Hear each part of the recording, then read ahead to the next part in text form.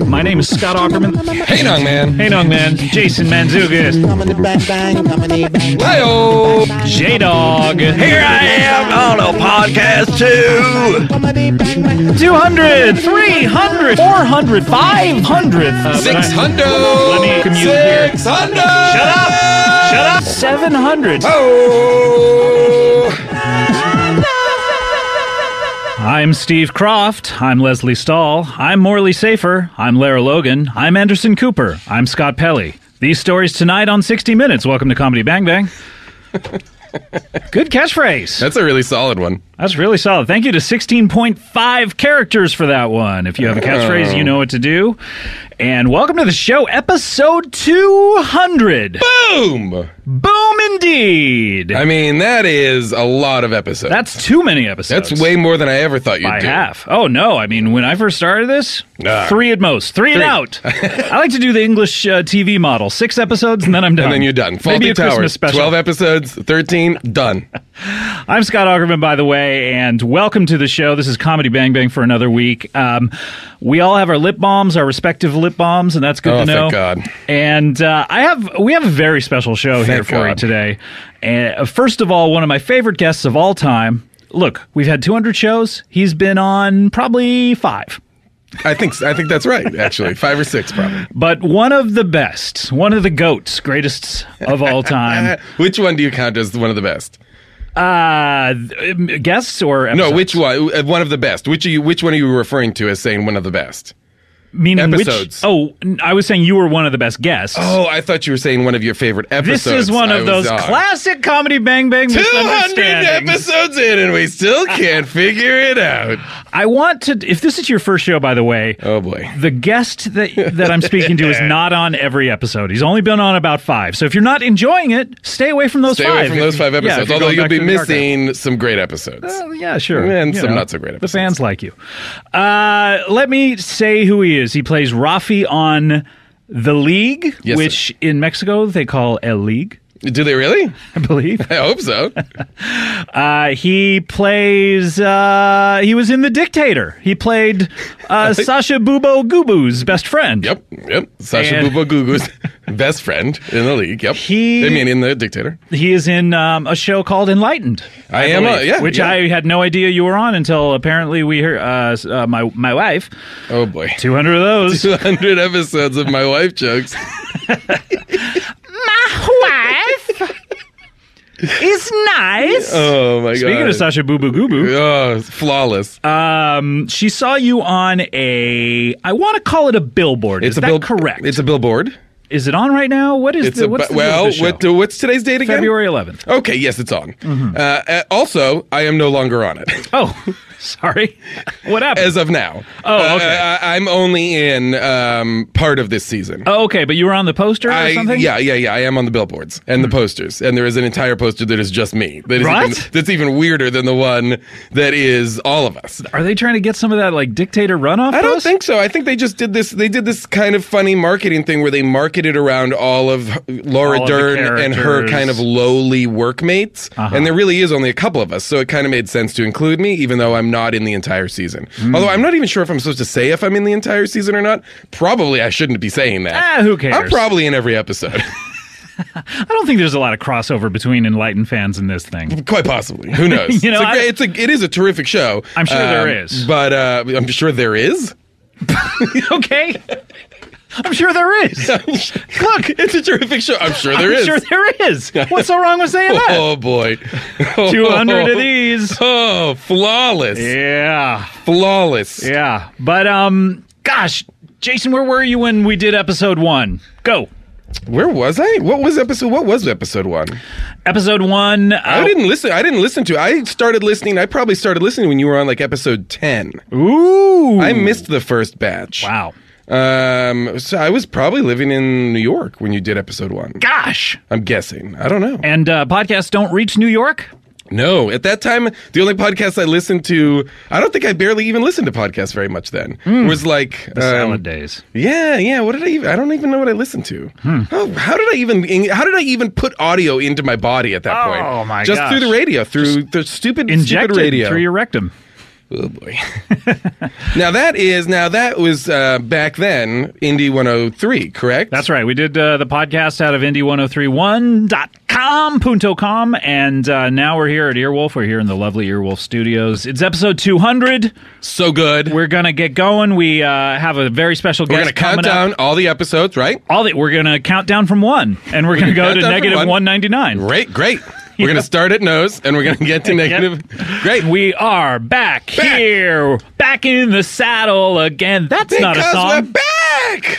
Back in the saddle again. That is a song. That's Aerosmith. For for anyone under 80, that was Aerosmith. Everybody still knows Aerosmith. They just think they are from American Idol.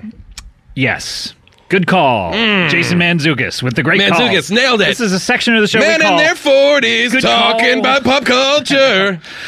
We have a very special guest here. This is the first time on the program, and I guess I don't have a last name for him, but Jason, please help me in welcoming Cactus Tony. Hey, how's it going? How are you, What's going on, Jason? It was good to meet you. Hi.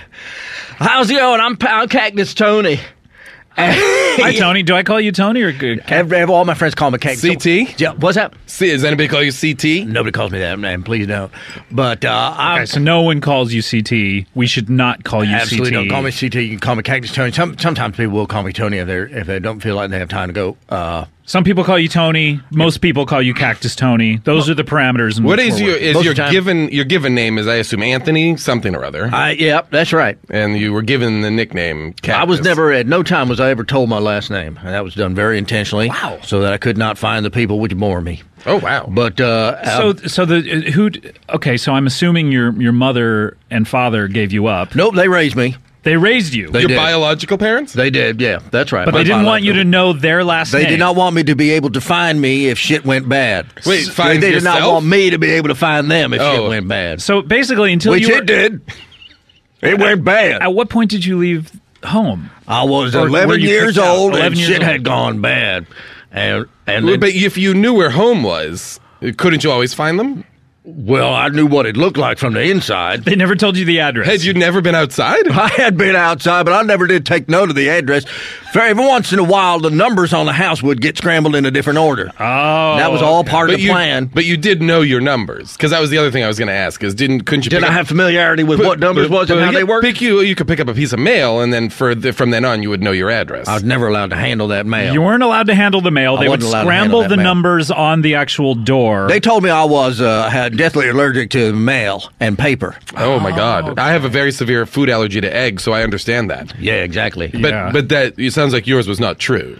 It sounds like it was not true. Have you ever touched paper since then? I have, but you outgrow allergies, so I don't know for sure. You don't know. So as a child, you could have been allergic to mail. Very likely. It's possible that touching the mail and finding out what the address was of our home might have killed me. So in other words, up until the point you were 11 years old, That's right. They didn't allow you to touch mail. They didn't tell you your last name nor your address. They would scramble the numbers on the door in case they had to drop you off into the middle of a field somewhere. That's right. They change them up every few days. Okay, so they referred to the street we lived on by various different names at different times. Okay, and then at 11, what happened? At 11 years old, I was digging a hole to China. Just in the backyard, just like a kid will do, just for fun. Sure, we've all done it. Of course. How far did you get? I got far enough that when my aunt walked by and I pushed her in for fun, she did not get up. Wow. Okay. So that sounds like an 11-foot hole or something? I don't know, but I did. She did not get up, meaning she died? I covered her over. Oh boy. And oh boy. And then I went in and had dinner, and then over dessert I said, "Hey, anybody wondering where?" Can I interject here for 1 second? What did you have for dessert? Dessert was a peach cobbler. Oh. So at 11, one of my favorite desserts. At 11, you commit a murder. Well, like I said, I was just taking a hole to China. Well, little did you know you were digging your aunt's grave. Well, I swear to you, I had no idea that was going to turn out to be anybody's grave at all. You swear? I swear to God. Okay, I believe the guy. I believe him. It was long enough for a body. It was about body length. In other words, about body length. How tall of a woman was your aunt? Wait, how wide was it? Did she fall? Did she fall in, like diving into a hole? It was not an elegant entry into the hole. Okay, so she hit some brambles on the way down. Just did she have some help, edges? Perhaps getting into the hole? She didn't want to get in there. But anyhow, boy, I says over Peach Collars, does anybody want to know where Aunt Eileen is? I mean, nobody's even asking about it, 'cause I was waiting for people to ask about it. Wow, sounds like you had a guilty conscience. It sounds like you. It doesn't. To be honest, you said she fell in there earlier, but now it sounds like. And now it sounds a lot more like you helped her. You down. helped her in there. Well, that's what's known in legal circles as an assisted fall. Oh, okay. I'm not a lawyer, so I wouldn't know. Right. But you can go to LegalZoom.com and check out assisted falls. AssistedFalls.com? Sure. Yeah, AssistedFalls.com over there at LegalZoom.com or ZapStraightToIt.com. We have a whole section of the page over there all about. Is that a subtle ad for LegalZoom? I'm trying to get more into integrated marketing. In my opinion, that was not very subtle. But anyhow, I says to her, anybody want to know where Aunt Eileen is? Are you just a least bit curious? Nobody said nothing. I said, she's in China. She wasn't in China. Then they found her passport, realized what was going on. She was dead in the backyard. She had the point that she hit the bottom of that ditch. She had a choice whether to keep going to China or try to get up. Wait, hold on. As far as I know, she might have made it. Wait, hold on. You digged a hole about 11 feet deep, and she had a choice of whether to keep going to China, meaning digging with her fingers all the way down to China? That's what you're trying to say? Yeah, that's right. She could have done that. She could have done that, but instead she just let you cover her with dirt. Let me ask you this. Cactus Tony, is there any thought in your mind that currently your Aunt Eileen is living a great life in China? Maybe she did, Maybe she made it? Absolutely. I try to send her a letter every Christmas in China. I don't know where precisely she would be, but I'd write on the envelope now that I can handle mail. Sure, of course. Yep. Aunt Eileen, the one that came out of the hole back in China. 1982. Sure. And China, USA, and I see if it gets there. China, USA. I see what the problem here is. What's that? Okay, well, see, China is itself a country, so China's a part of the USA, my friend. No, it's not actually. It's not actually. Well, I mean, it kind of, in a way, owns the USA. Yeah. In a way, there's not that much difference between countries. We are more a part of China than China is a part of USA, I believe. Sure. I'll take it. So anyways, I write China, USA on the envelope, and as far as I know, she reads my Christmas card every year. Wow, that's a sweet story. Yeah. So then at 11 years old, you bring this up. I'm sorry. They did dig up her body. Oh, okay. They did dig up her body. Oh, okay. Now I think about it. Okay, so she is not. So you're wasting a lot of time on Christmas cards. Yep. I suppose that's true, but I believe that her spirit is in China. That's nice. You believe that her spirit made it? I believe her spirit made the right call. Yeah, and keep going to China. Keep going to China. Yeah. So Cactus Tony, I have to ask this. At 11 years old, they dig up her body. Yeah. They realize all their fears have come true. Who? They've raised your parents. The prophecy has come true. Oh, yeah, Your parents realize that, yes, all of our careful planning was not for naught. Then what happens? Do they leave you somewhere to where you have no idea how to get back? What happens? They asked me to please go. Just please go. That's very polite of them. Yes, that's right. And I did not, at which point I was set to with a hammer. And What? I was set to with a hammer. Set to with a hammer. Okay. Yeah. A hammer was taken to by who? Your mother, your father, or I both? never did know. I was reading the funny papers, and next thing I know, wait a minute! You just murdered your aunt. That's right. And you're reading the funny papers after dessert. Certainly, of course. Why not? Was that sort of a post-dinner tradition for you? Absolutely. Did you have any remorse, any regret? Was there? Did your aunt, in your opinion, as an 11-year-old at that time, have it coming? Is there a story to that? Oh, well, that's a great question. She had come to live with us, and she took my room, and I ended up getting stuck sleeping in the living room, and I just felt that was unfair. Okay, so this is a premeditated murder here at this point. No, not at all. So you figured she'd be happier in China, That was my belief. This is premeditated. Yeah. He seems to have a guilty conscience. He's proud of the fact because he brings it up over dessert, laughing like somebody who wants to present a gift. And then he sits down with the funny papers like a sociopath. Which, by the way, I had to read with gloves because I at that time did believe I had an allergy to paper. I had to put on protective gloves. I kind of feel bad for you. Well, yeah. Yeah. Anyhow, I woke up in the woods and it's been nothing but fun times ever since. Really, a lot of fun times. Sure. Well, I didn't even explain why it is that I came here today on it. You don't have to. I think you're a fascinating individual. Anyway, let's move on. Well, no, what's that, Scott? I said let's move on. He doesn't have to explain. Movie reviews with Scott Aukerman. Here we go. Top 3 movies of the year. I'm sorry, I was sitting here far? I was sitting here with a particular task in mind, and I feel like what do you mean a particular task? That doesn't make any sense. The words you're saying don't make any sense at all. Yeah, and so I'm shutting down emotionally. Wait a minute. And I'm not even going to process these words that you're saying. I was given a job to come out here because not too long ago, Don DeMello, Don DeMello, theatrical director, Don DeMello, theatrical producer and director that is on the show sometimes. Yeah, that's right. He was on the show, and he was talking about how he was doing the show over at Pasadena Fair. He was over there doing the Disney's Wizard of Oz, and he was talking about how he had a daycare situation set up there. Oh yeah. He had a daycare. Well, basically, let me recap for the listeners. Yeah. There's a guest who comes on the show. His name is Don DeMello. Listener recap with Scott Aukerman. ZapStraightToIt.com. We have a guest on the show, Don DeMello. He used to produce the Rockette show. Directed, and sometimes he still does. They'll have him back from time to time. You're a stickler on this directing/producing point when it comes to Don. Well, he's a real stickler about it. And I don't want to get upset. I know he's listening. Okay, so he directed the Rockette show. Yep. He would get the Rockettes hooked on heroin and smack a lot of times in order to subjugate them. If I may say, you're giving that fact a little too much prominence in the story. He said it. Well, yeah, but it's just one part of what he would do to motivate the girls. Well, it's in the telling. You're right. So then he moved out here, and he puts on basically what are tantamount to live sex shows at this Pasadena Playhouse, wherein the men in the middle of the night sneak into an open window that someone leaves open. I got to tell you, Don would not appreciate any of the way you're characterizing his work. He says it all. If Don was here, he could explain it himself. Yeah, if he was. He would present it in a very different light. He puts on shows for the whole family. Sure. You can bring your kids, and there's a little something in there for daddy, and there's always something nice in there involving some girls, and a lot of time they're naked, and there's fucking going on. That's true. But but he lures the families there by calling it Disney's Wizard of Oz.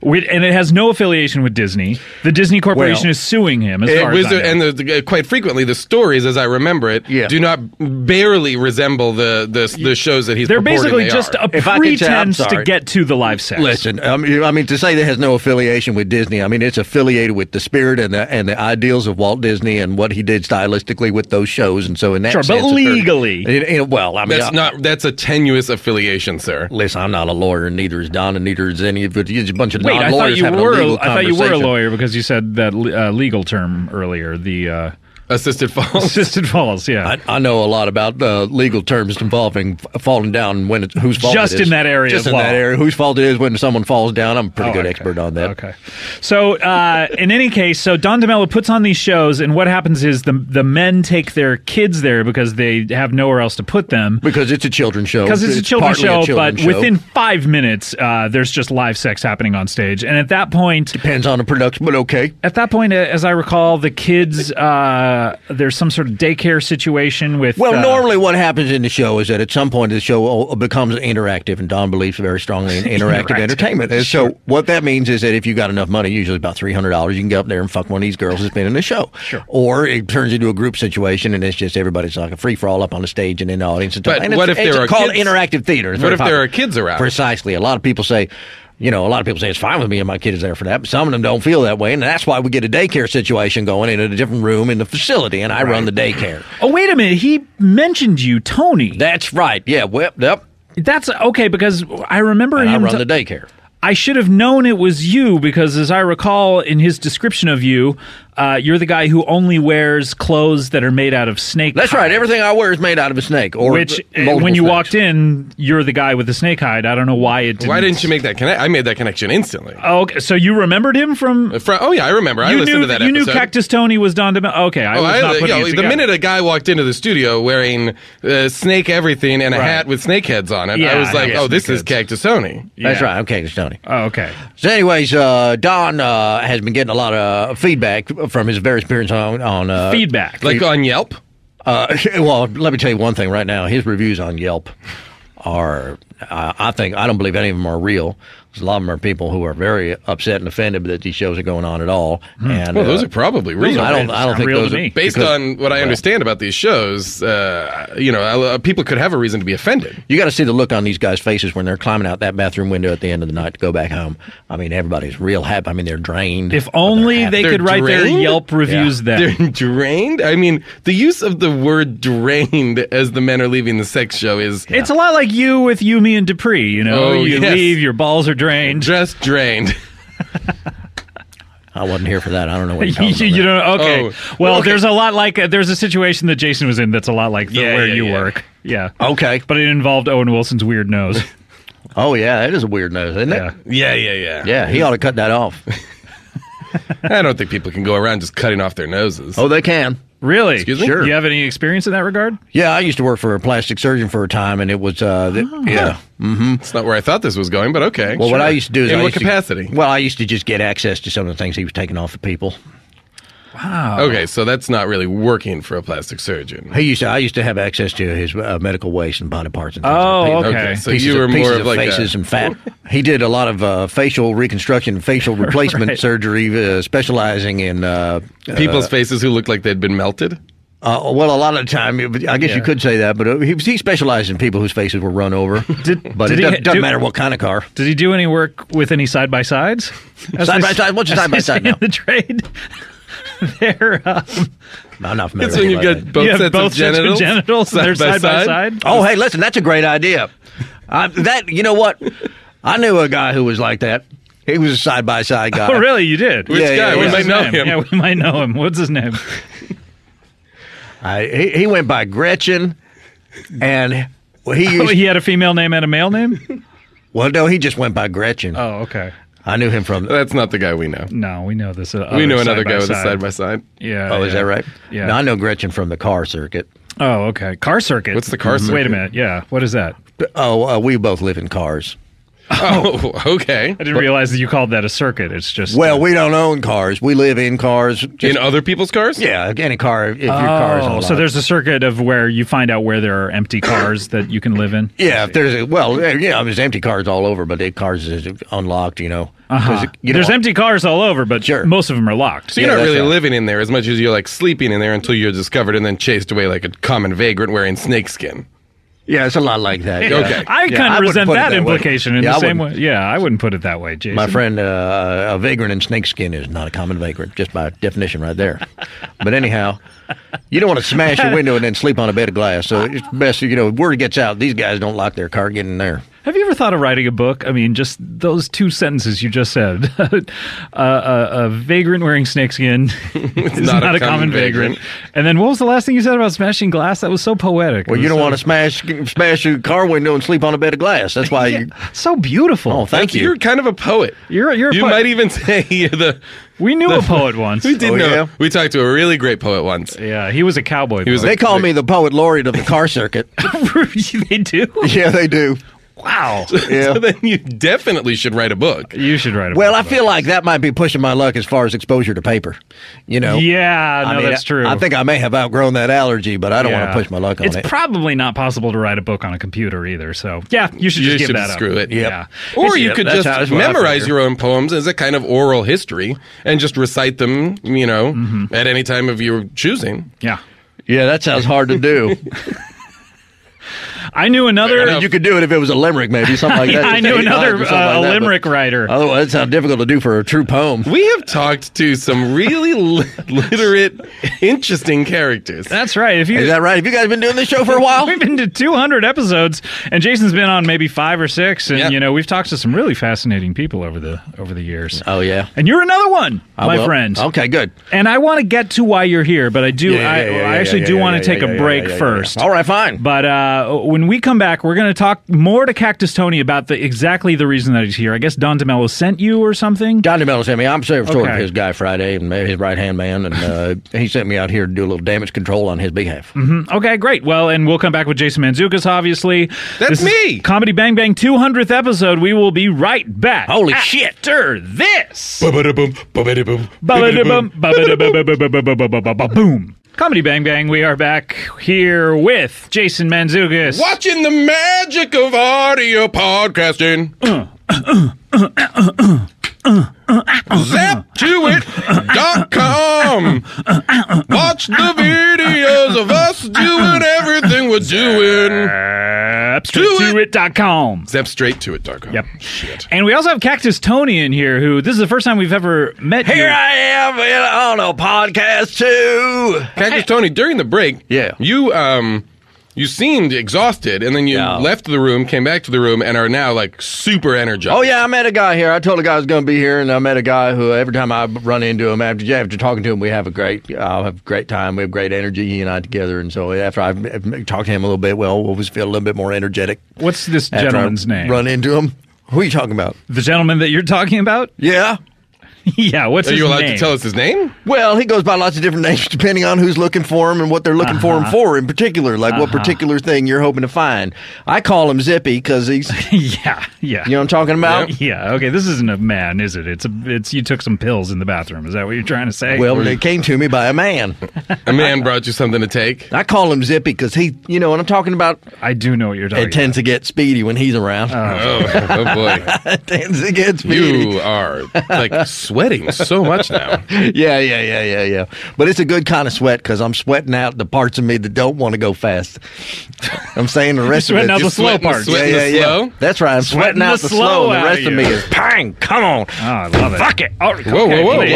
Okay, it's okay. Just for fun, though. Cactus Tony. Calm it down. Well, it's going to be. We're going to have some fun. We are having some fun, but please, I'm just going to ask you to take it down several notches. Sure, I'll take it down. How many notches you want me to take it down? At least 300. That's too many. No, I can't do that. Too many notches? How many notches are you usually at? I'm willing to take it down 3-4 notches. 3 or 4? I need you at 300, Cactus Tony. Well, forget it. We got to meet in the middle here. Anyway, I got to tell you right now that this daycare situation is responsible. It is well run. It is clean, and it is not what people think it is. And Don wants me to make that clear, just because people are having a hard time. It's partly because of the types of things that you're saying here. Well, no, partly. Let's be honest, Cactus Tony. Partly because an 8-year-old boy under your care was ripped apart by 3 Rottweilers. Is that true or not? Well, look, I need to take a break. True or false? Yeah, okay, was ripped, yes. Where did you hear that, Jason?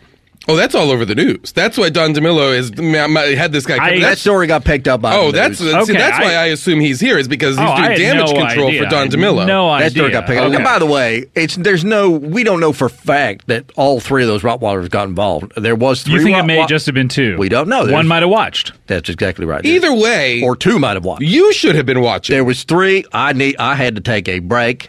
And I don't have assistant or relief. So you asked 3 Rottweilers to watch the children. I found 3 Rottweilers on my way into work that day, and I said, "This is the key to me getting a break. They can watch the children while I'm away."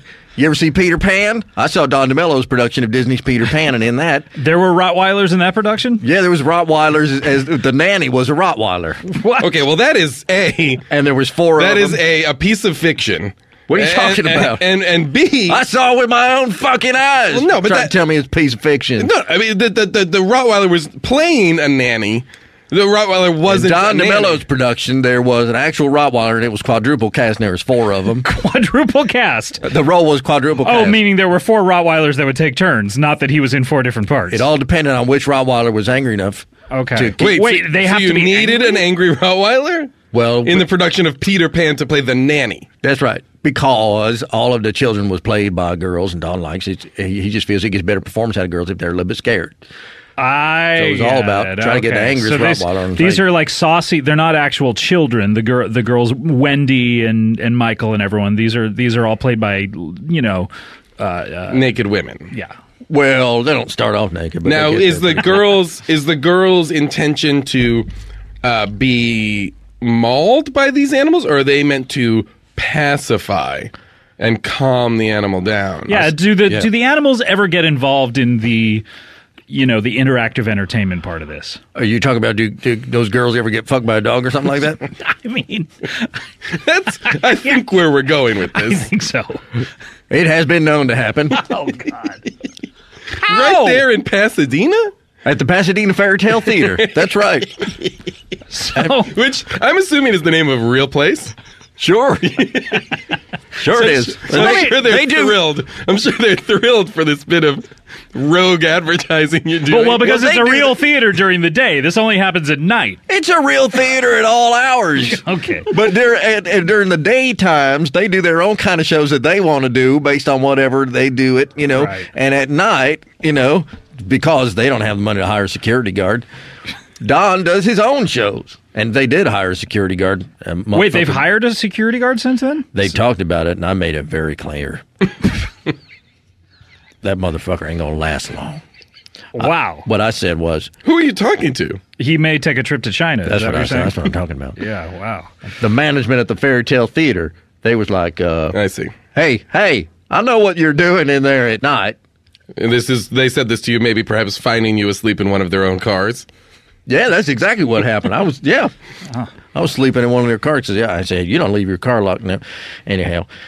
And they say that, and then I said, well, we're just putting on shows at night. Now, that's not what they were talking about. They were talking about the car situation. Anyway, I made a big mistake, and I spilled the beans on our show. So you just came out with it? You outed yourselves. Right. I did that. That was a big mistake, and and Don was very... Well, you were sleepy. I'm sure that you had just woken up. You didn't know what was happening. Yeah. They said, hey, I know what you're doing in there, and you just said, yeah, we're putting on shows where Rottweilers sometimes fuck naked women. Right. That's almost exactly the conversation. That was really word for word verbatim. That's an interrogation technique. You find a guy who really likes to take speed in order to be functional during the day, and you wake him up in the middle of a cold sleep and ask him a question. He'll just tell you the truth. Okay, wow, I had no idea. Do you know that as an interrogation take? Were you ever in the armed services, or is there something? I was in the Croatian Special Forces for a year. Whoa! For 1 year? Yeah, just 1 year. And you I said, I'll give you a year. And they were like, we'll take it. You're not a resident of Croatia, as far as I can tell. Nope. No. That's not where you were left by your parents. Was this during a time of war for the Croatians? Did they need people? They were having some problems with the Serbians over there, and I said, hey, look, I'll give you a year, and I'll straighten this situation out. How did you ever get over there? Well, I read about it, and I said, I think I can straighten that out. You read about how did you read about it where? I read about it I read about it in the papers. Sure. So you went to the embassy then? I think I read about it in the funny papers. It was that Doonesbury. Were you wearing gloves? I read about it in Doonesbury. In Doonesbury. Well, it's very topical. Yeah, I was wearing gloves. You read Doonesbury? Sure. He loves the funny papers. I'm not saying I ever understand it, not even one time. Is that still your nightly ritual, reading the funny papers? Reading the funny papers, sure. It helps me unwind. Yeah. Yep, I do a little speed, I read the funny papers, and I unwind. But anyway, we did beat those Serbians, I believe. Okay, well, good for you. Yep. All right. So now... And you were there for just 1 year. I said, I'll give you a year. They were like, well, we're more than happy. More than happy to have you here for a year. What's the worst thing that you They tried saw? to give me one of them uniforms. I said, motherfucker, if it ain't made of a snake, get it the fuck away from me. Really? So you insisted upon wearing your own clothes, or did they actually give you a uniform? Well, what they did do, and it took a month and a half for them to put it together. Out of my 1 year of service, a month and a half to put together a regulation Croatian Special Forces uniform made out of snakeskin. But they did it. They got did it for you. They did it. And I said, how did that take you a month and a half? Yeah. But up until then, what were you wearing? Were you going commando, literally? I was wearing what I normally wear. Okay. So, but just in and amongst them, kind of like a mercenary or something, wearing your own clothes. That was the situation. I said, you can't make Cactus Tony wear a uniform. Do you think that's safer to be out there in the wild wearing snakeskin? Do people mistake you for a snake? Is that? I mean, I would think camouflage would be a little more safe, so as to not get shot. Well, why would Serbian military shoot a snake? Why would Serbian military shoot a snake? The age-old question. The age-old Jason? question. So, how do you get the Serbian military to fire on a snake? The answer is you can't. Your theory is the people you were fighting would see you coming and say, giant snake approaching. They would go, don't fire. Don't fire. Don't shoot. Let him pass. Let the giant snake pass quietly. And at that point, you're upon them with a hammer. Listen, these guys have rules of engagement. And part of it is they think themselves, I got my hands full with the Croatian Special Forces. That big snake, that is above my pay grade to fire on a big snake. That's not part of the rules of engagement. Let me check my field manual. And by then, boom. By then, they're long dead. Oh, my goodness. By then, they're halfway to China. Long dead and halfway to China. Well, that was part of the thing, because I said, I don't want to play around with guns or bayonets or anything like that, but I will send these fucking Serbians to China. And I spent a lot of my time digging deep holes and trying to see if I could assist those guys in falling into them. Was that your method of killing? Or did you have a preferred weapon, or is there something that... My weapons are my hands and a shovel. Interesting. Oh, okay, you said that almost like my hands are my weapons, and then you added a shovel to it. Right. My hands are registered weapons when combined with a shovel. Also, I wondered, that whole going to China trope is because, China supposedly is on the opposite end of the earth from, is that right? From the U.S., but Serbia would be something different, wouldn't it? It's probably like, they probably, if they start digging a hole, they're digging a hole to the middle of the Spain. Atlantic Ocean or something. Yeah, exactly. Gentlemen, I think your ignorance about how the earth works is appalling. Okay. Seems to me you get yourself to the middle of the earth, you can then from there you can go wherever you want. Oh, okay, so it's a system of tunnels, basically? Well, you have to dig them yourself, but yeah. Oh, okay, I see. But you're saying the middle of the earth is a destination itself, and then it's just a matter of choosing where to go next. It's like Grand Central Station, in other words. Isn't that obvious? Okay. What part of this is controversial or surprising to either of you? Right. You get in the middle of the earth, and then you decide where you're going to go. So how? Are there signs? No. You're the one digging the tunnel. You're just digging. It helps if you have a basic rudimentary understanding of geography. Unbelievable. Unbelievable. I'm sorry, Cactus Tony. Tony, I want to figure out exactly what's happening, because I hadn't heard this story. I guess what happened... Which one? The story about these children, the Rottweilers. Basically, what had happened was it a different production? It was not Disney's Peter Pan? They covered it in the... I don't think you're reading the funny papers, by the way. I think you find horrible news funny. I think you're calling the newspaper the funny papers. Yeah. That's a great point. Yeah, well... Because you see maybe that it has pictures or something like this, so you think, oh, this must be the funny paper. I like the funny papers mostly. I appreciate art and drawings and stuff like that, but the funny papers with photographs is the best kind. You read about the Serbian conflict in the funny papers. That's right. So you're watching over these children. This is not Disney's Peter Pan anymore. So the Rottweilers are there with you. This happened on The Wizard of Oz. Disney's The Wizard of Oz. And so the Rottweilers are The Wizard of Oz. Are there with you, looking after the children as you take your break. What are you doing when you take the break? Are you seeing Zippy? Yeah, Zippy came by, but also I have another job where I give, over at the ArcLight movie theater, I give hand jobs. And I was down there.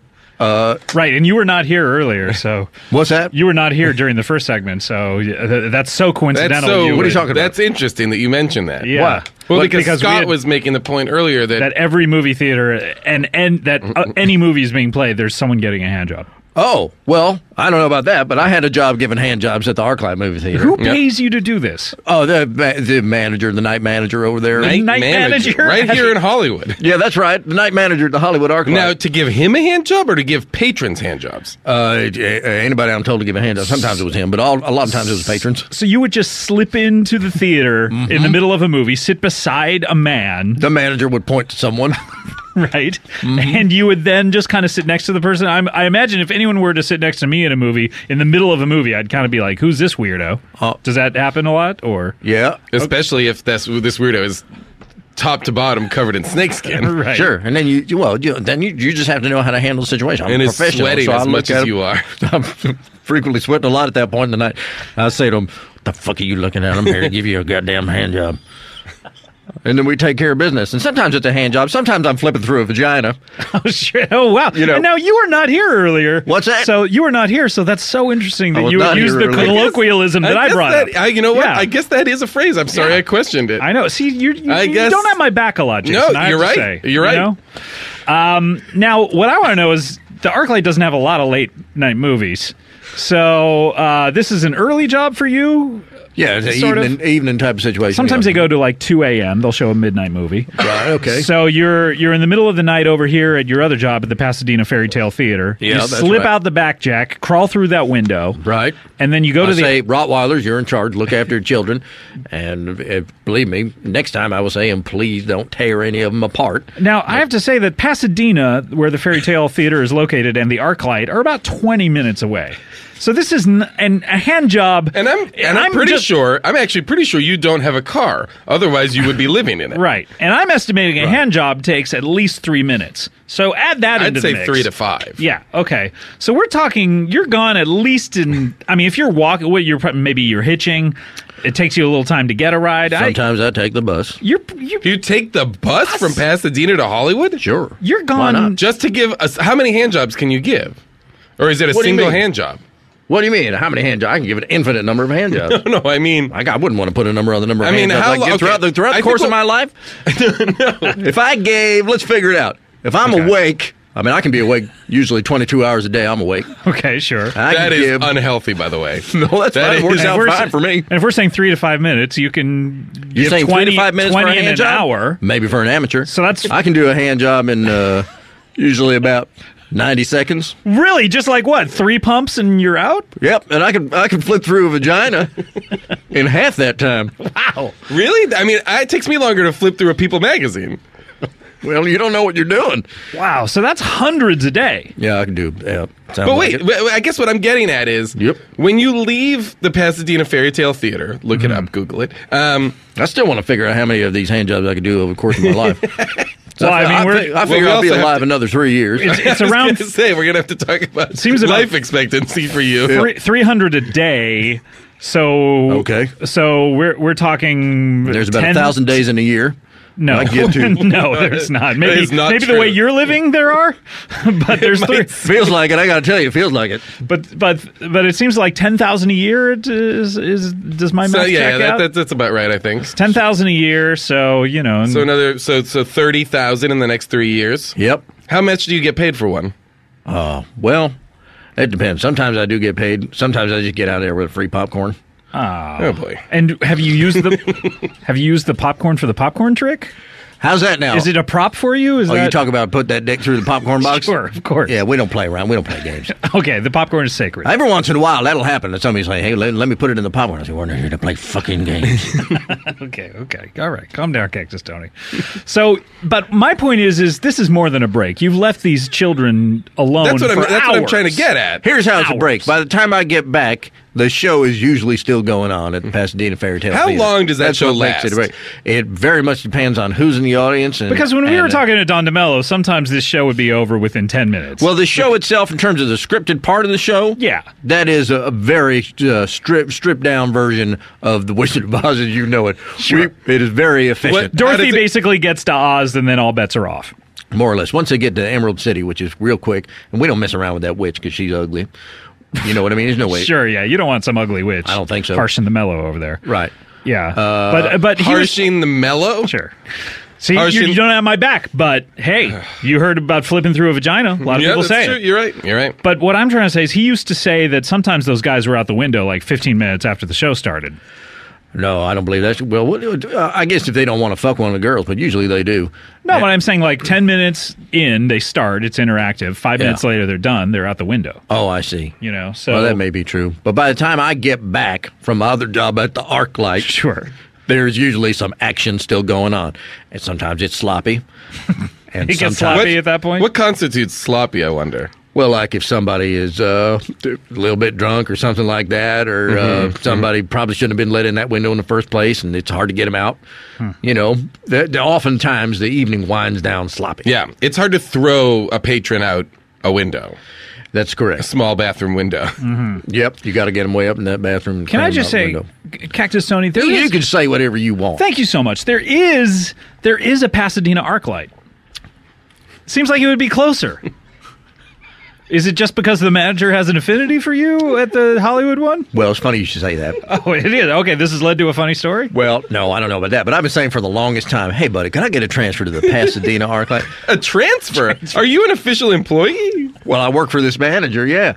But he tells me he's got the best fucking hand job guy and vagina flipper in the world down there at Pasadena. Oh, you should get rid of that guy needs to go to China. Of course. Well, look, you didn't hear from me, but don't be surprised if you hear about that guy going to China. Where would I hear about this? We heard it from you just now. Would I read this in the funny papers? You might read about that in the funny papers. You might pick up the funny papers one day and find man murdered, buried alive. In China. In China. Wow. Was known to be boastful about his hand jobs. Oh, my gosh. Well, this is just a... Because you're right, it would be a lot more convenient to be able to go to a Pasadena ArcLight.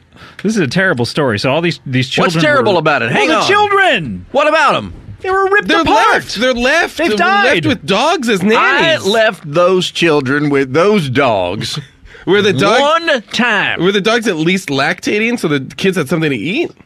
As far as I know, they were not. That would make it better?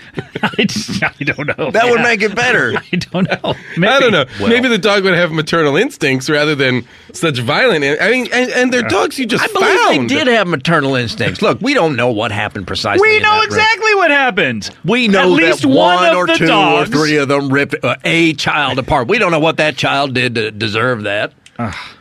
Nothing. The child was just there to see a show with his father. Right, and he enjoyed the show up to a point. Sure. At which point it was, let's get Up the to the children out Emerald of the City. room. Sure. Up in there with Cactus Tony.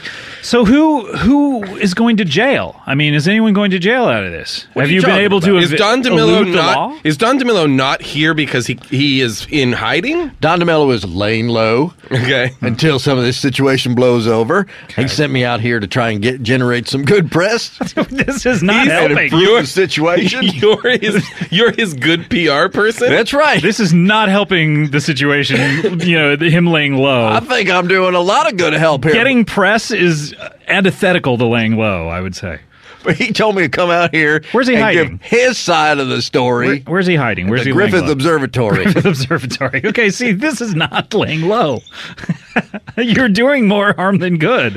Where is he in Griffith Observatory? What do you mean? I mean, what part of the observatory He's in the is he? planetarium. Oh, okay. He's living in the planetarium. Right at the moment, yeah. Is he Until doing things blow over? Is he putting on special shows there? Sometimes he'll get up there, he'll grab the mic, and he'll do a show about the stars. That's I right. wish, beyond anything else, Don DeMillo is here to tell us about the show that he does about the he's stars. laying low, unfortunately. Yeah, I Don don't know. DeMille's laying low. I'm supposed to come out here and make things better. Okay, And so I feel I have done that. Because listen, Don is my employer. And I can't. I know he's going to listen to this. I can't make him mad. I depend on Don for my living. How much You does know. he pay you? How much is Do you Don make paying me? Do you make a good? You don't have to tell me an exact amount, but do you Yeah. make a good living working for Don DeMillo? Not enough to buy a not. car, Obviously not, obviously. because you can't buy a car, and You have to have a have moonlight. a side job where you have to buy bus tickets, give hand jobs. I mean, and it could get lucrative, but hand jobs that oftentimes end up in a payment of merely Yeah. popcorn. and not only that, but you Well, can that's great popcorn. That's the best popcorn in the world. Yeah, you can give 300 a day, but how many are you actually giving? Usually one or two. Okay, Yeah, so so this is not good. But I'm saying it's a growth business because I can do up to 300 It's a day. literally a growth Yeah. business. You're talking about because there's penises growing when a man gets aroused? Yep. They become bigger? Yep. Well, in that sense, yeah. and I But if would I do say- my job right, they're going to shrink again. that's true. I would say that you are doing your job in the sense of you're shifting the blame from Don DeMello sort of over to you, and Well, Don hired me. well, not only that, but you are the one who was negligent and left these children with some sort of. Do you feel as though attack Don dog. is Well, that's a hanging you out to dry? misrepresentation. What are you talking about? Well, I Well, now Don is putting you out here as his surrogate to admit that it is your fault, and in all likelihood, you will be arrested and go to prison for this child's Are you murder. kidding me? They can't arrest Cactus Tony. Well, I actually have a little secret What? to tell you. Don DeMello called me Oh, really? before the show. I actually knew you were coming on. Oh, really? The whole thing about I didn't realize you were the Cactus Tony, that was feigned ignorance on my part. Really good job, Scott. Thank you so much. Like Sometimes really terrific I- acting. I'm a really good Okay. actor. I can sound like a dumb idiot who doesn't know what's going on. Because in Hang all really of well. in all of the stuff I've seen you act in prior to this, you've been awful. Yeah. like legitimately terrible acting. No, that's me trying to Yep. act like that. But you just now were like phenomenal Thank as you an so actor. much. Thank you so much. Am I Jason. being pranked by that Betty White show? It's sort of like that, except there's no Betty White, and unfortunately, at the end of it, you don't sign a release and you're not on TV. You actually go to jail. Oh, come on. Yeah. What are you 'cause- talking about? Well, Don called me up, and I don't know. I mean, I don't want to recount the exact conversation, but the word patsy was involved. Fall guy. Fall I believe. guy, yeah. And he was not talking about Lee Majors. I know a girl named Patsy. Okay. I don't think you're taking this the right. You need to actually pay attention to what this is. I've Yeah. tried to. Because what he wanted us to do, and I clued Jason in on this actually, is he wanted us to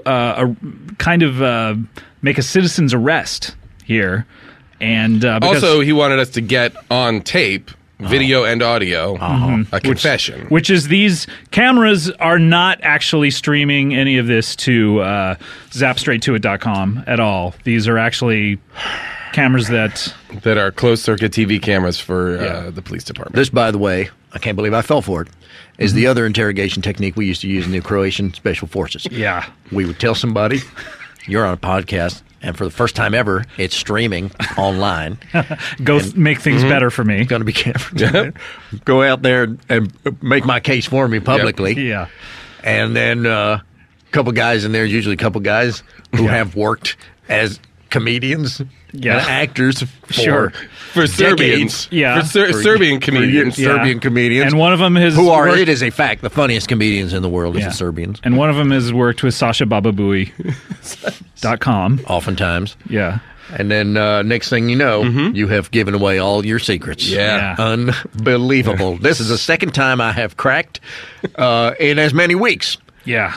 So, Under interrogation techniques, classic interrogation techniques. Yeah. One of them is wake you up in the car and ask you a simple question and get the exact answer. And what was the other one?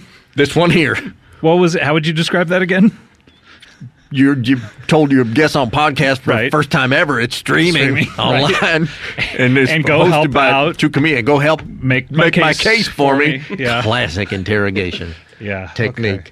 Well, I'm this sorry, has worked so many times. I'm sorry, Cactus. You fell right into it. Damn You it! fell into it. God damn it! I'm sorry, we cannot let you leave. Oh, shit. We actually have called the police during that last break. We called. It wasn't the a police. real break. It wasn't. No. It was a police call break. Yeah, Guys, and they're on their way. I'm not mad. Thank you. I understand. Mr. DeMello wanted you to do this, and he's a very smart man, and I Well, understand. he can't go to jail. You know what I mean? No, I He's understand. got an empire to run. Yeah. I get that. I completely get that. And there's no. Have you ever been to jail before, Cactus Tony? Is this going to be your first time to jail, or is In the big house, as we call it. Who's the we in that sentence? Man, you don't know any of the lingo. You don't know flipping vaginas. You don't know the big house.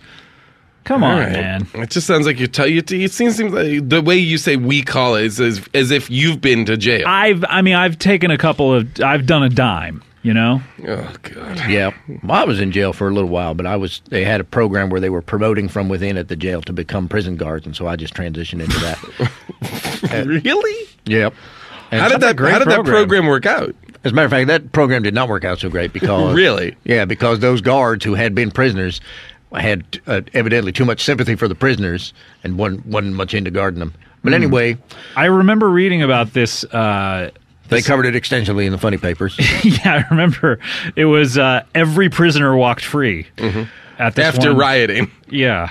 Yeah, that was the upshot of it. Yeah. It was it was a prison walkout. Prison walkout. Yeah, but I've never seen one and never heard of one. And a prison walkout. I mean, usually you hear escape, but this was just fine. A prison walkout. Those guys, it turned out just about all the guys that left from that prison that we allowed to walk free from that prison turned out to be they became regular members of the community, and some of them did kill folks and rob things and stuff like that. But in general, they were good guys. A lot of them did go back to life of crime. But they were good guys. Anyhow, a lot of them did go back to a life of crime, and they were good guys and just integrated themselves back into society all by themselves. A lot of them, like you, went back to crime. Yeah, well, I don't know that I've committed any crimes. Oh no, we have you on tape talking. But anyway, I got a question. I just got a real quick question for you guys. Yeah, sure. No problem. What floor is this building on? We're on the 5th floor. Because I understand the police are coming in through that door. Is that right? Yeah, they're coming in right through there. I actually think unless we've changed studios, I think we may have established that this window. Oh, it's on the first floor. It's on the first That's floor. right. Yeah. No, we're on the first floor. Okay. It's very hard to. But I think that everybody who jumps out of it. The assumption is that they have killed themselves. Yeah, it's a treacherous jump. That's part of the problem. Although I will say this, Don DeMillo did survive the fall. He did. That's right. He's the one guy who's jump out the window. He told me about that. He had fallen on a pile of dead bodies.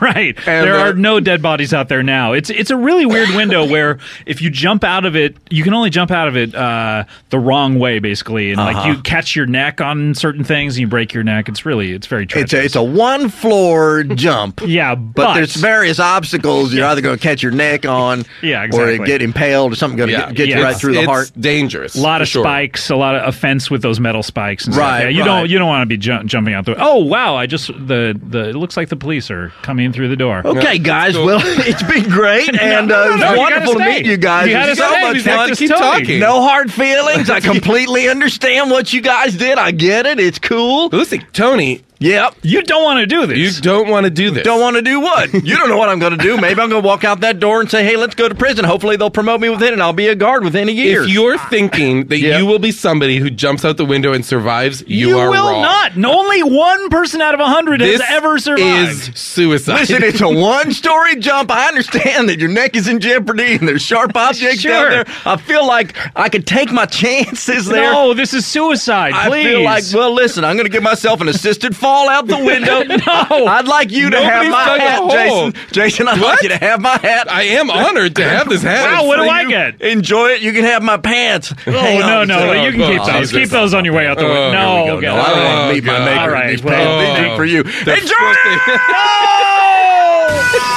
it! Oh, God. I had no idea that's where this was going. I had no idea. The humanity. I've now been a part of too many shows in which somebody jumped through the window. Well, we should say, policeman, you can go home. No, we have it all on tape, but I mean, he's out there. He's out there. Why are we looking out the window? I'm just telling the policeman here that he's no longer in here. Go out the window. He jumped out the window. Yep, don't jump out the window yourself because you'll never make it. But gosh, boy, that is terrible. Nicely done, gentlemen. Don. Hello, Don. Hi, Don. Don DeMello's here. Thank you very much for taking care of that nasty piece of business. Well, somebody had to go down. Yeah. For the dog thing. Yeah, I understand. No, I mean, he seemed like a nice guy, and through all of it, but a troubled man, Don. Yeah. Troubled man is dead now. He was bad news. I don't know who I'm going to get to poke the girls with a stick now. Was that part of his job? That was one of his. Yeah, that was part of his job description. Don, can I ask a question? Oh yeah. Do you manage the ArcLight in Hollywood? I'm just a night manager. Don, I have a question for you. Now that all this Cactus Tony business is behind us, yes. I am interested in this show you're doing at the planetarium. I wonder if you could tell me a little bit about that. I'd love to hear about it. It's all about the stars, I hear? Yeah, well, it looks like I'm going to be able to come out of hiding over there. Oh, so it's a limited engagement. Now it's a limited engagement. Yeah, okay. So see it while you can, everybody. Yeah, that's right. Now, is this a bring your kids kind of scenario? You're more than welcome to bring your kids, absolutely. What we do is... for every person in the show, which is pitch black dark in there, you can't see a thing. I get you a girl, and she'll sit on your lap. And I get on the microphone, and I just talk some bullshit about the stars and the galaxies and all that bullshit, just in case somebody overhears. But the basic thing of it is you're getting fucked in a chair in a planetarium. Anyway, that's the show. That's it? Wow. That's the show? What do you call it? And what's it called? It's just called Come On Down and Get Fucked at the Planetarium. Oh, okay. So, wow, come see that. Maybe tonight might be the last night. Tonight might be the last night. It's not based on anything. Huh? It's not based on anything. It's not Disney's Come Get Fucked at the Planetarium. That's not a bad idea. It's not Star Wars. Tonight only. Good note. Disney's Come Get Fucked at the Planetarium. Meanwhile, full disclosure, just in case somebody that works at the planetarium overhears, I am on the microphone talking about, there's stars up there and there's planets, and if you can see up there and there's planets and stars at night. It is educational. It's very educational. So I don't think there's a lot of crossover between people who work at the planetarium and listeners. I think they're too busy watching Enlightened. I should hope so. But anyway, if that doesn't turn you off, hear me talk about the stars, come on down and get fucked with Disney. Now I'm going to go out the window. I think I got a good chance. Don, you don't need to. Don, you don't need to go out the window. Stay here. The police are out there. Listen, I get a real charge out of going out this window that almost everybody dies when they go out it. But I survived once. You're the master, but stay here for just a second. Listen, I got to... Stay here for a second. Fine. Go at the end, because we only have one last thing to do on the show, and that's a little something that we call plugs. Comedy, comedy, comedy, bang, bang, plug.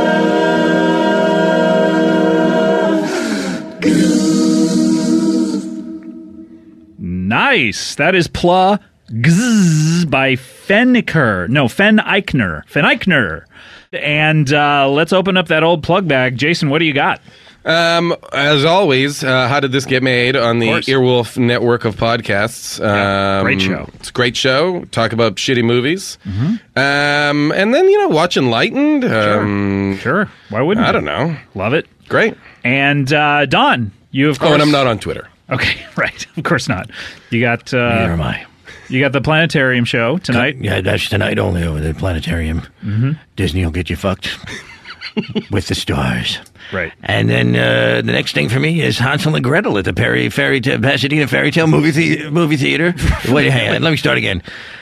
Coming up next for me is Disney's Hansel and Gretel at the Pasadena Fairy Tale Theater. Mm-hmm. Come on down and bring your children. And if things get too hot and heavy, you could send your children upstairs to be watched over by a lactating Rottweiler. And what is the storyline of this one? I can imagine there's no witch in it because witches are ugly. Yeah, well, yeah, we don't like the witches. So it's basically just Hansel and Gretel are two horny teens. Played by women, I would imagine. Hansel's not a boy in this production. To be determined. Okay. TBD. TBD on that. What I like to do is I like to double, triple, quadruple cast the roles. Sure. In case any... So maybe a Rottweiler. Well, look, I wasn't going to say this, but I am in talks with a side-by-side to play Hansel. Wait, what's his or her name? Gretchen. Oh, Gretchen. Oh, okay. Cactus Tony knows that side by side. Yeah, I already knew. Well, I feel bad. Yeah, I met Gretchen through Cactus Tony. Okay. So I feel bad because he's dead. But anyways, well, that's why you feel bad. We may because he's dead. Well, we don't know if he died. He's dead. He's like 15 feet away from us. He now. had to have died. He had to have died, right? He had to have died, yeah. Oh, that's very sad. Only one man has ever survived that. His hat looks great on you, by the way. Thank you so much. It's beautiful. How do his pants look on me? Anyway, we're doing Hansel and Gretel, and they are... side by side playing Hansel.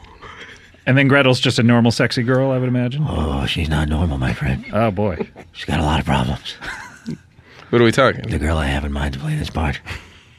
Physical or mental? A little bit of both, my friend. That's how, yeah.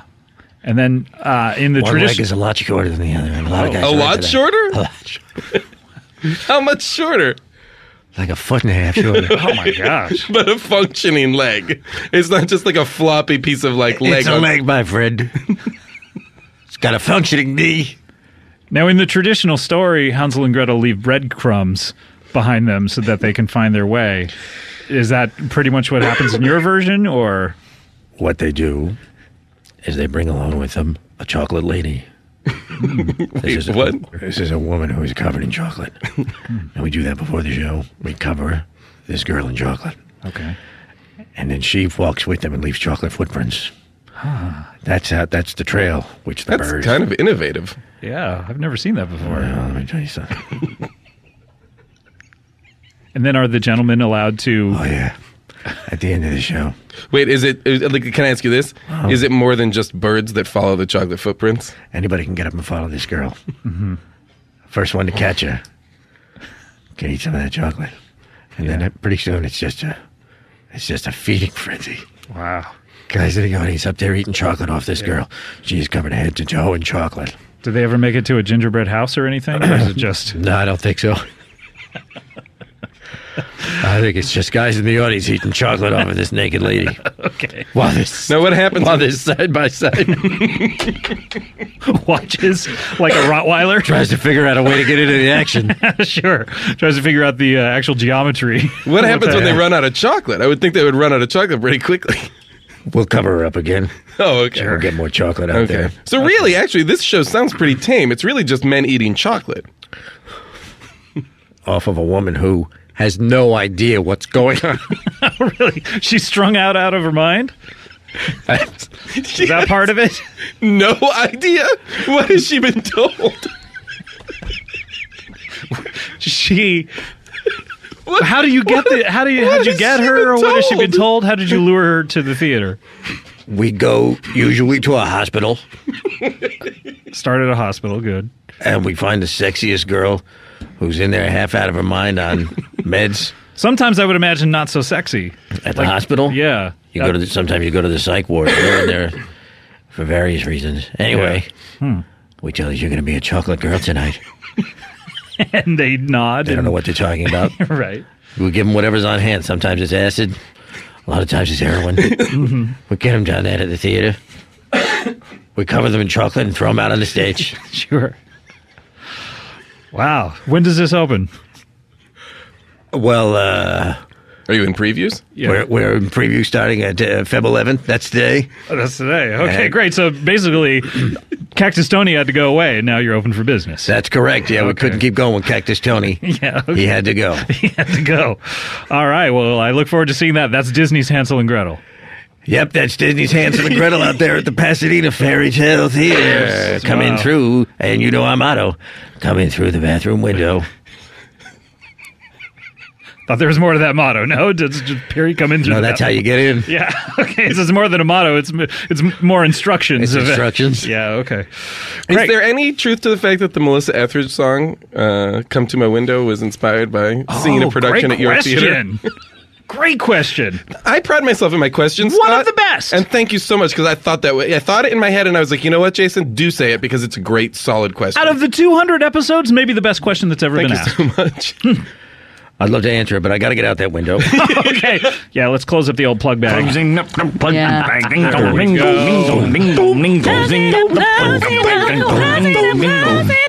Bro. Okay, so we're all done. That's it for our show. And Bring out the girl! Wait, let's look out the way. Oh, look, he's made okay. well, he's scampering away off of Cactus Tony's dead body. Oh, amazing. Well, Oh, Don DeMillo has done it again. He's cheated death of another human soul. it makes me like him more. You know what I mean? He's a scamp. He's a rapscallion. He has more lives than a cat. He's irascible. Jason, I want to thank you so much for being part of the 200th show. Scott, I am honored. I love the show. I am thrilled to be here. We want to thank Cactus Tony out there in China and Don DeMello wherever you are. Hey, Nong Man. Hey, Nong Man. Hey, Nong Man. Hey, Nong Man.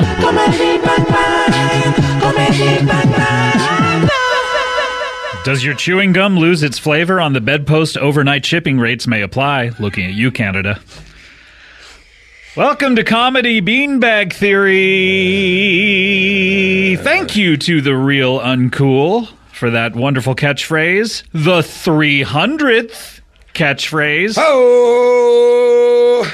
Not really, since What's Up Hot Dog was there for the first 200 or so episodes. But hey, or 100 episodes. I don't even know. Did Look, you want to bring it back? What's Up Hot Dog? Yeah. I'm afraid. For the 300th? Yeah, I'm afraid if I say What's Up Hot Dog, then that guy might come by. show up? Yeah, we don't want him to come by. Why would we? Welcome to the show for another week. This is Scott Huff. Fuck. What was I saying? Scott Aukerman. Scott. What is? How do you say that? Scott Offerman? Offerman, yes, Scott Offerman. And across the table, played Don Swanson on television. he should make frozen meals. I'm listening. And I'm done, so you can stop listening. I'm Okay. gonna text him right now and tell him your business opportunity for him. Okay, here's what's happening. Episode 300. Okay, 300! let's talk about it. We are Sparta! I swore to God we would get through episode 300 without doing What happened? a reference to the movie 300. You didn't tell me. I just thought it was understood. I almost did it at the first. I almost did it during the theme song.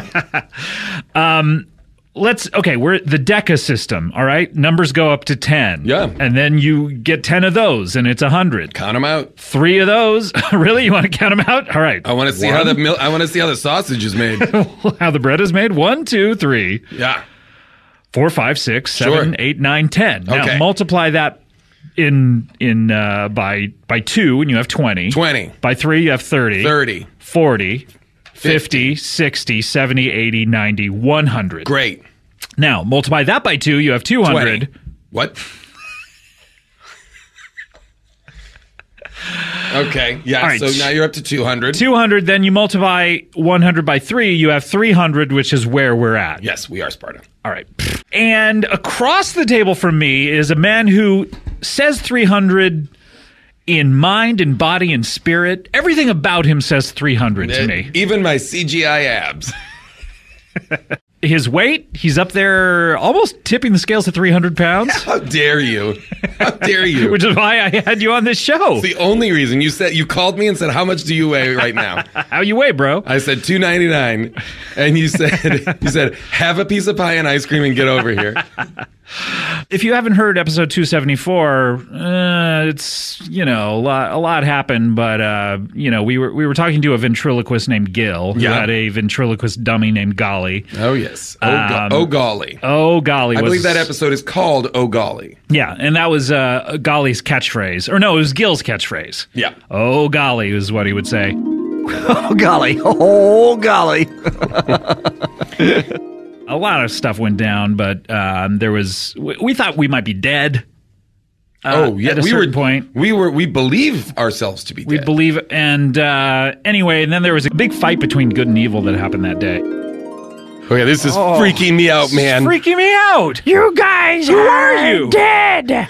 I am Satan's High Commander, and you guys are dead, and you are in a netherworld between heaven and hell because there is a great battle commencing between good and evil. I think it is our souls allowed for Satan to arrive on Earth in the form of Chip Gardner, Cactus Tony. Where does Don DeMillo fit into all this? Yeah, is what I Don wonder. DeMillo Don DeMillo is my supreme commander. What? What? No! Holy cow! Wait, you're Satan's supreme commander, And Don DeMillo is your supreme.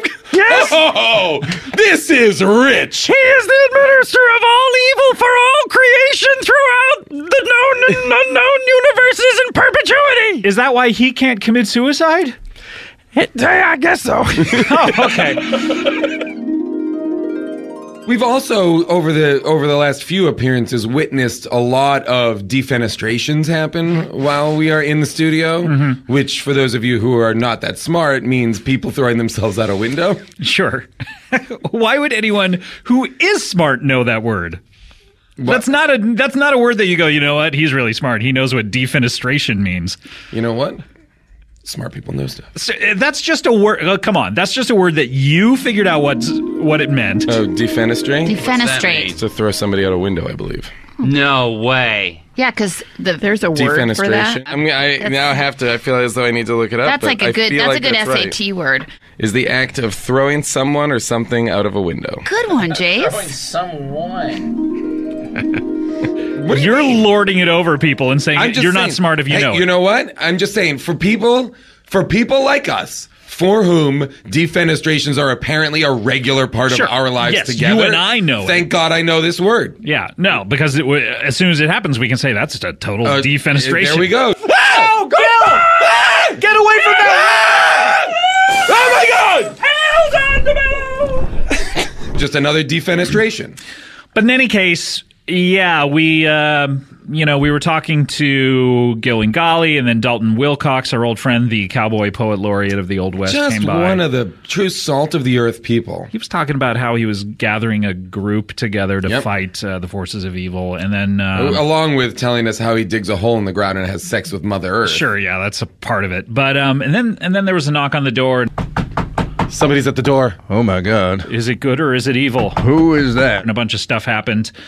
Oh my God! So much stuff happened. So much stuff happened. Like after the surprise guest walked in, then shit got really crazy. Got really weird. Oh my God! It's but you guys all know because you guys all heard it. So let's move on. Like this is 300. Anyway, this is 300. Moving Let's forward, talk about it. not backwards. You know what though? I feel like, and engineer Cody is over here with me. Cody. I feel like we might have turned that into a two-parter. Oh, cool. So it was 274, and then what episode afterwards? So people. Was it 275? That would have made sense. Okay, so probably 275 then. So Let you me guys look have it all up. heard it probably. Let me look it up. 275. Let's see exactly what that one was called. Again, I don't want to focus on the past because everybody's already listened to this. Let's focus on moving forward. No, we have Episode to move 300, forward. the future. We're looking out to the future. Oh, golly. Episode 274. Oh, golly. 275. No. Oh, live from South. Thanks, engineer Cody, for paying attention. That really scared me. Yeah, I didn't know who the fuck that was. Cody, can you just, very quick, can you read 270 after 274. What comes 275. Next? Here's what I have it right here. It's live from South by Southwest. Oh, okay. So then it must be the next one. 276. No, that's live from South by Southwest 2014 2. Oh, so that's a two-parter as well? What is this show? All fucking two-parters now? Ah! To be continued.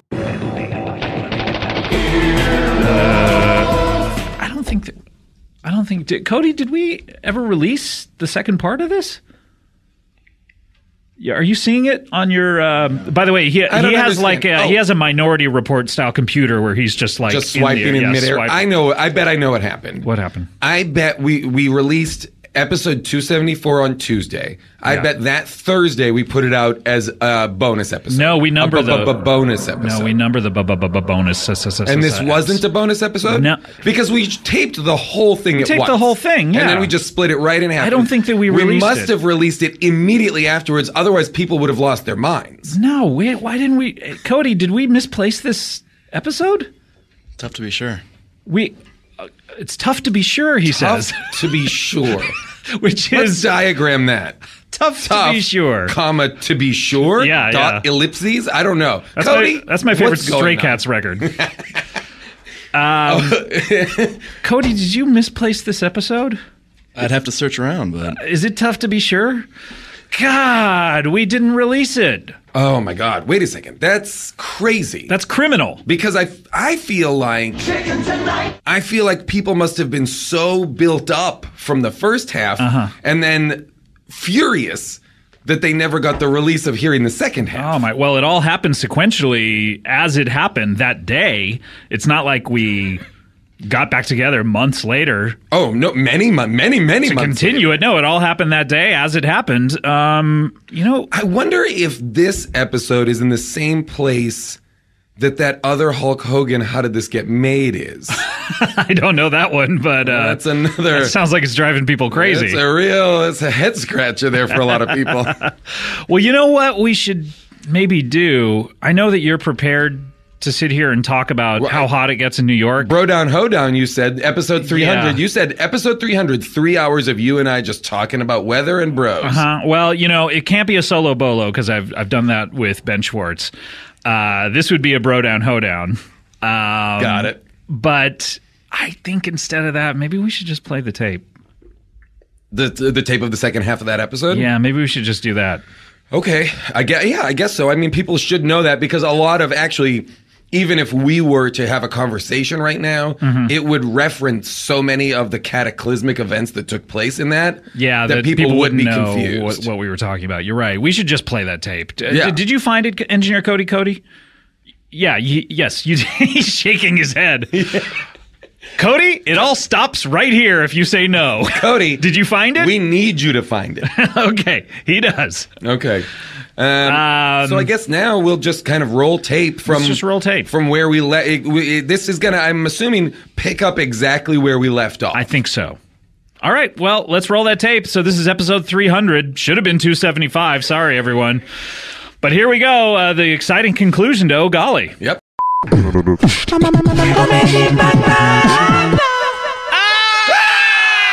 Holy shit! Who is that? What's wrong with his face? What a ghastly vision! Oh my God! Oh my God! Who is this? Hello, bros. How's it going? It's me, Chip Gardner. Remember me? Chip. Oh, Chip. Hello. How are you? What happened to your face since the last time we've seen you? Well, I've had a couple of more surgeries on the face. Oh, and, you look terrible. Yes. No disagreement there. I was going for something different.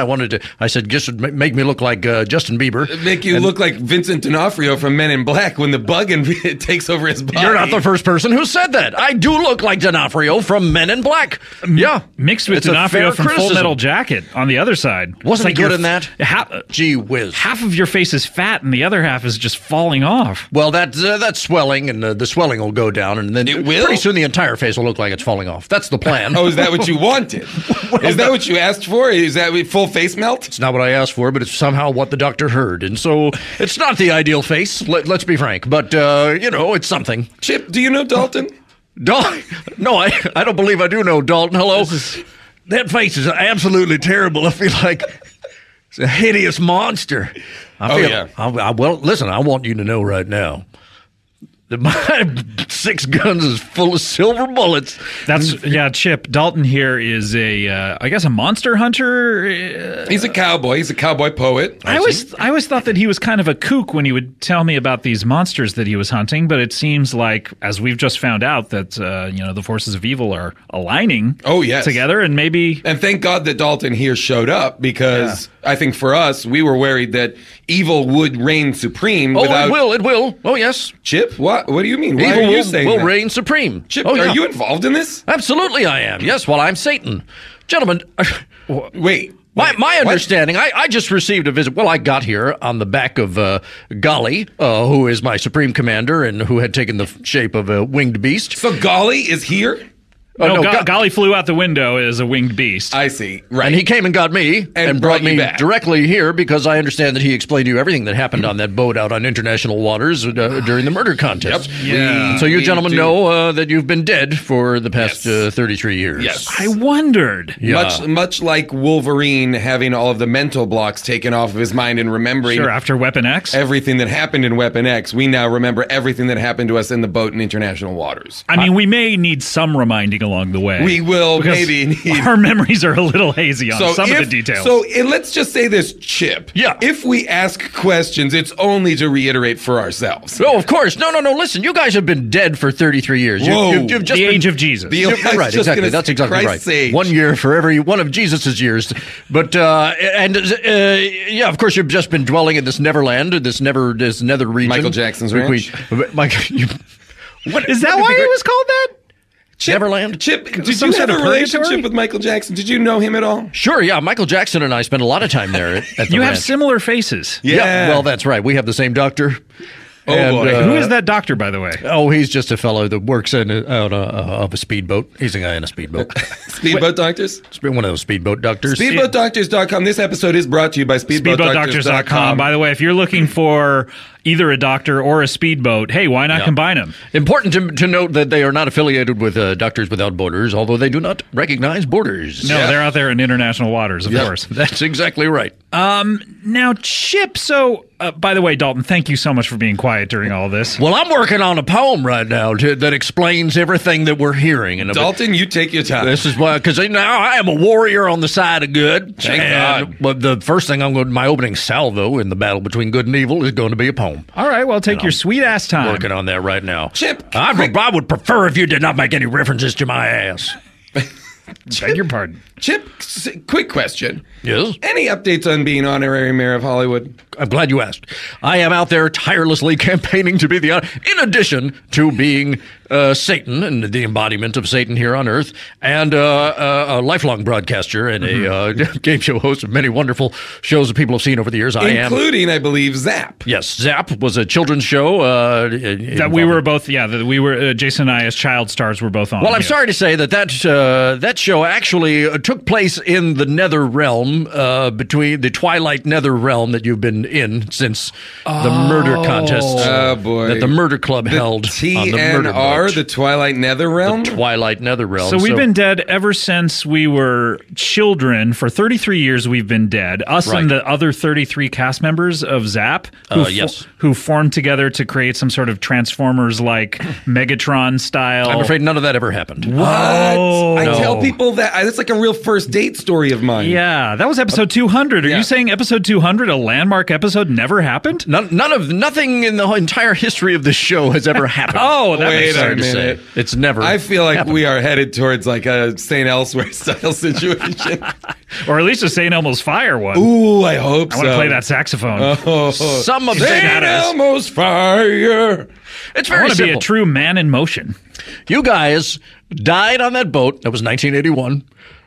Perished on the boat. Wow. And as children. Children. Yep. Yep. And that was part of a satanic ritual that brought me, Satan, into the body of Chip Gardner. All right? Right. Now, ever since then, heaven and hell have been closed. No one has been able to go to either one of those places, including you guys. Got it. So you've been dwelling in another Twilight I want to go nether to region. one of those places. Let me ask you this, Chip, because you're talking about the Twilight nether region. Is there a divergent nether region? Not just a Twilight nether region. What do you mean by that? Oh, are you getting interested in these books? Yeah, because I read the Twilight books and I thought they were okay. But I'm into the Divergent books. I hear those are good, and they're really good. You should start reading them. Really good. Okay, how about you should those start Hunger up a Games? book club. I love that idea. Like maybe I know you don't like to leave the house. Then maybe you make it homebound. That's why I've never done a book club. Yeah, make it homebound. I just started Divergent 1. I'm anticipating that I'll be in the third book by about episode 300. Okay, yeah, make it an HBBC, definitely. Ooh, I love that idea. You'll be invited. Oh, thank you so much. I'll definitely be there. Sorry, Chip. The poem is coming along great, by the way, you guys. Oh, Dalton. Yeah. Okay, well, what stanza are you on? I don't deal in stanzas, but I'm working on words that rhyme. Tony stanza? So, Chip, so we're dead. We can't go to heaven or hell. That's right. And Dalton over here came by, and he said he's assembling a team of superstars to fight the forces of evil. So I understand. So this would make you guys natural enemies. Evidently. It doesn't have to be that way, Dalton. I love a moment like this where people who are locked in a battle can sit in the same room and coexist without erupting into violence. Like I like the calm before the storm. There's something very just for the listeners' sake. The feeling in the room right now is like palpably tense and toxic. Like, and yet there's a certain amount of respect and camaraderie in the sense that we are both adversaries, but we respect each other. There's the earthy kind of cowboy leather and dirt smell of Dalton Wilcox and the kind of fire and brimstone and melting flesh, melting of candle course, wax, of course, of Chip Gardner / Satan. Well, the thing about it is that I'm so confident that I'm going to win that there's no reason to be upset with anyone. I think Dalton's made the wrong choice by fighting for the forces of good. I have aligned an impressive squad, an impressive team of evil people. Really? Who may I ask is on this team? Well, of course, it's Golly, and he's a shape-shifting, he can be whatever he wants. Oh, of course. So Gil is his sort of representative as well. Oh, I have a question about this, actually, Chip, good. that maybe you can help me with. Okay, just good. because it seems like you're familiar with Gil and If Golly. we spend this entire time sorting recapping, out the logic of what we're up to, it will have been time well spent. I think so, too. Okay, so Gil and Golly. Golly is the real power behind that situation. Gil is the puppet, truly. Gil is Gil even, or are they the same? Are they one being split into two, or is it just... My understanding is that Gil is just a homeless fellow who happened upon Satan's supreme commander in the form of originally human tooth. schizophrenics, they're being talked to by Satan. Yes, usually. Yeah, that's correct. Yeah. Well, that's Satan. Typically how it works. Yeah. Oh, so why are you always talking to schizophrenics? Well, they're not really sick. They're just being talked to by Satan. Yeah. Yeah. That's right. Yeah, I don't know why you call them schizophrenics. He did. They're instruments. I call them instruments. Vessels. So, yes. Yeah. Did your parents make you practice playing your instrument? Yeah, I played a pan flute as a young man. Cool. Satanic. Yep. Satanic pan flute. Yeah. Okay, still pretty good on the pan flute. Great. So, Chip, who is this team you've been talking about? Here's the deal. They must be formidable. Yeah.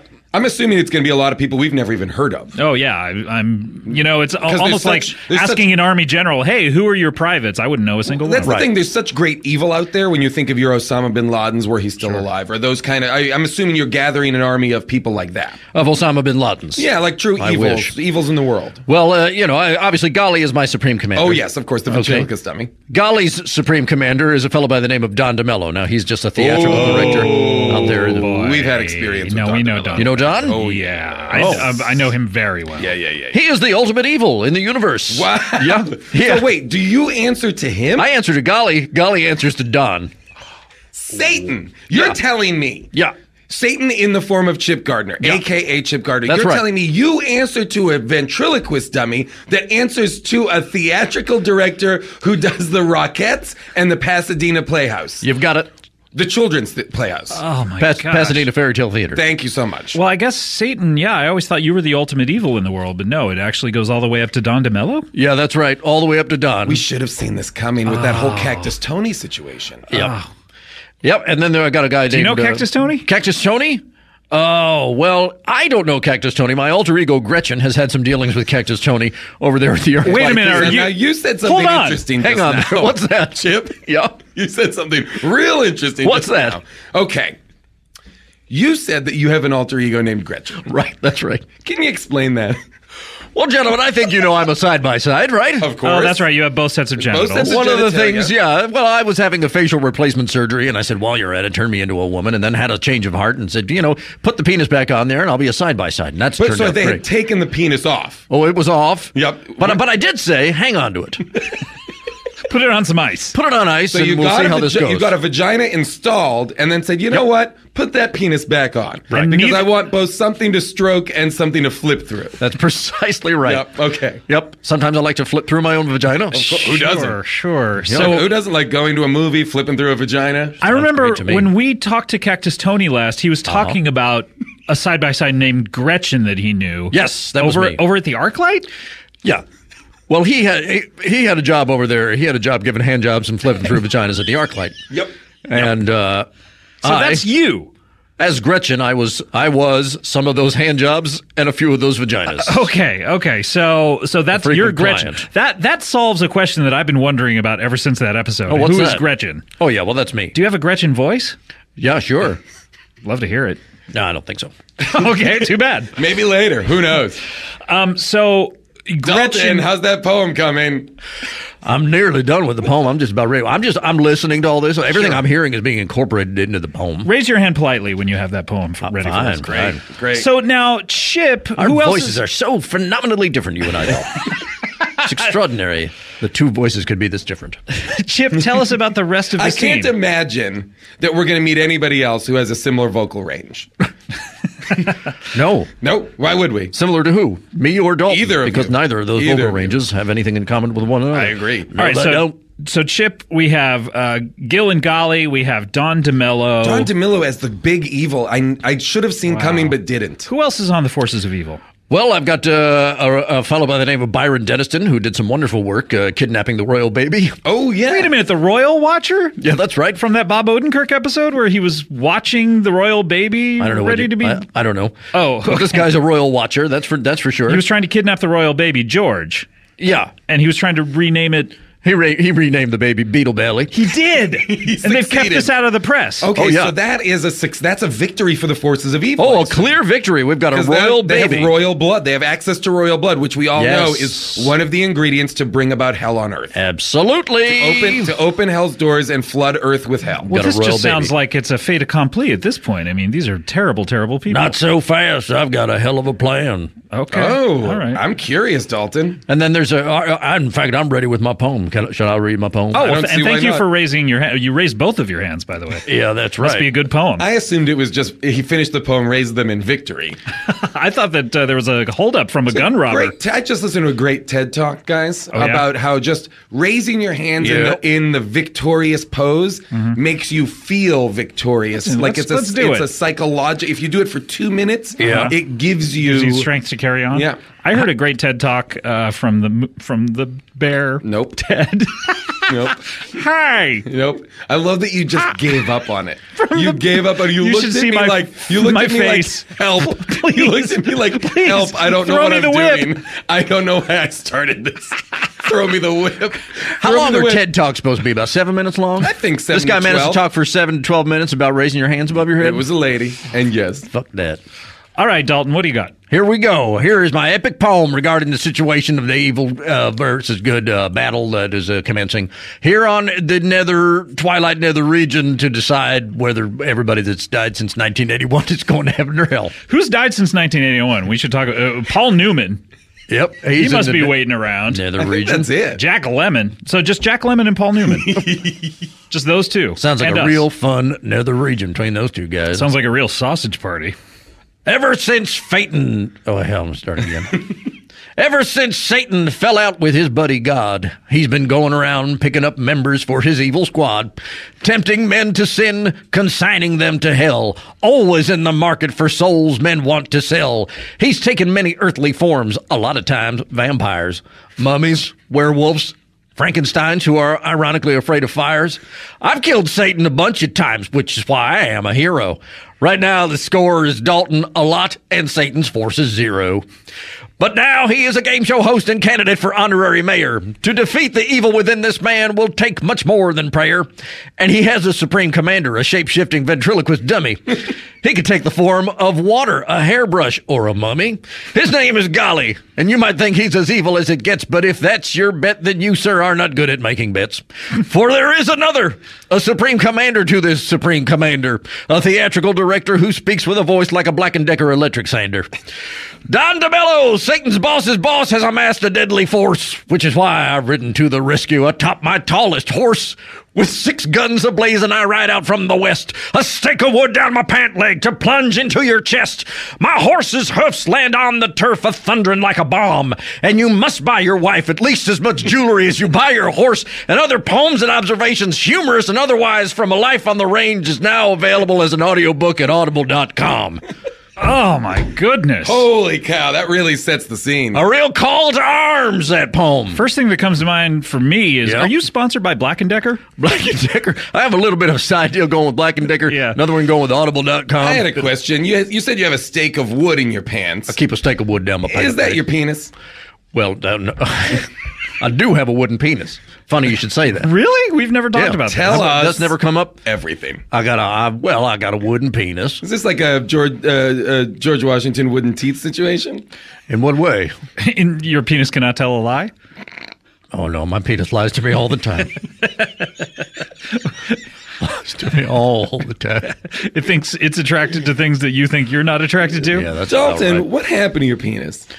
Well, this happened a little while ago, and I hate to even bring it up because it's embarrassing, but I did one of the cardinal sins that you're never supposed to do.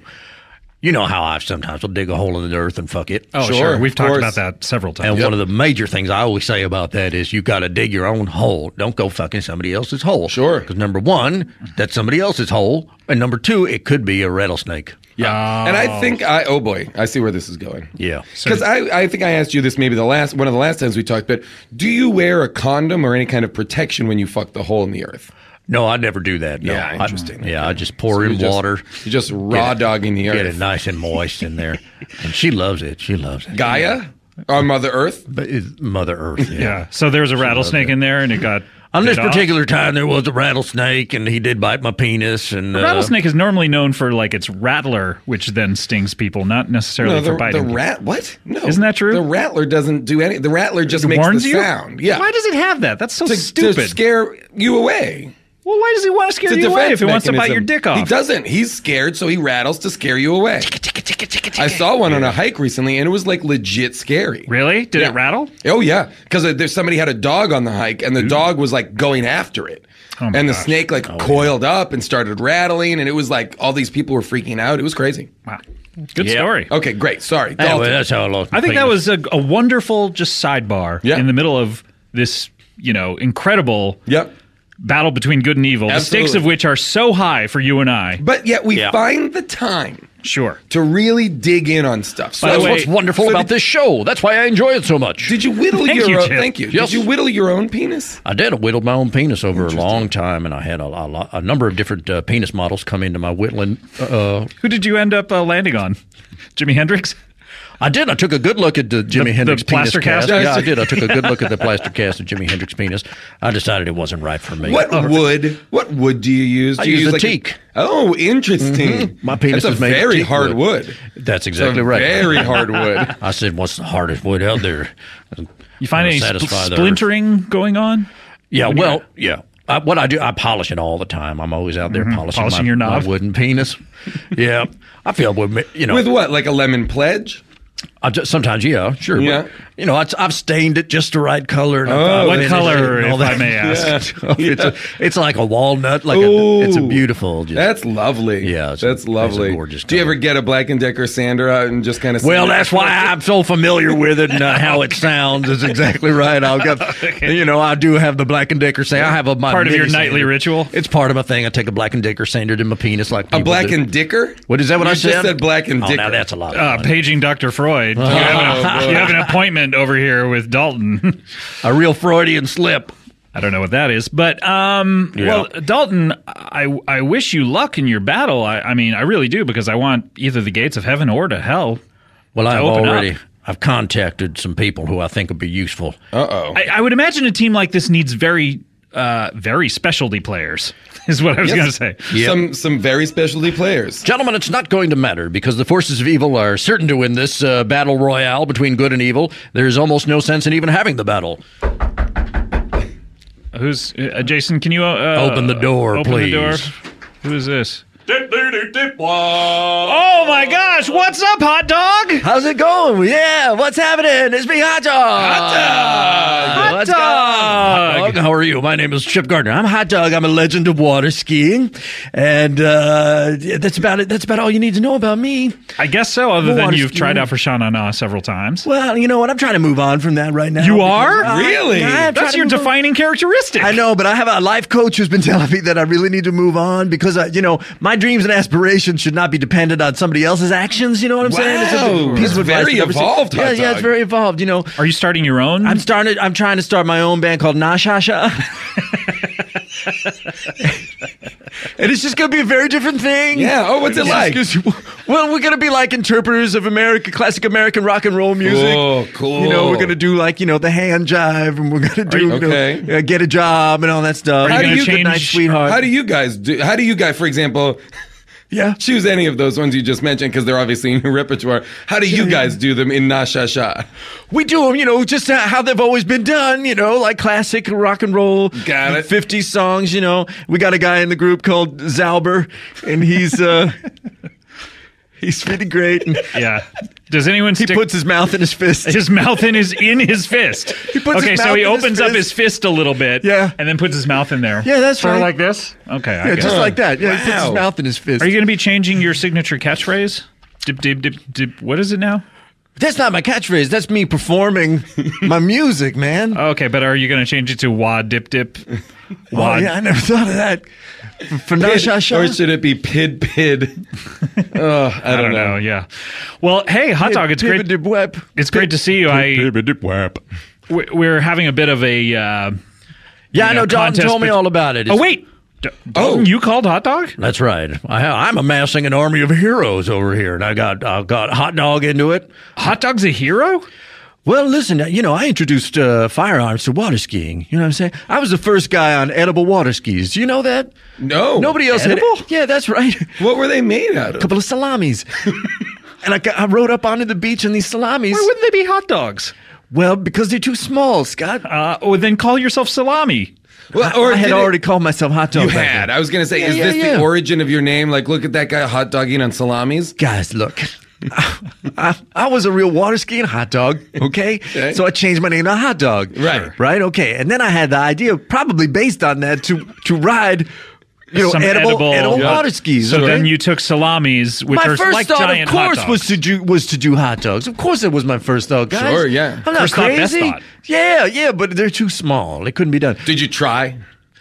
I gotta be honest with you, I never did even try because in my mind's eye they were too small. I said it could not be done. I gotta say, Dalton, I don't have a lot of faith in this guy if he's part of your team. Why is that? Because he's half-assing things? He half-assed the hot dog? I feel like if this is the guy that's on your team, like you gotta have him like really getting out there. I'm gonna speak in his defense for a little bit because I think it's Yep, you go ahead. I mean, feel free to talk to each other if you want. Yeah, you can talk directly to me. And Chip, feel free to pipe in. Yeah, at any point, if you hear anything that you don't agree with. Well, you understand, we're all sharing a mic here, so it's a little bit difficult to dive in. It's a lot like a Bruce Springsteen concert right now with the E Street Band. How's that? What do you have? Stephen Van Zandt and Nils Lofgren and Bruce, are they all sharing a mic? They're all sharing a mic, Thank God sometimes Clarence Patty died. Wait, is Clarence going to be part of this team? Well, Clarence is in the Twilight Netherrealm with the rest. Oh, he's the third person who died. Because he died just recently. Yeah. The big man. Oh, yeah.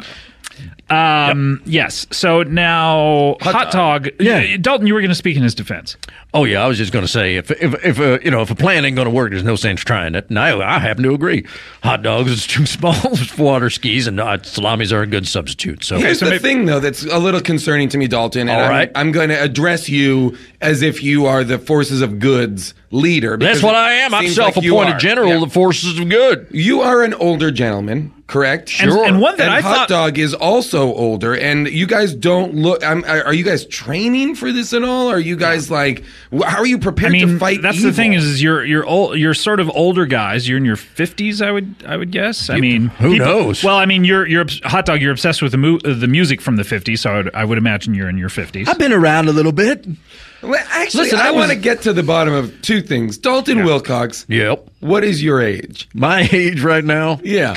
Right now. Right now. Literally what is your right age? now. What is it? Right now, I'm 58 years old. So you were born in the 50s. Okay. And Hot Dog, what is your age? Hot Hey, Dog, I'm right a little... now? Yeah, I don't know how old you are, man. You're like freaking me out. Well, a he little. was hot dogging during the 60s. Yeah, that's right. Yeah. And you're obsessed with the music from the 50s. I'm 68 years young. Okay, cool. Okay, so you're born cool. in the Got 60s. Got it. But you guys are older guys. And by the way, Dalton, the last time or the first time you were on the show, I thought you were insane. Well, and how so? I apologize. I thought you were killing human beings, and because you were talking about killing vampires, and they just seemed like passersby. But That you're explains why I was treated with so little respect. I'm out there on the plains murdering vampires. Literal vampires, and I doubted you, and I apologize. And also mummies. Yes. Time or two I killed a Frankenstein. Sure. My wife was a werewolf. Are you aware of that? I had to put Whoa. a silver bullet in her. My wife. Now, is that the piece of jewelry that you got her? Was a silver bullet in her heart? Yeah, that's right. Yep. I got her some nice silver jewelry right in her heart. But I guess Jason's point is you're older men. You, Dalton, are in your 50s, and Hot Dog, you're what now? 68 years young, bro. Okay, great. Let me ask, and just to be clear, just for setting the scene's sake, Yeah. Chip / Satan, Yes. a.k.a. Gretchen, Uh-huh. how old are you? These are all great questions. Thank you so and much. important questions about age. Yeah. I am 46 years old. Ooh, interesting. Okay. But Satan, you have Which is- lived. You are immortal. I have to say yes, that's right. really strange because when I was a baby, when I was young, Chip. I think I speak for all of us when I say that these numbers are approximate. Oh, sure, of course. And by the way, There's a wide since range of we're error. dead. Yeah, none who of it knows? matter. Who knows how time is working? Time has you been could have very told me you were peculiar. 400 years old, and I would be like, "Yep, that makes Yep. sense." But Well, Jason's now I wish I had. Jason's issue is Yes. you're older gentlemen. You're going up against Chip. You're going up against, I mean, people that to me are truly terrifying in their level of malice and violence. Don DeMillo, Cactus Golly. Tony. They have a shapeshifter, Dalton. They have a shapeshifter. And I'm here right now. Oh, Golly's back. Oh my God! I'm here. That microphone just turned into Golly. I've been here the whole time. Oh my God! I'm the microphone. Oh, golly, you devil. It's hard for a microphone to speak into himself. What? Oh, golly, you devil. Just promise me one thing. Yes. This episode will not be named that. Okay, I promised you that. You've made a promise, Scott. You have to keep your promise. Do not name this episode, oh, golly, you devil. Maybe Oh Golly Book 2. But look, these are physically imposing people, Dalton, and you are a kind of a frail cowboy. The hell are you talking about? And Hot Dog, I am literally undefeated against vampires, mummies, I know, Frankenstein. but Dalton, I'm not too Werewolves. worried about with his guns and stuff. But Hot Dog is as skinny as a hot dog. Hot Dog is very skinny and seems spacey. Yeah. But guys, I'm a legend of water skiing. Yeah, I don't know. I mean, if it comes down to a battle on the high seas, which it sounds like it might, nobody can water ski better than me. Literally nobody. Those- you guys that need- skill set might come in handy. Yeah. You need man. someone to whip you into shape, though. Well, I understand what you're saying, and I have registered the concern, and I'm here to tell you that you're full of shit because we've got somebody. Ooh, And I'll here get he it. is Hold now. on. Jason, do you mind opening the door up? Is this? Oh my goodness! Well. If it isn't you two weaklings, how's it going? Bill That's Carter. right, Bill Carter. Traded to the stars, seekingstars.org. I'm a for-profit, but they gave me a .org. I've been trying to straighten it out now for 4 years. But look, Into the mic, Huh? Bill. Into the mic. You got to talk into the gotta mic. too many guys on this mic. Yeah, no. Excuse me, gentlemen, please, if you don't Yeah, mind. elbow your way in. If you can. Bill that's Carter, please, just in case you don't know, Dalton Wilcox. I know Dalton. I've been training Dalton. Of course. And Hot Dog. of Hot course. Dog, Oh, you my- know. yes. This is Chip Gardner, a.k.a. Satan, a.k.a. Gretchen, side-by-side forces of evil. It's a pleasure to meet you, and I hope I'll have your vote for honorary mayor of Hollywood. Is that an elected position? It's actually, no, it's not an election Okay, position. we don't need to It's- go over all this This again. brings up a good question, though. Bill I don't Carter, vote. I don't vote. I was going to say, Bill Carter, are you registered to vote? I am not registered to vote. I don't believe in it. Why is that? Huh? You don't believe in voting? They're just trying to control us, and democracy is a big scam. The whole thing is a scam. It's us acquiescing to being ruled by an oligarchy. I like where this is going. That's all it is. It's Ooh, we got our own feisty. You're rules. feisty. Of course I'm feisty. It's all about feist.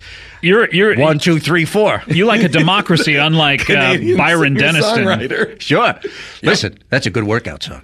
You like a democracy, unlike Byron You're doing Denniston. sets of 4. If you're doing sets of 4, that feist song is a perfect workout Absolutely. song. I work out any more than 4 reps. My entire workout mix is female singer-songwriters. Yeah. Yep. Help me, I think I'm falling again in love. Chucky's in love. I wish they would do that Lilith Fair again, because I never got a workout like that in my life. Like that Lilith Fair. Have you heard Spirits All the Way Tonight? No. That's a great workout song. Oh my gosh. Anyhow. So now, Bill, if people don't remember you were on the show a long time ago. You used to train people at Bally's, where the old Earwolf Studios, the first Earwolf Studios, it was located directly OG across Earwolf. from. And you were 88 then. I would imagine you must be 91 or so. Got to be about that by you're now. An older gentleman, and you're a trainer. I'm a personal trainer to the stars, and anyone can be a star. All you have to do is work out with me. Okay. And I recall something about how you used to go out into the woods. Oh, yeah. You used to role play. Well, I got a couple of buddies. I got a buddy named Victor. He's a giant. And Ooh, this is good, actually. This is good. A giant. Yeah. See, now we're talking. Maybe Victor could come by. Oh, I don't know. I don't know. He's coming. Victor's coming by. Victor's Great. coming by. I don't know if we can get Victor. So figure that out. Well, Victor's in jail right now, but the truth of it is that he can get out of jail anytime he wants to, because they can't hold him. He'll just smash through the walls. He just stands up? Yeah, he stands up, and they can't hold him in jail. They put him in the jail cell, and they say, Victor, please, sit down the entire time you're here. Yeah, you've committed very serious crimes. Please, will you please stay in jail? And he's not unreasonable. I mean, he'll give it a shot for a day or two or something like that. But, But then after a while, it's too small for him. Sure. He's not happy. He's got to stretch his legs. He's got to stretch his legs. He has to go. He stretches. He breaks through the walls, and he just leaves. Like Kool-Aid Man. They can't. Yeah. And it's not. Listen, he'll chip in for the repairs to the walls, and he's a good guy. Yep. Chip, your eyes lit up when you heard chip in. Well, yes, I thought I was being summoned to the microphone. You're being summoned to the microphone. Oh, God. Oh, golly. Every time, golly. It's so freaky. So Don't forget, I'm here. I am the microphone.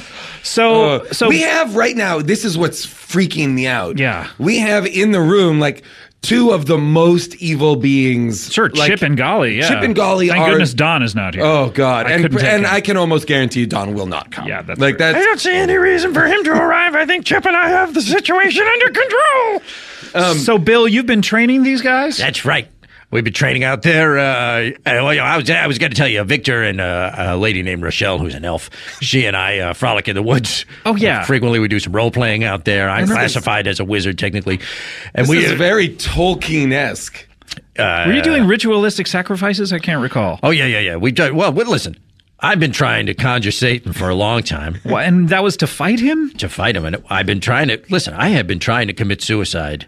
I think I've tried now 32 times to commit suicide. Right. Oh, yeah. You used to be in the 22 club, was it? I was a 19er, then I was a 22er.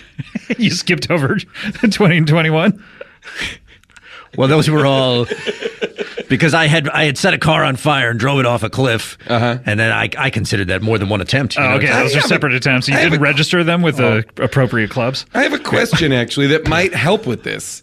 And this question is for Chip, I think. That's fine. Chip, since your arrival here on Earth and the closing of heaven and hell, does that mean when people die, they cannot die? And is that why Bill, in this instance, keeps trying to kill himself, but not. As I recall, a lot of people have tried to kill themselves on this show over the years. Who else? I think well, there's Cactus Tony threw himself out the window. Tony did. Oh, do you mind opening the door? I got this. I'm going to take 1 second to get it. Oh, yeah. Come on, open the door, see who this is. Jesus Christ, that's the filthiest wheelchair I've ever seen in my life. That wheelchair is made of snakeskin. Oh, it smells horrible. Oh, God. What's up, you guys? Hey, Tony. Is that Tony? I think so, yeah. That's me. I'm Cactus Tony. What's going on, you guys? I gave you a couple seconds. Yeah. Thank you. I appreciate it, but I haven't seen you guys since I went out that window. Last time I was here, it was a real setup. You guys tried to send me to jail because I had... Oh, yeah. Don DeMello was framing you. Don DeMello was framing you for the Rottweiler murders at the Pasadena Fairy Tale Theater. Yeah, I was real mad about that. That was terrible. Hey, Cactus Tony, do you know Chip over here? Who are you talking about? Maybe you know Chip by his other name, Gretchen. Oh, my God. Do you have a sister named Gretchen? You look just like Gretchen. No, I am Gretchen. I'm a side-by-side. I have both a vagina that you can flip through and a penis that you can stroke to the point of ejaculation. Yeah, I think I've done that. I think I've done both of those. Tony, now that you're in a wheelchair because of your fall from the window. I went out the window. I said, I'll take my chances. Do you find it harder when you're at the ArcLight giving hand jobs or flipping through vaginas? Yeah. Because you can only sit in the wheelchair access section of the ArcLight? Well, that's exactly right. Yeah, it's really hard because the person that, if you're not sitting next to, if you're not sitting on the aisle, like right next to where a wheelchair is meant to go, I literally cannot give you, unless I was to crawl through the aisles, and I've tried that a couple of times, but, for people who are there. Like a real snake. Yeah, right. You wear total snakeskin. By the way, do you rattle ever to warn people of your approach? Yeah, we were just talking about rattlesnakes. Maybe you saw Cactus Tony the other day on that hike. That's why I'm a lot more dangerous than a real rattlesnake, because I don't give you any warning. I just strike. But by the way, Cactus Tony, you sound like a wonderful cross between Dalton Wilcox and Hot Dog. Has anyone ever told you that?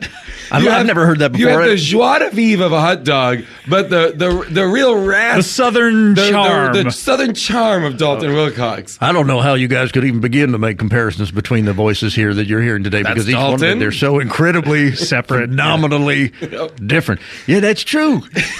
Thank you, Hot Dog. Yeah, see? Okay, so absolutely. Cactus, what are you're Don DeMello's, you were mad at Don DeMello because he was trying to frame you. What are you doing here, can I ask? I mean, you've tried to commit suicide. Obviously, Jason, I think that you're right.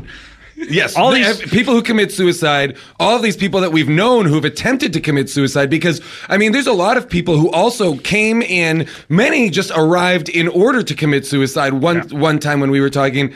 I can't remember who all of those people were, but I did want to say before we kept going, if anybody needs to leave at any time, you just let us know. Yeah, please. But I'd prefer you all stay. I have nowhere to be. Okay, great. Just checking in. So what are you doing here, Cactus Tony? Yeah, I don't know. Are you part of this great big battle? Well, look, I mean, I'm willing to be. I'm prepared to be part of the battle.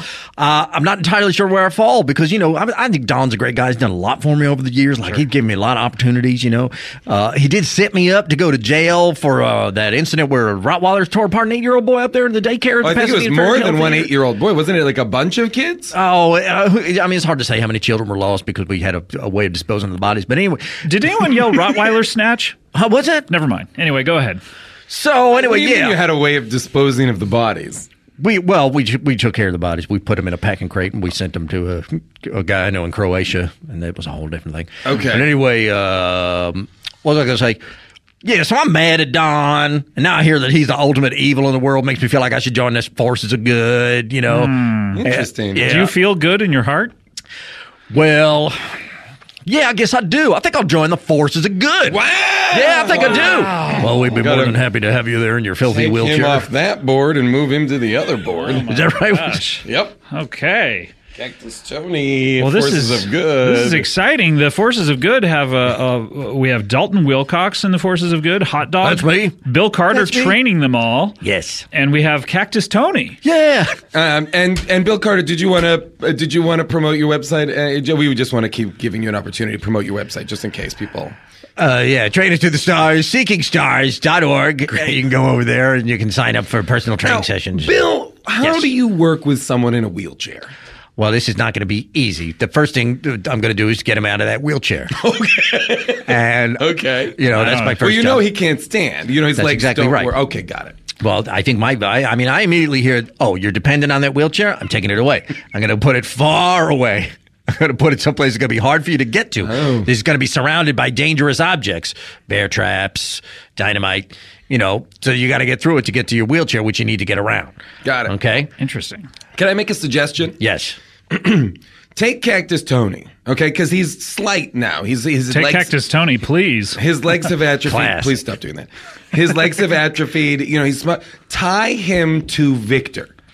Yeah. Like the broken C-3PO gets tied to the back of Chewbacca. Oh, yeah. And then all of a sudden you got Victor, who's a giant. Fighting frontwards. And then you got, like... Cactus Tony fighting backwards. Yeah, shaking his arms. And, think about that. Yeah. Listen, I think that's a great idea. I'd love to be strapped to a giant. It's something I've visualized for myself on many occasions. Is it on your vision board? It's on my vision board, is to be strapped to a giant. So I think this is definitely one to do. Now, that's something that's really interesting that you bring up, Scott. Cactus Tony, you do believe in The Secret. Oh, yeah, I'm a big proponent of The Secret. If you put it out there in the universe, it'll come back to you. I'm a big proponent of that, which is what part of the reason I'm so successful in life. Okay, well, I feel like life circumstance dictates otherwise, but yeah, okay. I got to tell you something. You guys know where I sleep every night in a different unlocked car. Sure, I'm on the car circuit, and it's real hard because now those have to be wheelchair accessible, almost like handicap vans, like minivans, and it's real hard to find an unlocked. But now, why not just accessible find minivan? an unlocked car and crawl in? Why not and leave the chair outside? Buddy, I got a wheelchair made of snakeskin. Yeah, that's true, I guess. People are going to steal that. Very covetable. People are going to steal that. Yeah. Fans of wheelchairs and snakes are going to there on that are always and take it away. fans of wheelchairs and snakes. People are going to take that. It's like one of the biggest Google searches people do. Is that right? Wheelchairs plus snakes. I'm not even on Google.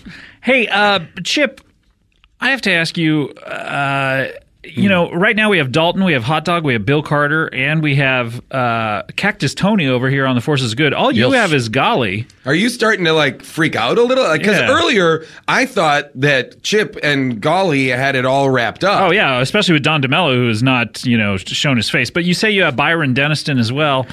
But I mean, it doesn't seem like a fair fight at this point, I have to tell you, I'm not worried because we have an ace up our sleeve in the form of Don DeMello, and he is the ultimate evil that has ever existed in the universe, and I'm simply not worried. But if we do need more assistance, there is that fellow Byron Deniston. A call has been put out to. Hang on one second. Here we go. Maybe we should set up another mic. Which might take about 15 seconds. Yeah. You know what? Before you open that, why don't we take a break and we'll see? I love this idea. Let's take a break. We're going to leave this gentleman on the other side of the door for the entire length of a break? Yeah. Seems rude. This episode right now will be continued after this break. Comedy Beanbag Theory. Hey, I'm here with Jason Mantzoukas. I'm here with Chip Gardner. This poor gentleman has been knocking on that door for the entire Dalton Wilcox, Hot Dog, Bill Carter, and Cactus Tony. The crowded room coming. Don't forget me, the microphone. I mentioned Golly. Oh, all right. Gentlemen, hello. Hello, everyone. Yes, hello. Byron. Byron Lord Deniston. Satan. It's always a pleasure, Lord Satan. Hello. Wow. Hello, Byron. How are you? I'm fine, yes. I understand the great battle is commencing. At long last, the battle between good and evil, and why not? So about time, isn't it? Hello. For listeners, Byron Deniston has just walked in wearing a baby Bjorn. Yeah, yes, that's right. Is that Beetle Bailey with you? This is Beetle Bailey. Beetle Bailey, say hello. Well, Beetle Bailey is too sound young asleep. Sound asleep. I'm sorry. Too young to talk. It's sorry terrible news. Probably. Please, as we go forward, no one wake up the baby. Well, I'm sure that you're going to have to wake up the baby when you stick it to draw its blood. Well, I suppose that's the beginning of the ritual, isn't it? Yes, that's right. Spill royal blood. Well, the situation is, yes, that I have successfully captured the royal baby. This was the baby to which Kate Middleton gave birth, having been inseminated by Prince William. Did you watch that TV show, I Want to Marry Harry? I have seen it, yes. My God, that guy looks like Harry, doesn't he? And I said to myself, that is him, isn't it? It is an old and elaborate joke and all this. And I'm not quite sure that it isn't. Did you think that he had eluded your grasp and he'd slipped through your fingers? And Harry, no, I have never had any interest in Harry. Oh, I thought that you were just a royal watcher in general. I don't believe Harry will ever put his sperm to use. Well, anyway, you have Beetle Bailey there. As I understand it, what the forces of evil need in order to open a gate is royal blood. Unlock the gates. Is to unlock the gates. What the force is WTF of evil need is to unlock some gates. Okay. They need royal blood, and they need to spill that royal blood on the stone that held Excalibur. Precisely. And that right. hole in the stone, around which a pentagram has that been drawn. hole in the stone, almost you could even call it a hole in the earth, is the hole that the blood needs to go into in order to activate the gateway to and then the gates of hell will open up, and everyone who's died since 1981 will pour into it, and I only hope that they've got. But nobody knows where that stone is. Enough room there, right? I'm afraid. We have found the stone. What? Oh my we have goodness. found the stone from whence Excalibur was pulled. I would think it would be in England because those stories are all from England. But where would it be? Well, yes, it was in England, and we had it moved over here. So much like the London Bridge moved to Arizona? Yes, that's very much like that indeed. Wow. Yes, brick by brick by brick, the bridge. The stone. This episode 300 of Comedy Bang Bang brought to you by the London Bridge in Arizona. Yeah, go visit it once. Weird slogan.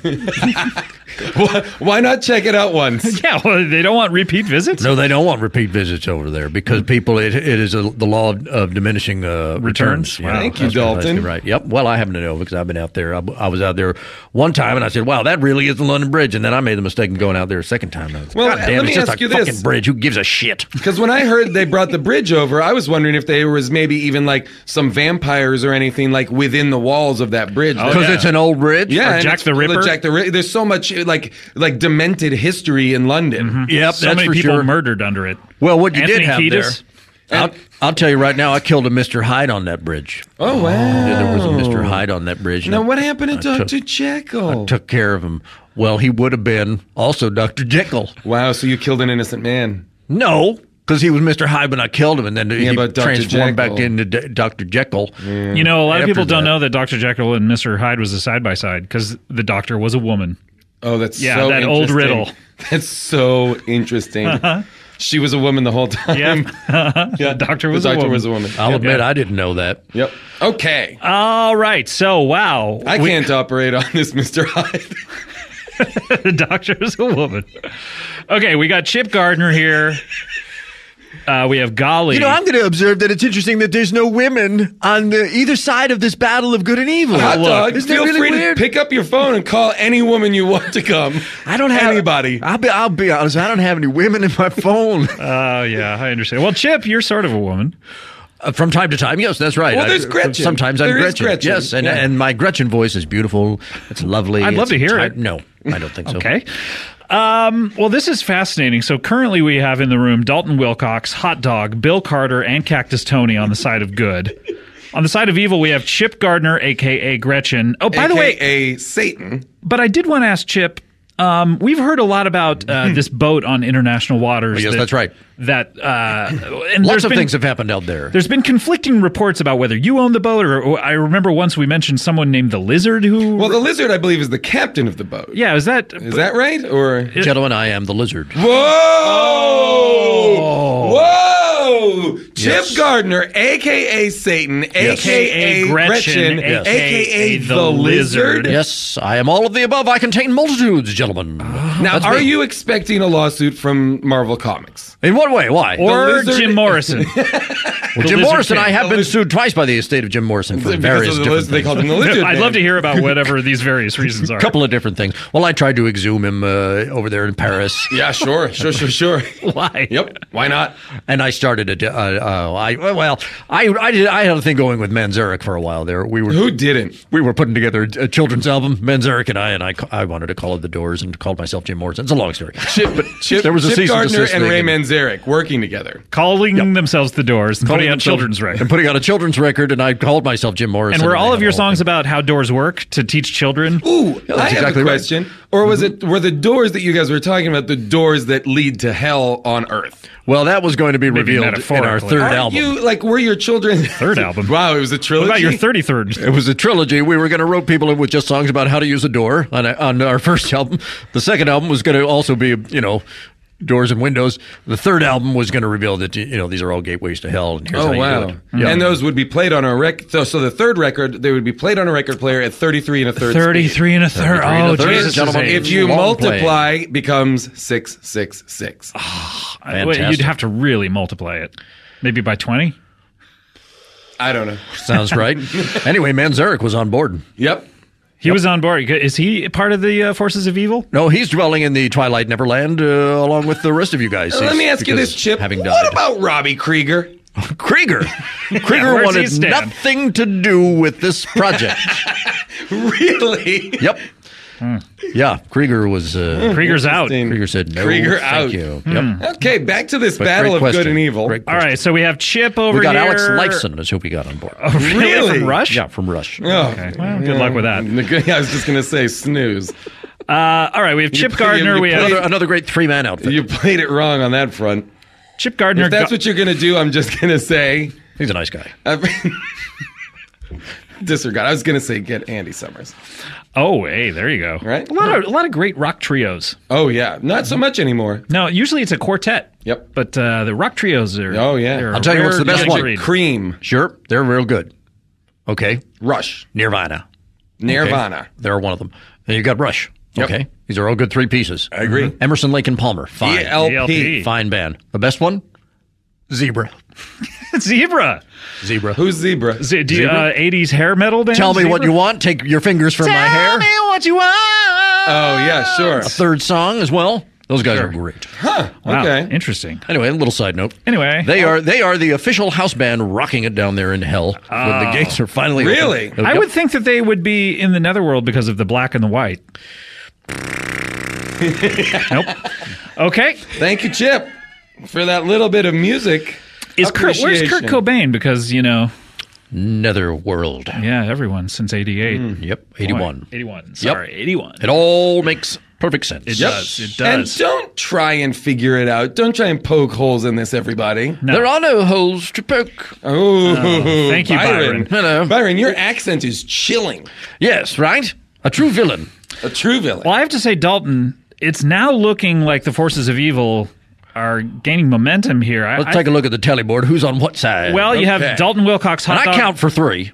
Because I got count for oh boy, because that's how strong and powerful I am. You got to count me three times. You got to say Dalton Wilcox, Dalton Wilcox, Dalton Wilcox. We into count, a mirror, and then you you will appear me anytime. But Chip, you count for three because you're Chip, you're Gretchen, and the lizard. Oh, and Satan. That's 4. Count for 4. You're outnumbered at this point, Dalton, because you don't even have any AKAs.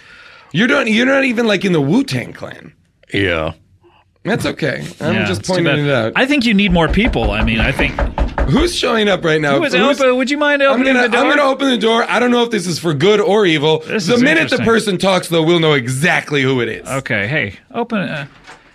Patrick McMahon? Hello, gentlemen. How are you? Patrick? It's great to be here. Hello. How are you, Patrick? How are you doing? It's been our favorite limerick long. writer. That's right. You and I had a real limerick off that one time. Really that was a lot of fun, wasn't it? Did. Yeah, and how are you? It's nice to see you. I'm great. It's so great to see you. What are you doing here? Well, I've been summoned here for a battle. You're part of this as well? Yeah, part of the battle between good and evil. Wow. Yeah, that's right. On which side do you fall? I am staunchly on the side of the good because I've recently been named Irish Person of the Year by the Ancient Order of the Hibernians. I heard about that. Yeah, you were there with a really interesting Irish guy. That's right. Who is so incredibly uniquely Irish and authentic. Oh, that's right. Well, absolutely. The president of the Ancient Order of the Hibernians bestowed upon me the great honour of Irish Person of the Year. And that's a Catholic order. It's an organisation of the Catholic Church. And so I feel honour bound to be on the side of good. On the side of good. Good yes, for you. Absolutely. So Patrick...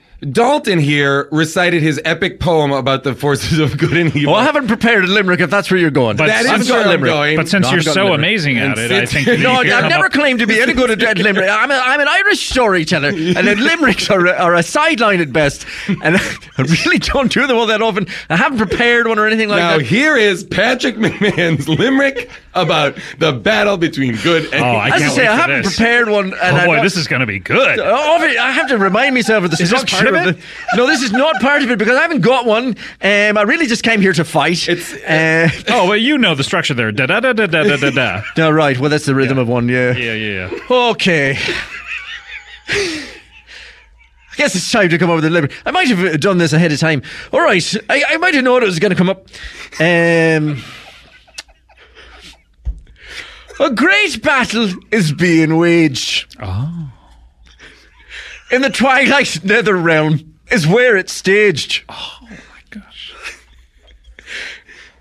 Is that part of it? Evil might win. Which would be a great sin.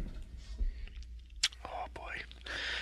I tell you what, I really like that Greek yogurt by Phage. Is that what it is? Wait a Is that how it's pronounced? Is it Phage?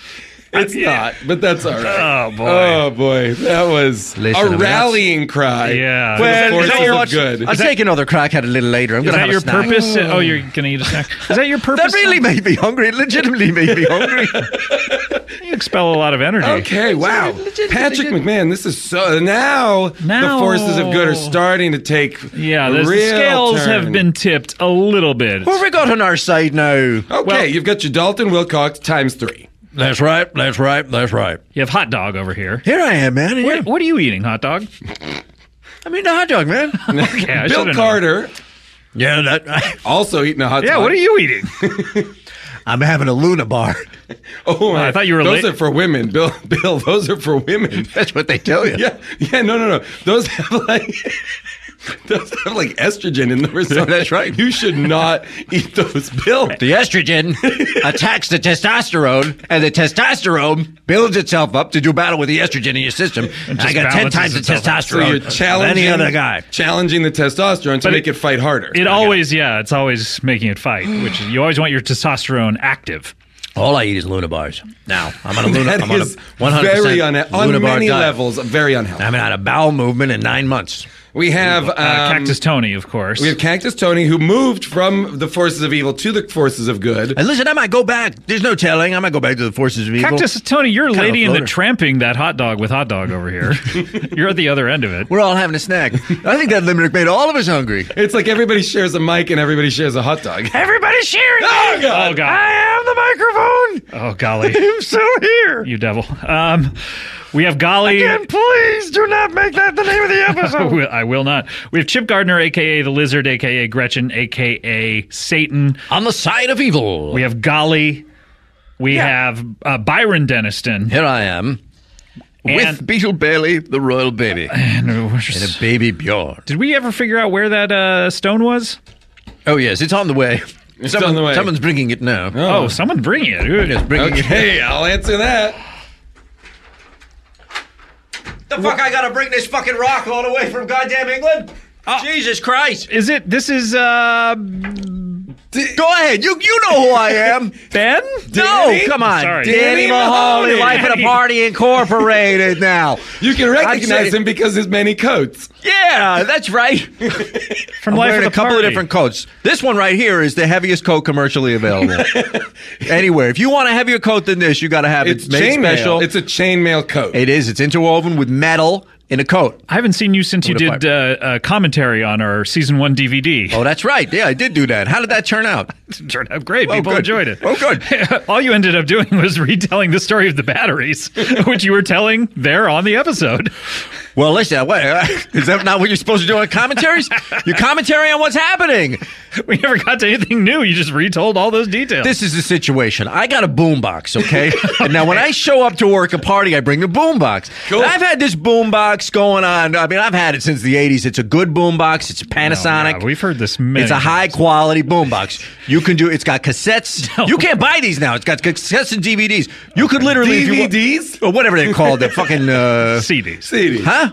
CDs. CDs. Compact discs, Danny. Sure. You can literally, if you want to, you can't go cassette to CD, but you could go CD to cassette on this thing. I don't know what the difference would Interesting. be. Huh? In terms of mixing? You could take a CD and record it onto a I cassette see. on this machine. Likewise, ditto on the radio. All You right. could you could tape record Okay, fine. things that are but it runs on D batteries. Yes, we know. How many batteries?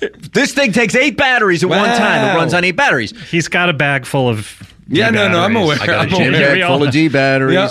Once or twice, I have Accidentally put the old battery back. not even in. accidentally, not thinkingly, because I'm in the middle of a thing. I'm like, I'm in the middle of a party and my boombox goes dead, and everybody's looking at me like, "What the fuck is going on? What's wrong with this guy?" You don't want to leave batteries on the floor in the middle What are of you the party. playing on that boombox? I'm playing, At a party. CNC Music Got Factory. it. I'm playing Lisa and Cult Jam. Sure. Bare Naked Ladies? bare naked ladies, you can't dance to that. No. Anyhow, yeah. So a couple times I emptied the dead D batteries into the gym bag. Yeah, we know this story quite well. 1632 batteries in there that are dead. Mixed in with like 150 put one live bad batteries. battery in a bunch of 8. That's the you problem. got a dead. And you can't figure out which one it is. No. Do you ever There's get no a way from looking at it whether he's What dead about or a not. battery tester? A what? See, this would solve all of your problems. We've battery never talked tester? about this. A battery tester. How does it work? You put it up against the thing, and if it's got a charge, it'll tell you. The thing? Are you battery making this up? No, it's called a battery There's literally a battery How about tester. this? I'm going to go one step further. All right. Get rid of the boombox.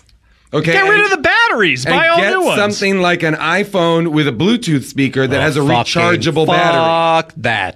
Fuck that. Okay, Danny. I'm not going to do that. This aggressive iPhone. attitude. Hey, what about your iPhone? Let's have some lattes, you know. All this bullshit, you know. This is the kind of attitude that I feel like tells me you are on the forces of evil. I was told to pick up a giant rock from England and bring it here. Yep. I got paid 3 times what I get paid for a party to do this. I says, fine. I thought wanted to go to that England. sack contained your boombox, but that actually contains the giant rock. This is from what I'm told, is the rock that the Excalibur was pulled out of. Yep. Okay. Yep. And I'll tell you, they gave That's me obviously a rock sack. Oh, okay. Not a boombox sack. Baba boombox sack. I hope to God this fucking rock doesn't take batteries because No, I think I did not even bring. Neither did I bring my boombox I mean, or my in a sense, gym it bag. takes batteries. The blood of Beetle Bailey here is Yep. its battery. Yes, I am ready to shed the blood of this royal baby Oh Well, boy. into the Byron. stone of Excalibur. Byron. Which will open the gates to hell. Byron, you're not a licensed medical practitioner at all. I would think that the only person who could really open up a vein would be some sort of who's this at the door? Some Who's sort at of the door? medical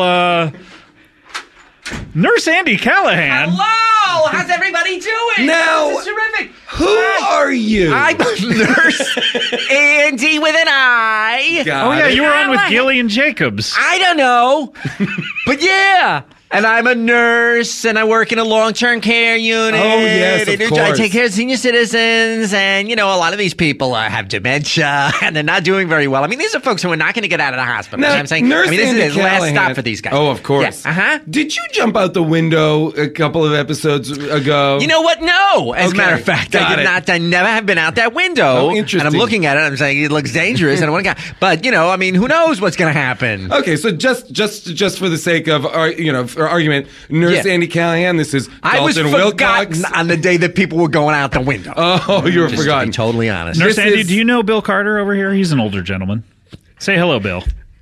Hello, how's it going over This there, is sweetheart? also Dalton Wilcox. It's wonderful to meet you.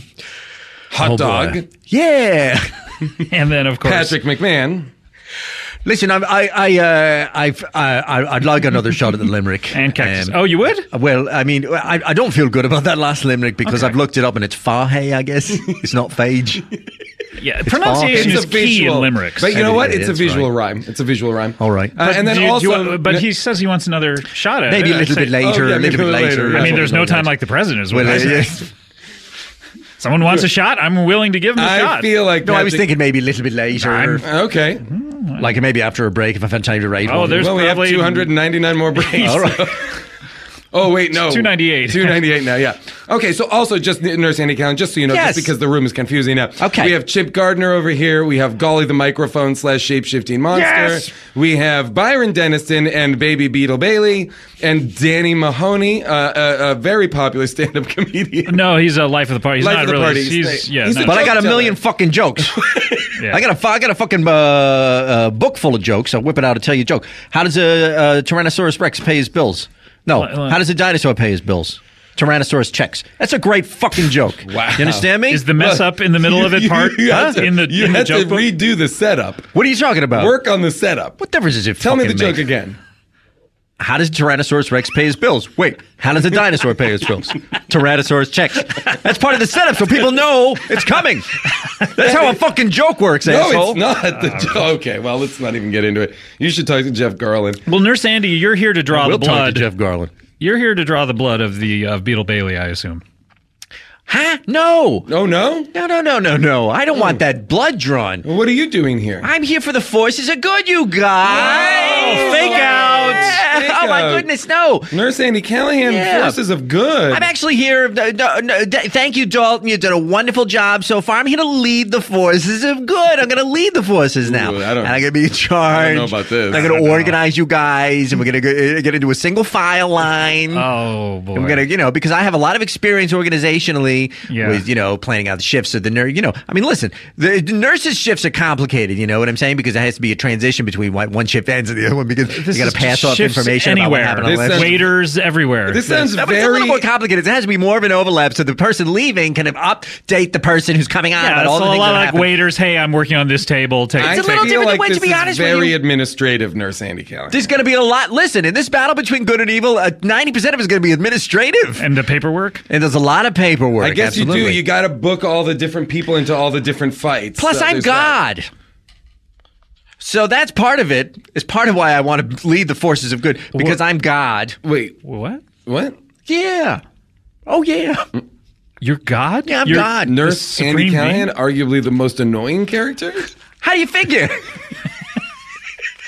We haven't heard of. We haven't heard from you for. You're like, Yeah, I know. You barely register. Oh, yeah. People never talk about you. Oh, is that right? No, people that's never interesting. talk They about really you. don't? Oh, that's No. funny.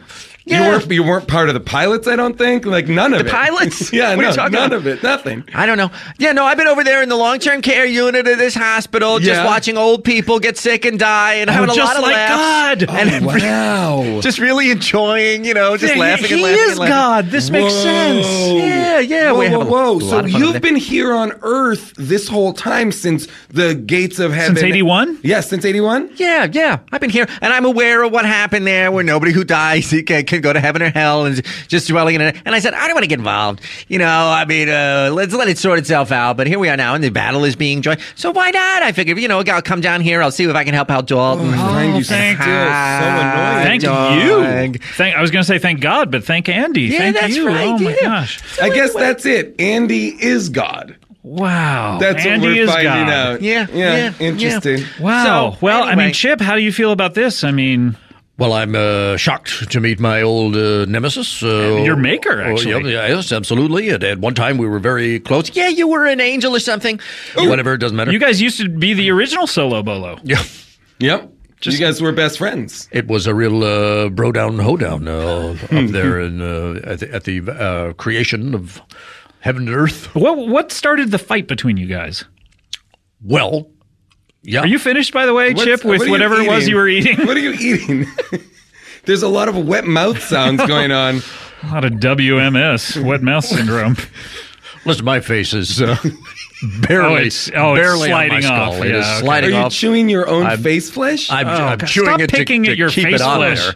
I'm just trying to keep it on there. You're chewing it and then like reapplying it, almost like wetting it up to make it pasty. That's right. A lot of it is a putty. It's a sort of a putty. And from time to time, you have to chew it and moisten it and remold Patrick it onto your. McMahon, how's that limerick coming? I have not been working on it, to be perfectly honest with you. I've been just fascinated by it. I can't believe God is here. You're just sitting there in not the doing farm. anything. Yeah, Just no, thinking really of this doing limerick. anything, A blank stare on your stupid face.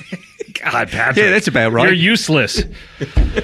But anyway, Chip, what was the fight Well, about? I think when it really comes down to it, and a limerick will save the day, I'll be there with one. Okay. Okay. So, Chip, what was the fight about between you and Andy over here? The fight between Andy Callahan as God and me, Chip Gardner, as Satan was over a bean recipe. A bean recipe. A bean recipe. A recipe for making a bean or for like using beans well, look, in a recipe? this is God. He so like made the original beans. bean. Like the molecules that make up the bean. Ooh, Is were that- these the beans from Jack and the Beanstalk? That's fun.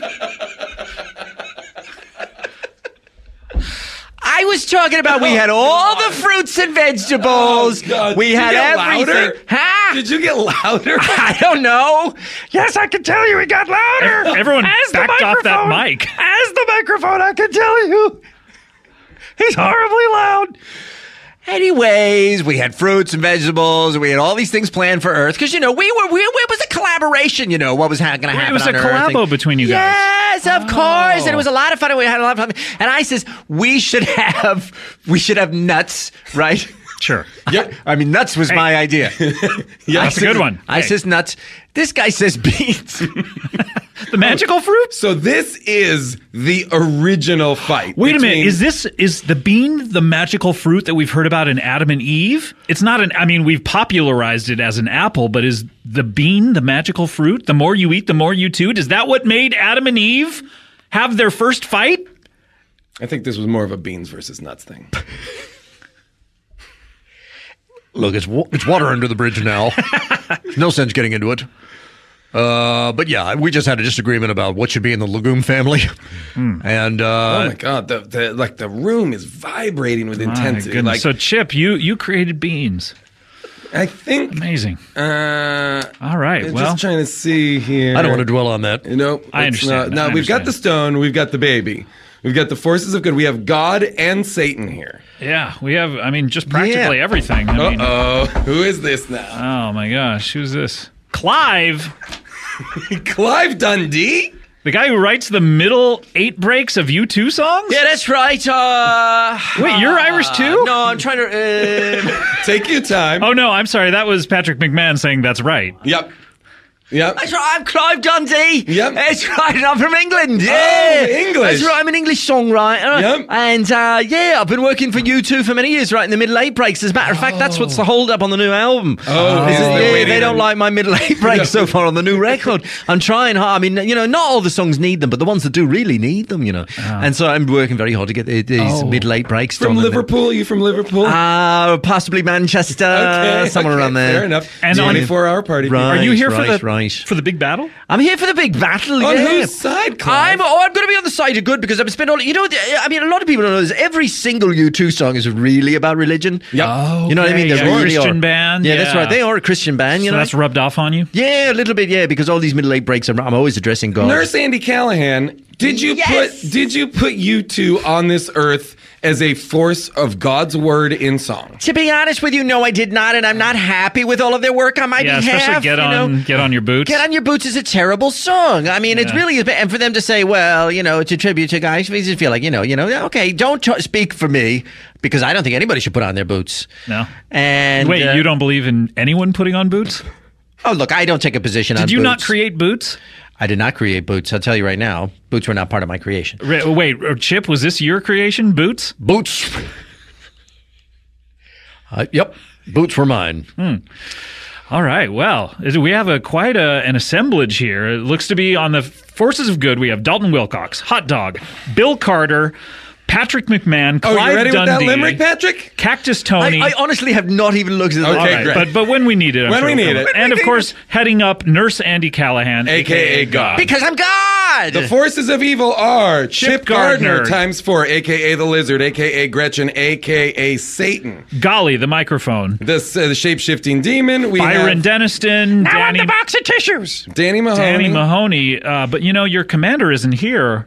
In order to... and I don't know if there's anybody else, too, that might be coming out. Do we have time? I think we do. We don't have much time, but yes. Okay, well, is anyone else... Wait, is anyone else coming?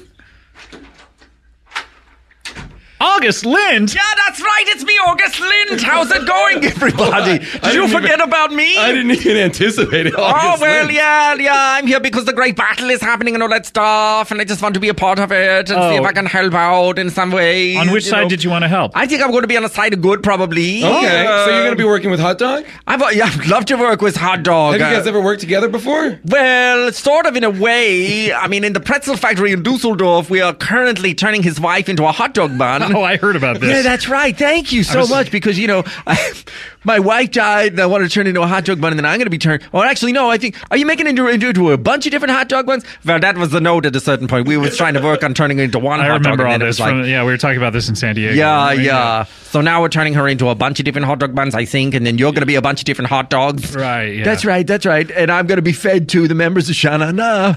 Right. What? Is that still the plan, even though you're starting Na Sha Sha? Well, my life coach has a thing about that. I probably should just let it go and, but I don't know. Hey, Hot Dog, who's your life coach? My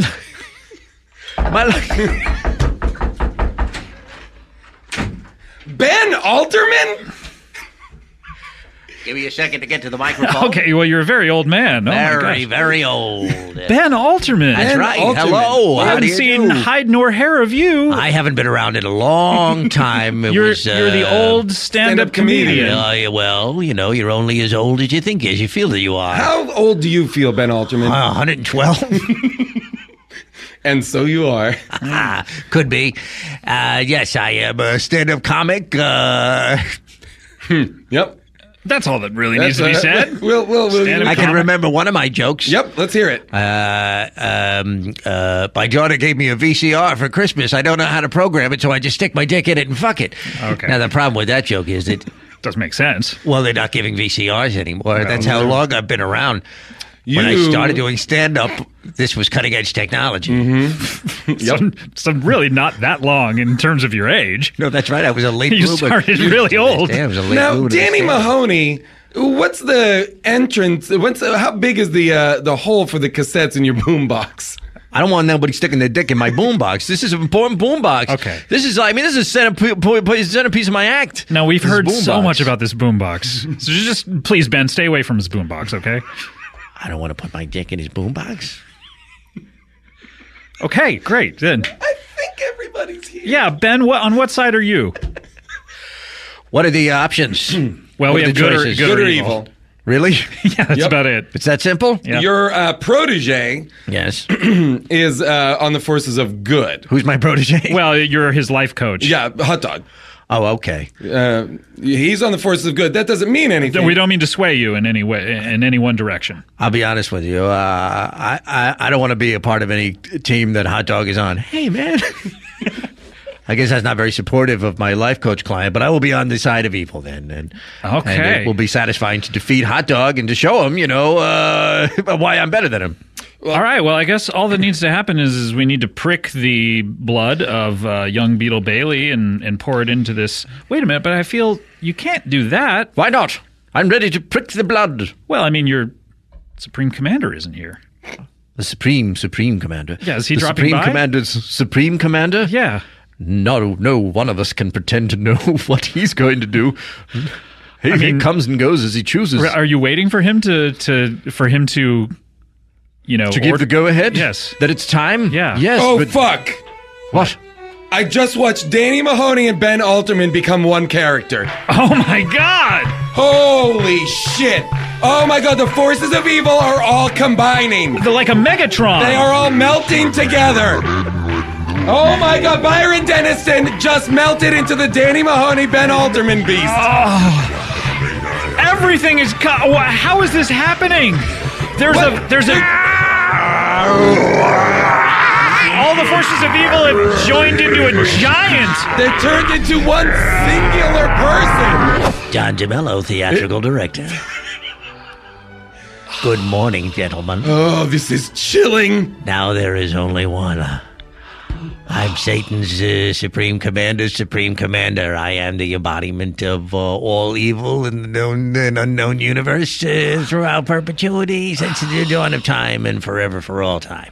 Whoa. Don, I should have known that about you. You've been a disgusting human being the entire 300 episodes. So do you separate your essence into these minions and these people on Earth? Do you divide your body? Is it like a Horcrux? Oh, is it like a what? A Horcrux from the Harry Potter books? A Horcrux? Yeah. This is something that appears in these Harry Potter books? Now that you mention it that way. Horcrux? Yeah. Listen, I know a lot about the crux of a whore. Yeah, okay. But yes, I am capable of dividing myself into any number of people to carry out my wishes here on Earth. Wow. To confuse people. That's been largely what I've been up to. Just to confuse people. Confusing people. So that... Cactus Tony is so mad right now that Don DeMillo's in the room. You son of a bitch, you set me up for that Rottweiler thing. The police was here and I had no choice but to jump out that window and I ended up getting... Oh my God, Cactus Tony, you're being absorbed into Don DeMello's body. Oh no! Come to me. Oh my God. Oh no, it's terrible. He wanted to be on the forces of good, but he's actually just another essence of Don DeMello's personality. I have the power to subsume people. Oh, now, Don, do you have any productions coming up? Oh, yeah, we should I'm talk very glad that you asked me. Because I mean, I know everything's going to end. Things are hell's dark. Gonna open Things up. are bleak. But do you have anything you want to plug? Well, you know what they say, the show must go on. Yes, this great battle between good and evil is commencing, but I'm still in previews right now for Don DeMello's production of Disney's Frozen. And, boy. Yep. How's it work? Frozen, one of the most popular movies of the year, Oscar winner for best song. Yep, for best song. How does your version of Frozen go? Well, we got some girl in there. She's a real hot lady, and she's one of those topless princesses, and she's locked in a castle. Okay. And her parents won't let her out because she turns things into ice or some shit or whatever. So she's a hot lady who turns things to ice. Sure, okay. And she's up there, and she's got a song. We gave her a song that we're hoping wins something like "Let It Go." Wins an award. No, she's got a song that goes, "I'm locked in a castle. I can't fuck anything, and nothing can fuck me." Okay. And meanwhile, down in the town, there's these trolls who hear the song, and they go, "We'll see about that." Oh, dear. Huh. Okay. And any snowmen that come to life or anything like that? Yeah, there's a snowman that comes to life. Yeah. This is just a guy covered in whipped cream. Boy. He fucks this girl. Yeah. Okay. All right. And it's a great show. We cover this whole stage in whipped cream during. Oh wow, that sounds slippery. There becomes an eternal winter, and a bunch of girls come out there, snow fairies or something, and they're licking the whipped cream off each other. A little vague on these details. It's really we're only in previews. Now the whipped cream, I feel like having food on stage. Yeah. Now, do you still have dogs in the theater? Yeah, there's Rottweilers upstairs. See, I feel like the food is going to attract those dogs. Well, not only that, but I got some real live reindeers that I trapped up in Canada. Oh, no. With bear traps. Oh, no. Their legs are all fucked up, but they... Oh, yeah, those are only meant for bears. The bear traps? Yeah, they'll fuck up a reindeer leg. I was looking for reindeer traps. They don't carry them. Yeah. Over there, Black & Decker doesn't make one. Are you sponsored by Black & Decker? He has the voice of a Black & Decker sander. Oh, that's true.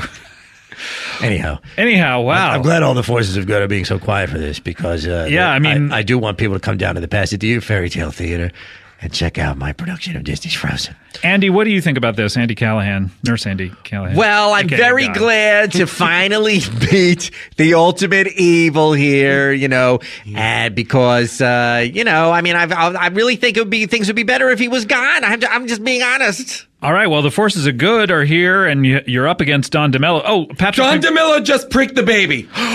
The baby is bleeding. That's right, Beetle. The baby, a drip of blood is dripping down the baby's leg. Who's getting horny? If the blood enters the hole that is in the rock, it will open the gates of hell. Quick, and Patrick McMahon!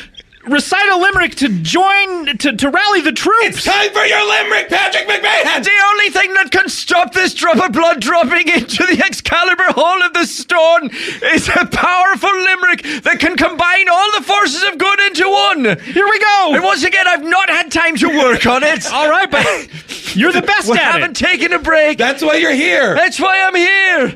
Oh my God. The forces of evil are one. This battle ain't gonna be fun. But we've got to prevail. Use stamps.com to help with your mail. Oh, boy. They're going to be thrilled. What was the first line? Fun. Thank you so much. 2,000 pounds. A limerick is more powerful than a gun! Oh, like a gun robber! Right! Dalton, how does that make you feel?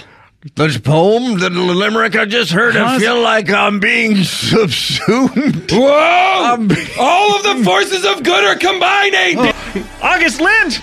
Oh, hot dog! Get out of here, hot dog! Yeah, we're not... Yeah. Screw you, you shouldn't have been here anyway. You must buy your wife and leave this much jewelry to buy your wife! Oh, they're all combining into Nurse Andy Callahan. Well, here I am, and all the other guys are a part of me now, and that's how it works. And so I am God now, and I've combined all the good parts of me. Yep. And so, listen, I'll tell you what's going to happen right now. You can't stop it. Are you going to wrestle?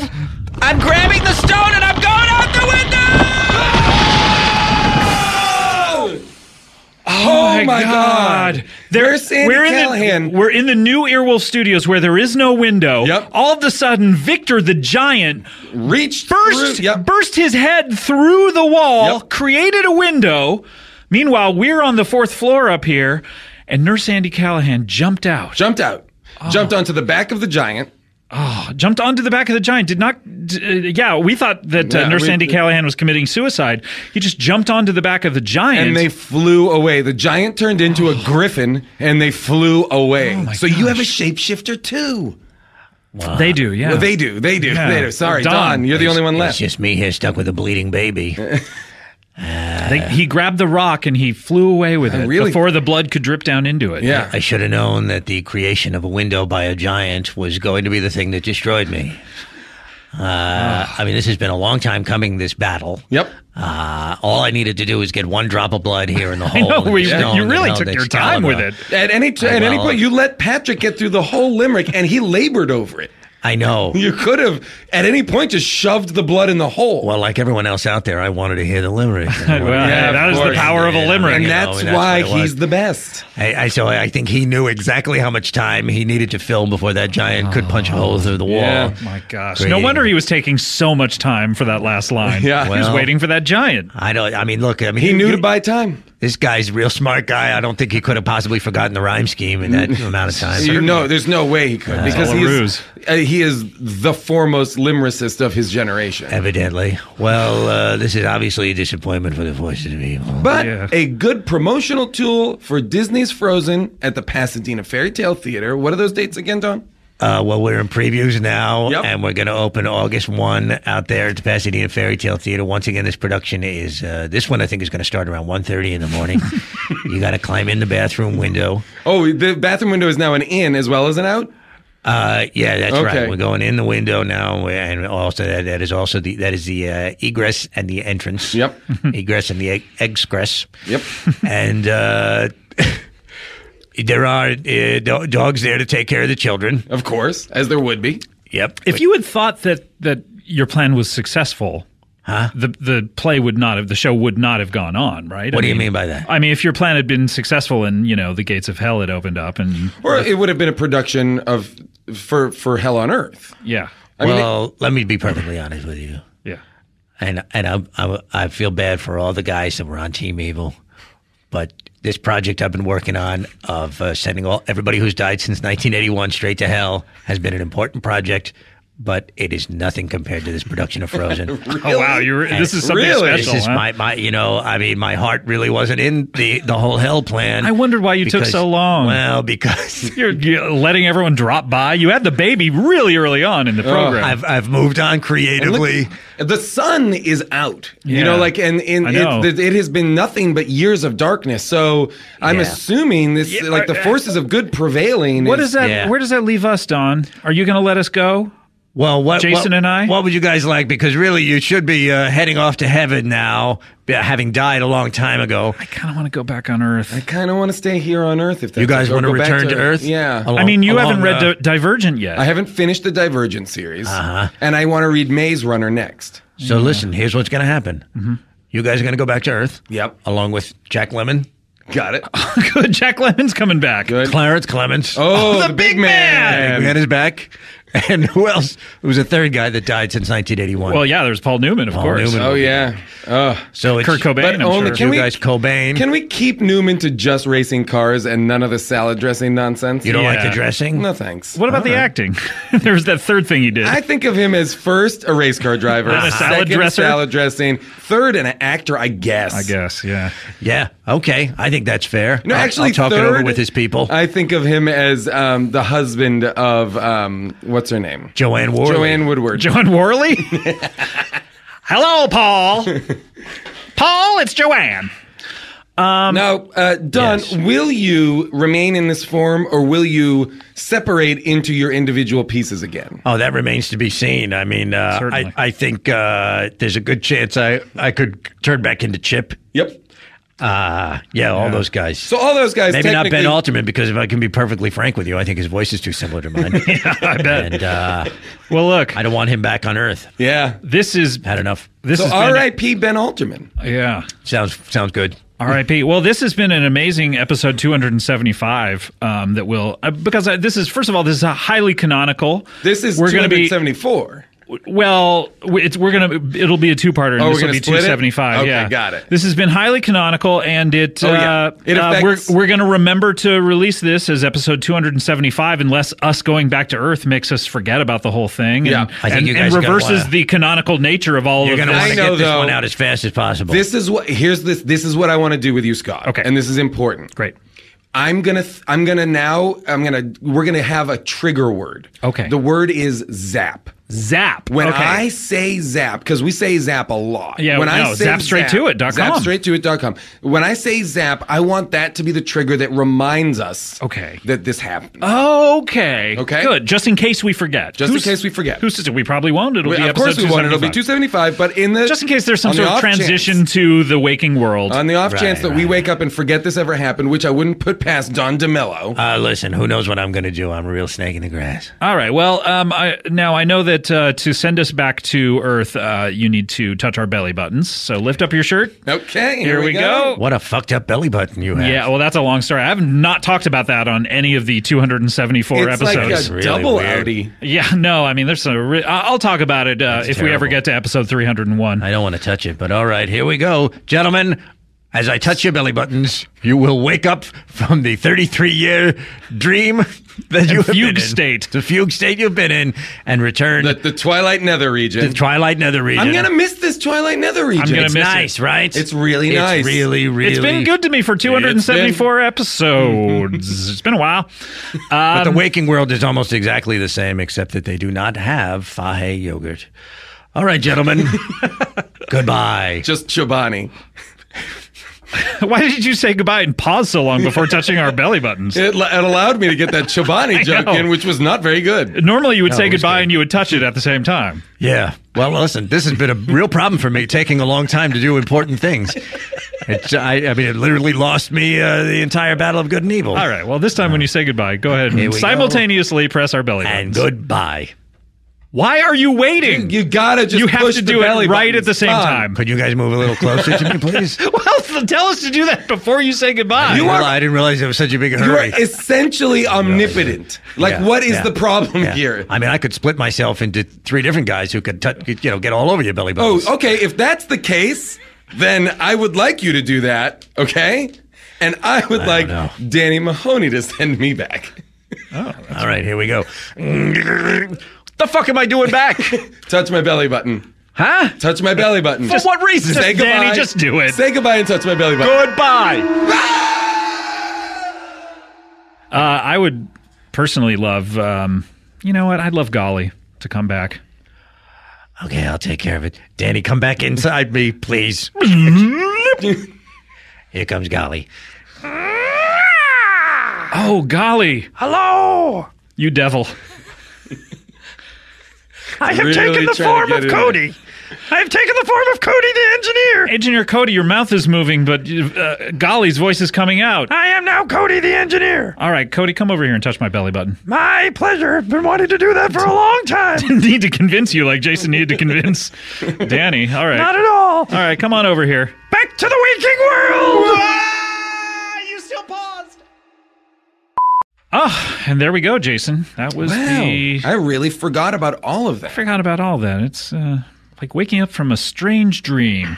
So that is that was the continuation. That's what we should have aired. We should have aired. Thank you, Cody, for finding that. Actually, thank you. Yeah, I guess so. When you said zap, I guess that it. We just heard the why that worked. Jogged the old memory beam. Yeah. Just like a real post-hypnotic suggestion, like a Manchurian candidate situation. Well, Jason, this has been an amazing episode 300. I mean, I'm sorry we didn't record much more than 15 minutes. I don't mind, I don't mind. It gets you out of here really quick. I know you had somewhere to go. Gotta go. But before we do that, we should, do our last thing, which is called plugs. There's some shit that we wanna see. Go ahead and plug it, baby.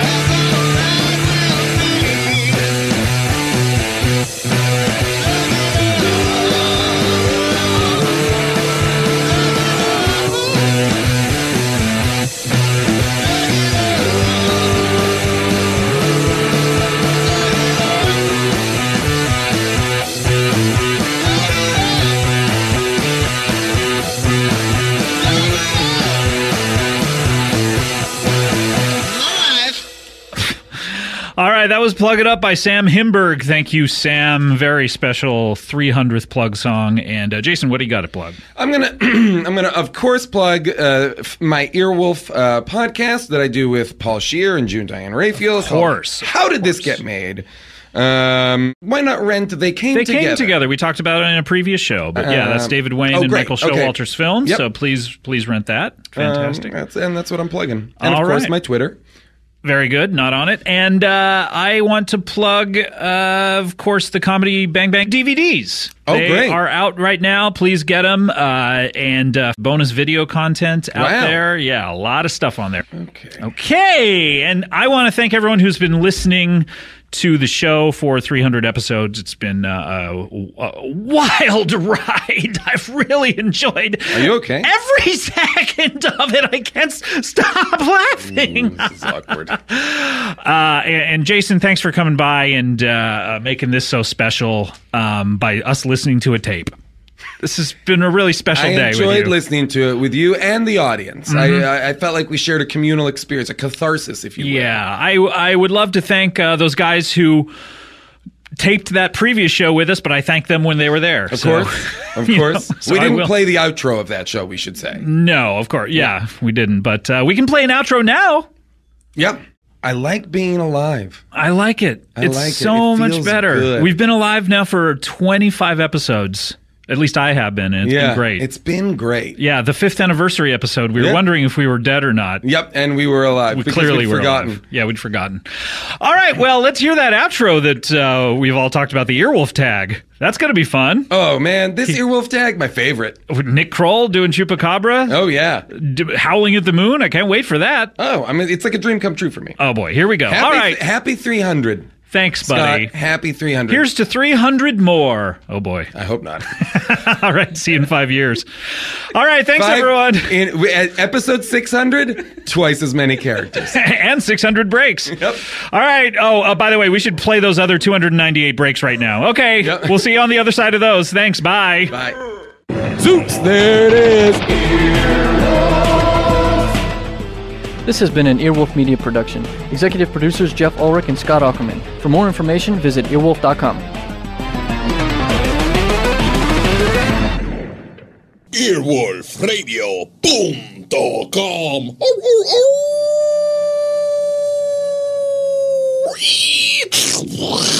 The wolf dead. While I do agree that fuck can be used as a noun or a verb, your substitute teaching days are finished. Welcome to Comedy Bang Bang.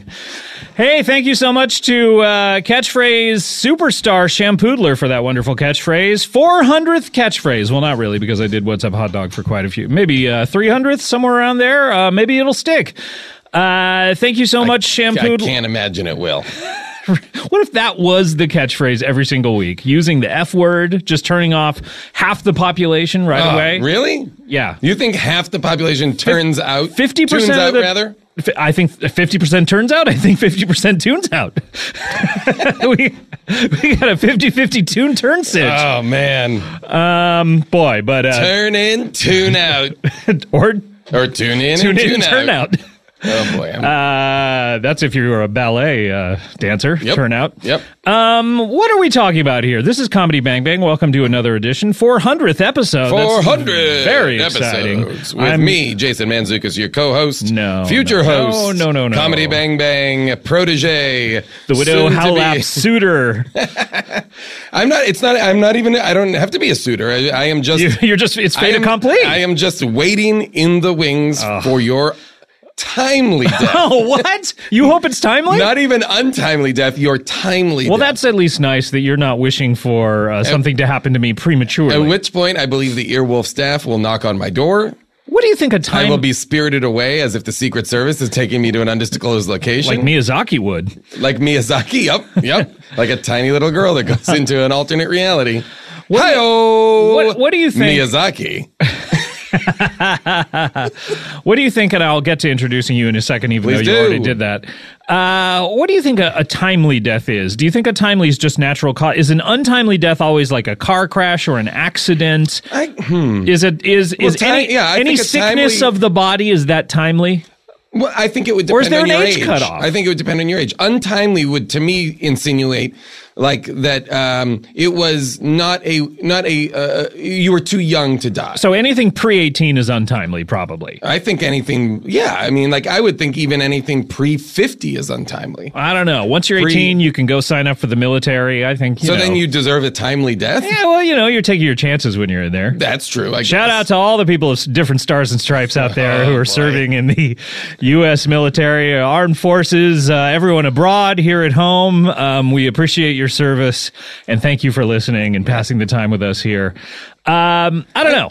I think I would love it if we got some tweets or some thoughts from service members. Get tweets? You're just basically pawning this all off on me. Owning it. What is it? Hashtag at Scott Aukerman. You don't even know the bare minimum of how Twitter works? You know what I mean. Just hashtag at Scott Aukerman. I know you're a lurker. I know you're a lurker out there all the time, right? Of course. Yeah. Hey! What's up, Scott Aukerman? What? Hey, man! It's Whoa. me! Did we I heard the words, what's up, hot dog? Did you say it? Because I heard it. I said hot dog. Did right? you? I think I said hot dog. It's me, hot dog! Hey, hot dog. Hey, I know you. What's going on? Hey, you know Jason over here? We've met before. Absolutely. J-Dog? He's J-Dog. You're hot dog. Yeah, oh, that's funny. Did you change your name to J-Dog? No. It's you just guys related? Okay. It's just a bit. The dog family? It's just a bit. Okay, well, you should change your name, though. Because my life has been so much better since I changed my name. Oh, really? Just super quick question. What was your real name? Oh, I don't talk about what my original name was before. I'd love to hear that. I feel like the 400th episode is a great place to really reveal that. No, you know what? Because that's the old me. I don't talk about the old me anymore. I've been a hot dog for a long time now. You know, ever since I really became pretty much the preeminent hot dog in the world of water skiing. Well, more than 40 years ago, you changed it. Yeah, that's right. Back before the skis. Changing your name predated before the skiing. I started water skiing. Yeah, I think that's probably true. Yeah, because I was a hot dog in very many different aspects of my life at that time. Oh, really? What aspects? Have we talked about all these? Just being a hot dog at grocery shopping and stuff like that. How does one hot dog win one grocery shop? You ever see like somebody going through the store like throwing stuff into their cart from quite a distance? You know what I mean? Man, you know what I mean? How far? This is fascinating. Hey, it's a great question. The entire aisle? Yes, the entire aisle. Just sinking shots? Boom, boom, I would specifically choose supermarkets that have the longest aisles. The longest aisles. And I would say, yeah. For the longest aisles in the supermarket. You have the deep voice. You should be longest. Thank you. All right. I didn't know. Wow. Yeah. I'm setting you up here. I'm singing like, Billy Joel doo-wop, and you're not joining in. Is everything okay? Well, Billy Joel was more of a pretender to the doo-wop style. I think he had a lot of nerve messing around with that style. Wow. Hot dog is a purist. Yeah, I'm sorry. I didn't know. I thought it was an homage, and he was just, to the music he loved as a boy. I have it on good authority that the guys in Shout Out Now were pissed off when that Uptown Girl album came out. And said he's got no fucking right, walking all over our dicks. And they were like, fuck him. And then I heard that there was a rumble that was scheduled, and Joel didn't show up. Just a scheduled rumble? There was a scheduled rumble. They all had it in their daytimers at that time. It would have been daytimers. One Joel versus all of Shout Out Now? Joel was told. No wonder he didn't show up. He was told you could bring the members of your band, bring anybody you really? want. Yeah. So Liberty DeVito, his drummer? Apparently, DeVito was training for the fight, is what I heard. Really? Oh, wow. DeVito, he was ready for it. I heard that Elton John was going to come because they were touring together. Oh, of course. Yeah, of course. And then famously disliked each other, and Elton John gave Billy Joel a motorcycle. Oh, is that right? Yeah, you know quite a lot about motorcycles, right? I do. I sometimes just as a hobby, I'll take a motorcycle apart, and then that's it, and then I don't put it back together. You never put it back together? Nah. Do you sell it for parts? Have you gotten better at taking them apart? I'm one of the best. I'm a hot dog at taking motorcycles apart. How long does it take you to take it apart? I can strip a motorcycle down to all of its individual parts in about 2.5 years. That's quick for a motorcycle. Wow. It is. Any kind of motorcycle. It's from like a little, little to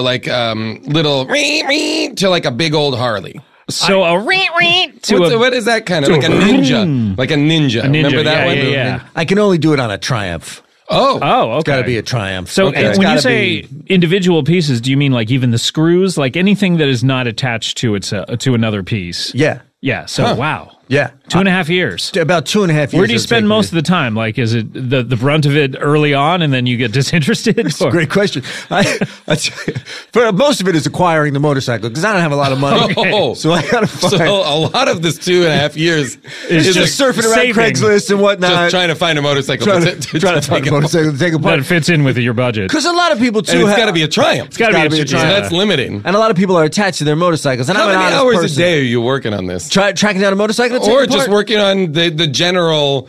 In those 2.5 years, the project in general. How many hours a day are you working? When I've got an active motorcycle project going, I typically do it between 18 and 19 hours a day because you don't want to sleep. You don't want to sleep. Wow. Now because that thing needs to be taken apart. Yeah. It's crying out to you from the driveway or wherever you have it. I am whole. And I am whole. Shatter me into pieces. That's right. Yeah, and when you're asleep, all you're doing is dreaming about the next pieces that gotta go. The next piece is like I can imagine, just like it's like. And a puzzle. so you just have all the right tools for Triumph motorcycles? Oh no, I don't have any tools. I don't have any tools at all. Really? You doing it with your teeth, or are you doing it with? I'm doing it with my fingers. Wow. And sometimes with my teeth for sure. Can I see your fingers? Do you mind? Yeah. Here are my fingers. Oh God, those are gnarled. Yeah, I mean, like that would be. I would think very difficult to undo some of those machine. Drilled in screws. That's exactly right. It took a such. machine to put it on there. It takes a man to take it off. Wow. That's what I always say. That's what you always say. I always say that. It takes a machine to put it on there. If it took a machine to put it on there, only a man can get it off. Wow. That's a t-shirt. That's how it goes. Well, that's fantastic. I mean, that's a hobby for you, although it takes up quite a bit of your time for 2.5 years. When I have an active 19 hours a motorcycle day. going. Yeah. And how often you're a man in your 60s or 70s? I just turned 60 years old. You just turned 60. And yet, so 40 years ago, over 40 years ago, you changed your name to Hot Dog. Yeah. That's right. So this was in your teens? I guess so.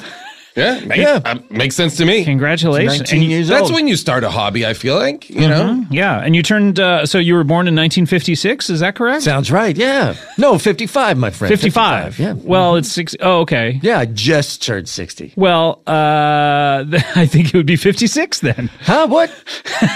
Because it's 2016. Yeah, but I'm saying my birthday's in December. Oh, I see. Yeah.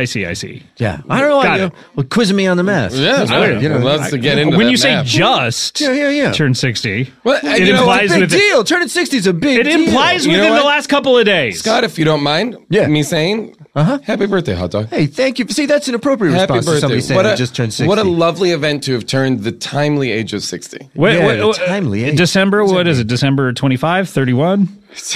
December 3rd is my birthday. December 3rd. Oh, nice. December 3rd. Mine's December 18th. Is it really? Yeah. So I also just had a birthday. Happy birthday to you, my friend. Thank you, Hot Dog. Yeah. That means a lot. Jason, you didn't just have a birthday. It's 3 months ago. No, it was a month ago. 2 months ago. Right. 2 months ago at this point. Sorry. I'm gonna sing you happy birthday. Oh. How about that? I would love it.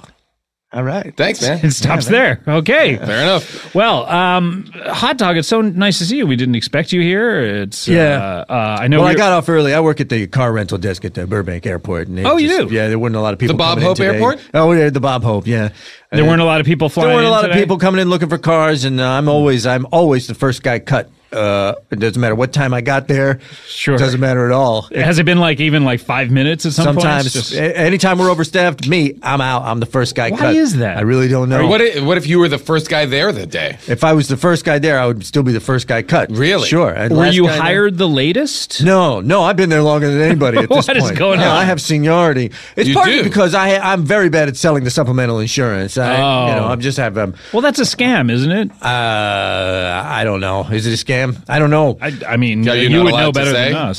There's a lot of pressure on us to sell the supplemental insurance, and as soon as it comes time to do it, I just turn into a mess. And I bet we could probably help you with that. I cry. Sometimes I'll break down and I'll just cry. We cry right there. can role play this if you want. Yeah, to let's help role you play get this. better I don't know, at guys. it. Okay, Jason and I are a couple, and Okay. we're Here looking we to are. buy. You know what? Oh, If you've got man. a map of Hollywood sites, we'd love to. We want to see the Hollywood sign. Sights and sounds. If you have a map of sounds as well, I would love to. Oh, a map of sounds, man. Yeah, That's wild. you No, I know, don't like have if that. there's any famous sounds happening in Hollywood, what would those be? Can we not Famous can we sounds not of do this Hollywood? right now in front of the guy? Can we We're not trying do to get what? the car. We're trying to get the car. I know we're trying to get the car, but I'm just he like... thinks he's funny. He thinks he's funny. This is not Why uncommon. did I ever marry you? We're just here on a vacation. Hey, this is okay. And I want it to be a relaxing vacation, not when you're getting jumping down my discovered throat right now at the rental. Well, who knows? You're This guy- not going to be famous from this joke at the rental car. This guy probably works elsewhere other than a rental car place. Maybe he is, sings in a What, band. he's a talent agent? Or, sings for a famous doo-wop. I'm sorry, 50s sir. man. Well, I'm sorry that you had to witness I that. sell hot dogs? No, I sell sunglasses. I'm in the market for a hot dog. Man, really? Yep. That's funny because my name is Hot Dog. It is? Yeah, What? my name is Hot Dog. It says Oh, right here on my so name nice to tag. meet Hot you. Dog. Oh my gosh. Oh, I That didn't is see true. it. Oh, yeah. Well, there's a relish stain on your name tag, so it's obscuring your name there. Oh yeah, sorry. I should wash that off. Do you usually want a car? Yeah, we'd love Of course a car. we want a car. Okay. Maybe a convertible. Sure, Just this- because it's sunny California, you know? But the top, not the bottom, because then we'd fall through. What are you doing? No, we don't have any convertibles that don't have bottoms. What do you mean? What The is bottoms that? are never a bottomless car? I don't know. I just want him to make sure that, it's the top that comes I'm off. sorry. Not the bottom. That comes I'm off. sorry. On our convertibles. Do you guys want Hot dog?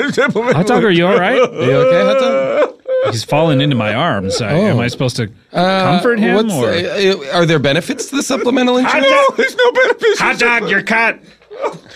Shit. See, that's what happens. Okay, I Then see what gotta go. happens. The manager sees you break Why down did you crying. start crying, though? What does supplemental insurance make you think of? Because I just know I'm not going to sell it, and I know the boss is going to get mad at me, and I know I'm going to get yelled at. I'm just terrible at selling stuff my own insurance. Yeah. It's horrible. How about this? All right. What if when you go to, we're going to do another one. What if when Okay. you go to sell us the supplemental insurance? Okay. It's kind of like what they do with people who stutter. You sing it. Oh, all right. there we go. So it's Okay. like the King's Speech or something Yeah. like that. So but instead for of a that, you dimwit. sing it. All right, Let's all see, right. because you seem to be very happy when you sing. Okay, I could do that. Okay, so All right, yeah, here we we'll go. take. Okay, here we go. Are we the same people? Because I didn't like our relationship. Our in that. relationship was very flawed. Yeah, I'd love that to was, be in a committed, loving relationship Absolutely. where this is a Great. wonderful. I'm on board. But it happens a lot, guys at rental desks for rental cars are often, counselors are often, relationship counselors. because Really? This is a time. Yes, there's a lot of arguments. It's very stressful coming into that Bob Hope Airport. Yes, it really is. Yeah. It's a zoo. They move tens of hundreds of people through there every week. It's a nightmare. All right, here we go. Okay, Ready? here we go. All right. Yeah, how you doing? Hey, good. I love you. I love you too. I'm so excited to be on this trip. We're here on our honeymoon. Oh, beautiful. Hey, Yeah, thank you so much. congratulations. We'd love a convertible car to see the sights. Oh, you got it. Absolutely. Hey, but I got a question for you. Yep. Dip, doo, dip, dip, wah. Sure, we'll take the supplemental insurance. Yep. Yeah, whoa. It worked. It worked. Wow. Is this like some sort of I am Groot situation where you understand what he's saying when he says dib dib dib dib wah? Oh, man, that's amazing. Great. Yeah. Where do we sign? I don't know. Oh, no. Sing it. Dip, doo, dip, dip, wah. Oh, right here. Great. All right, here we here go. we go. And there you go. All right, honey. I love you. I love you.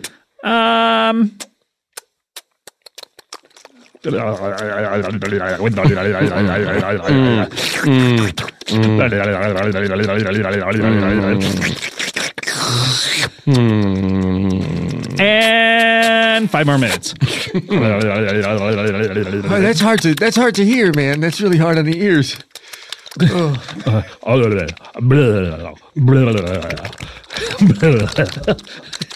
Your butt is so loose. All right. And scene. Oh, that was fun. Wow, thank you very much. That really, you might have just changed my entire professional outlook over Happy there. to help, Hot Dog. But look, working at the rental desk, I honestly, that's just the thing I do for money, as well as selling sunglasses down at the Pier of Manhattan Beach.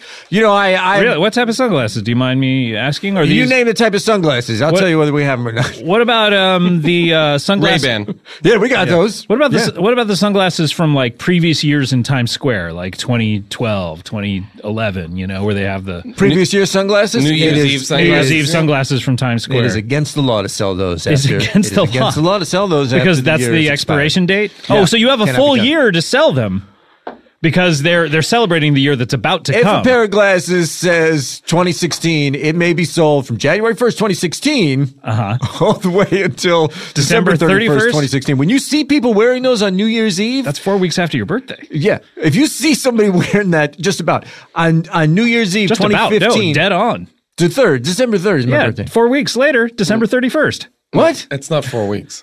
28 plus 3 equals 31. Holy crap, this guy's really good at math. Whoa. What I'm saying you is, just blew my mind. Fuck both of you. You just blew my mind. What man. I'm saying is, on your birthday, yeah. You can be celebrating, but you can also know that you have a time limit of, okay, 4 weeks from now, I need to stop these. You can wear these glasses. But this is the important part, because if it's This is the important part. If it's New Year's Eve 2015 and you see people wearing 2016 glasses, can they be arrested? They can be arrested. They got those glasses illegally. It is not legal to sell them. So the people wearing can be arrested as well because it's stolen property? Possession. Oh, and that is why it is so fucking stupid to go to Times Square and walk around there on camera. In last year's every glasses. one of those people, it may take the police a while because there's a lot of them. They round them up. Don't go there thinking I'm going to wear the 2016 and then swap it into 2017. No, don't do it. You've got to be wearing 2017's glasses next year. No. That's what I'm saying. It's New Year's, this upcoming New Year's Eve, which is a ways off. You got to be wearing 2016 glasses. Okay. That's what I'm saying. If you're wearing 2017, you can swap them at the stroke of midnight. Right, so now 2017 glasses. So it's illegal to be wearing 2017 before it actually hits 2017, but is it also illegal to be wearing 2016 when it is no longer 2016? It's not illegal. It's just inadvisable. Okay. Oh, so I could wear currently. It's illegal to sell them. It's not illegal. I could walk out the door right now. Yes. With glasses that say And I wish you would. 2013. You could and be within the law. But I can't sell those to you, my friend. I see. So then it's just a matter of being able to sell or not. I can do with them what I want as long as I've purchased them legally. That's correct. Possession of those glasses is not possession of glasses before the year. Right. So I guess the only thing that's not adding up about your story is at the beginning when you said that it was illegal to sell previous year sunglasses. It's illegal to sell them in the Star Wars prequels where it's just about the Senate. Yep. Like people are saying, get to what he's really here for. And just like the Star Wars sequels, this holds together. It's illegal to sell glasses from a previous year. Right. But you just said it was inadvisable. It's inadvisable to wear them, my friend. Yeah. Okay, all right. It is illegal I'm not to following. sell them. I get it. It's not illegal. Yeah, I get it. All right. So you're in your capacity as a sunglass seller on the Santa Monica Pier, having to deal with a lot of law. Oh man, the regulations. It's crazy. It's insane. Now, is this federal? That's why I'm for Trump. Is this federal or is this state? This comes down from federal. Oh wow! And a lot of it is Big NAFTA. government. A lot of it is NAFTA. Oh, okay. North American Free Trade Agreement. Yeah, a lot of it's NAFTA. So you're dealing. I'm with all about the free trade and fair markets. Well, fair market. We got absolutely. screwed on that, and that's why I'm for Trump. Yeah. But anyways, I'm now. God willing, things will be different. In Hot a few Dog, years. you're a Trump supporter. Sure, I am. Oh, that's I'm stumping for Trumping. Okay, stumping for Trumping. Yeah. Is that so? Are you going around to different states with him, or what are you actually doing? No, I have not actually traveled with Donald Trump. I've written him some letters, and do you do campaign do you appear at campaign things doing hot dogging stunts or anything like that?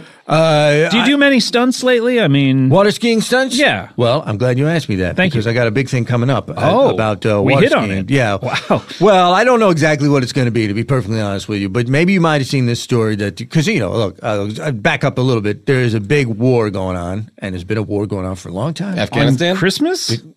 Christmas? No, not the war on Christmas. Not the war in Afghanistan. No. Okay. That's not that is a very anymore. big war. Drugs? No, everything's fine in Afghanistan. Don't believe what you read. There's war on drugs. I'm talking about the war between water skiing and surfing. And this war yes. has been raging since the 60s. Yeah. It's been a lot of casualties. I know where you stand on this issue. The water skiing, I'm a legend of water skiing. You skied on those salamis? I'm the first guy to water ski on edible water skis. I'm the first guy to introduce firearms to water skiing. I'm the third guy to have sexual intercourse on water skis. Third guy. I'm the third guy. Who were the first two? Do you mind? There's a guy named Crazy John. Uh-huh. And then a guy named Abraham. What was it? Abraham's last name. What was Abraham's last name? And when you were doing it for the third time, Appleby. Abraham. When you were doing it for the double A? Yeah, double A. When you were doing it for the third time, were you doing it with one of those two gentlemen? No. See, because then whoever you were doing it with would co-hold that title. You're getting into a dicey area because I am the third guy to have sexual intercourse. Oh, I see. The third man to have sexual intercourse on a pair of roller skates. Were 1 and 2 doing it with each other? No, they weren't. They had ladies on, so a lot of women water skiers are up there saying, what about, what if she's the first woman all that stuff. And were you doing it with the first woman? Some people are saying no. I was doing it with the second woman. You were doing it with the second woman. I was doing it with Abraham Applebee's girlfriend at that point. Oh, wow. So she had already done it. Yeah, and she did it with Abraham. Is that why you wanted to use her? Is because she had experience? Exactly. I'm not going to get out there with a novice. Sure. I want to. Not like Abraham did. And you're not. No. And you're Abraham, not afraid. He took stupid chances, as did Crazy John. You're not afraid to take Double A's sloppy seconds. Not at all. Mm-hmm. Not at all. In fact, your whole life is about sloppy for a period of time. Every girl I dated had first been dated by Crazy John or Double A. Yeah, no, I never went. I think almost everyone you date in your life will have previously been dated by someone. Oh, of course. But the same person. The same person. That is a little weird. You're right. Yeah. Not weird. It worked great for me because Are you still with her? What is your personal life again? No. Remind us of your personal backstory. I'm a widower. Oh, right. No. Weren't you making her into...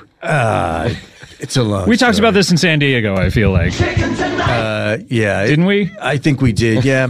I know. You're making her into hot dogs. I've gotten a lot of bad feedback about that since I talked about that publicly. A lot of people feel like, disrespectful to a human being. To turn another... It's one thing to say, when I die, I want to be turned into hot dogs, which I do. Right. But who's going to do that? There's a guy out in Germany who owns a pretzel factory. He says, "Give me no problem." Right. Okay. He's going to take care of that for me, and I'm looking forward to that. Because part of it is first of all, like everybody, I'm looking forward to being dead, and secondly, of course, in a timely fashion. I hope so. Yeah. But who's going to get these hot dogs? Can I have one? Well, I go back and forth on this. Yeah. I have made up a list of my enemies, people who I want to eat me. Oh, wait, so this is reserved for enemies because I knowingly would eat one. You would eat one on purpose? Are you trying to give them to enemies in order to without their knowing? Without their knowing that they're eating your intestines. That's the plan, and it takes a lot because I can't coordinate that. You understand? I'll be gone. Yeah. So I got to have. You have to have an executor. You need you need to build an infrastructure now while you're alive. And I have talked to a lot of executors, like professional, will executors, attorneys, and stuff like that, and a lot of them just go, "I'm not going to do that. I'm not going to feed somebody." Oh, really? They have to literally feed it to the person. Well, they have to engineer the mechanism by which they eat it. Well, how do you think they're going to do this and trap these people? I would choose food truck. Yeah, that's not bad. To me, it's very easy. We're having a memorial event for Hot Dog, and you just say show up even though you hated him. This is what you say we're going to be reading his will. You send somebody a letter. You say you got something in his will. Right. Who's not going to show up for that? Right. Smart idea. And because it was Hot Dog, we're also going to have a hot dog party. Everybody's going to eat hot dogs. And no one wants to turn down a hot dog at a hot dog party for a guy named Hot Dog. No, it would be incredibly disrespectful. And then they go, "Okay, what did I get in the will?" And then the guy goes, "You just got it, my friend." And then does he play a video where you say your final words to these people? Oh, that's a good idea. I got to get a camera and record a video to say, after they eat the hot dog, you just ate me. Yeah. You might want to buy a camera. You may want to put a motorcycle project aside in order to buy one of these things. I got a motorcycle now. Yeah. I'm about 9 months into this motorcycle. Oh my God! It sounds to me like you still have a good long time to go. Year and 3/4. I'm not sleeping at all. Oh my gosh! You have bags under your eyes, and for a 60-year-old man to look as bad as you do, that's why I was surprised when you said 60. Oh really? Because you have giant legs. Tree stumps. Oh, from all the water skiing. No. I work out my legs. I go to the gym and I just work out my legs. Just your legs. Yeah, because you have spindly arms. Oh yeah, your upper body is slight. You look like Slender Man from the top and Party in the back. Well, a water skier doesn't really. You're like an arms. inverse Marissa Wampler. Because all you got to do is hold on to the bars there, and but it's the legs that really do the most to keep you upright. Yeah, I would imagine you're not flexing your. I mean, you're just holding them out and locking those arms straight when you're holding on to the rope. Absolutely, I work my legs, my legs, and my legs. Yep. But as I was saying, there was a big move in the war between the surfers and the water skiers. I'm sorry to tell you that. What happened here? You're getting emotional. I'm getting a little upset about it. The surfers. Yeah. The surfers recently got themselves in the Guinness Book of World Records down there in Huntington Beach for the highest number of people on a surfboard at one time. On one surfboard? One surfboard? And on one surfboard. How many did they get on? None of us in the water skiing community saw this coming at all. We were blindsided. It was an ambush. Wow. This was 66 people. 66 on a surfboard, and they are saying that they may have accidentally broken a second world record of the world's largest surfboard. So I mean, this is a big fucking deal, and it requires a big fucking response from water skiing. Okay. We gotta get out there because right now the surfers are looking at us, thumbing their noses at us, going, "We're in the Guinness Book of World Records again." And water skiers got to get out there and answer this thing aggressively. We got to go hard. What do you think?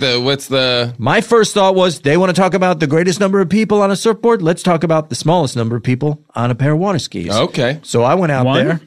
No, 0, my friend. Went out there. You just threw some water skis in the ocean? That's exactly what we did. And Guinness Book wouldn't even come out and watch. They wouldn't even come out and watch to authenticate it. How big was this surfboard? I mean, if it's like as big as an aircraft carrier or something, that's not a surfboard anymore, is it? I mean, I don't know. That's a great man. I feel like to get them on that technicality. I was going to say, I feel like you could find fault in this. I would love to get what constitutes a surfboard. Standard regulate. I would even go like 50 style wide board. Yeah.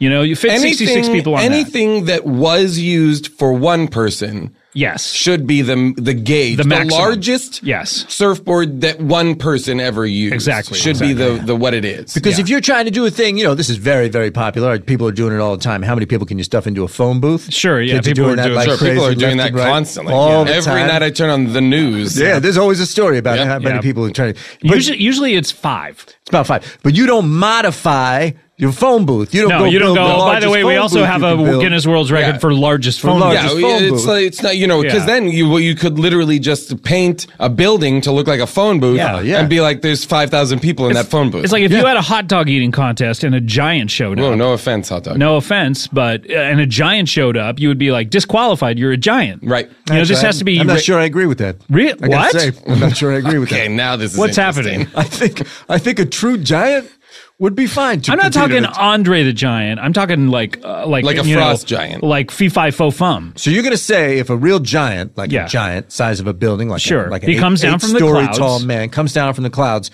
we're going to make all kinds of rules about what he can and cannot do. Sure. He's not allowed to participate in a hot dog eating contest. I don't think so. I think that's wrong. I would prefer he not be able to vote. Why can't he vote? The issues of giant people are important to at least him. He's born above the states, not in the states. Yeah. And this is why the Ted Cruz thing burns me up. He was born in Canada. Anyway, I am with you on that. Yeah. He's not qualified to be president. Yeah. So wow, so you're going to try to are you going to try to fit more people on water skis, or I mean, what do you do to chase? A lot of people have been on water skis when you think in terms of pyramids over time. We've been there, we've tried that. And of course, we could build gigantic water skis and we could put 1 million people on there if we wanted to. But I feel like we got to do something. We got to do something new, something they'll never see coming. I'm talking about. I'm in conversations with Elon Musk. I want to get water skis up into space. SpaceX.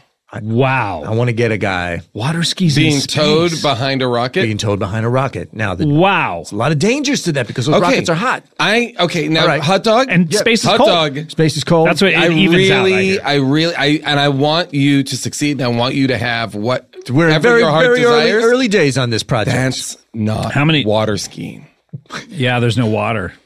That's just not water skiing. Oh, man. You have to obey the rules of the sport, which is you have to ski on water. But is there moisture in space? We need to get some sort of find out that. But you're space skiing. But let me say this: that is space skiing. You're asteroid hopping. I don't know a lot about space. But I have seen what do you know? Let's talk about what you do know. Let's break it down. Let's talk about what you do know about space. What do we got? What do we got? I know that there's no gravity up there. For sure, 0. Right? Yeah. There's no oxygen up there. No, of course not. Okay. For whatever reason, nobody can hear you scream. Yep. So don't. But it's mainly the oxygen thing. Yep. Is that what it is? Yeah. I believe so. They go hand in hand. Oxygen to scream or to be heard to scream? Yeah, all of it. All of the above. Anyways. And I don't think there's water. But I have seen video footage of a globule of water. You know what I'm saying? Like in the wait, that's all you knew about space? Can I just back up? Do you know about stars, planets, anything like that? Black holes? No, I don't. The galaxy? What are you talking about? I don't know anything about that. What about the Earth? There is water on other planets. Oh yeah, I will say that. I guess they found it. Do you know what a planet is? Mars. Mars, no. No, I don't know. You don't know Mars. Why is this so funny? When you look up in the sky, do you do that ever? Do I ever look up in the sky? Yeah. Yeah, At but night. I have very bad night vision. Yeah, when I look up at the sky, I often feel like there's all these white spots on my eyes. And Okay, no, those are terrible. Those are stars. You might have perfectly fine vision. You are seeing stars, my friend. You need to take off those 4 pairs of glasses you have on. And I'm not talking about the kind of stars that pass through the Bob Hope Airport. No. I'm talking about big stars. Celestial. Do you know that little hole that it looks like there's a hole in the sky? A big white hole. What you mean? Yeah. Yeah, sometimes it's bigger than other times. Sure, yeah, that's called the moon. No, that's on my eyes. No, it's not a spot on your eye. It's the moon. That's a spot on my cornea. No. Okay. It looks like Swiss cheese. A lot of people do call it the moon, but it's a spot on my eyes. Okay. So when they say, look at that beautiful moon up there, what you think they mean is look at that beautiful spot on your corneas. Because I told them about the problem that I have with my eyes. Yeah. That may Sometimes I don't remember telling them. I will say it all adds up. It all does. Just like the Star Wars prequels. Sure. All right. So back up. What were you going to say about space? I don't know. Oh, okay. So I was going to say, like, you could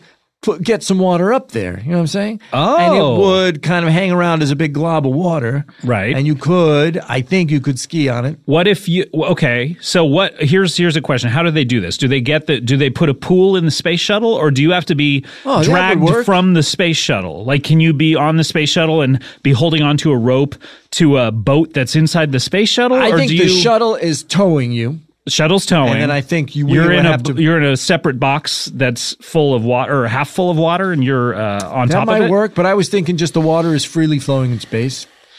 Okay. Oh, I don't think that's true. Why not? It's just sitting there.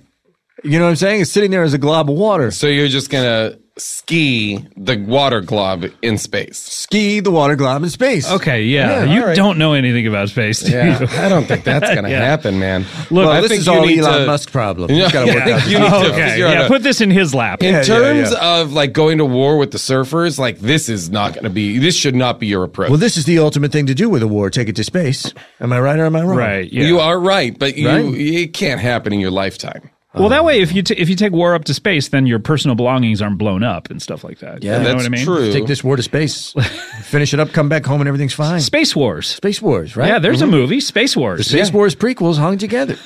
Thank you so much. What did he say? I would love that supplemental insurance. Oh, man, it really does work.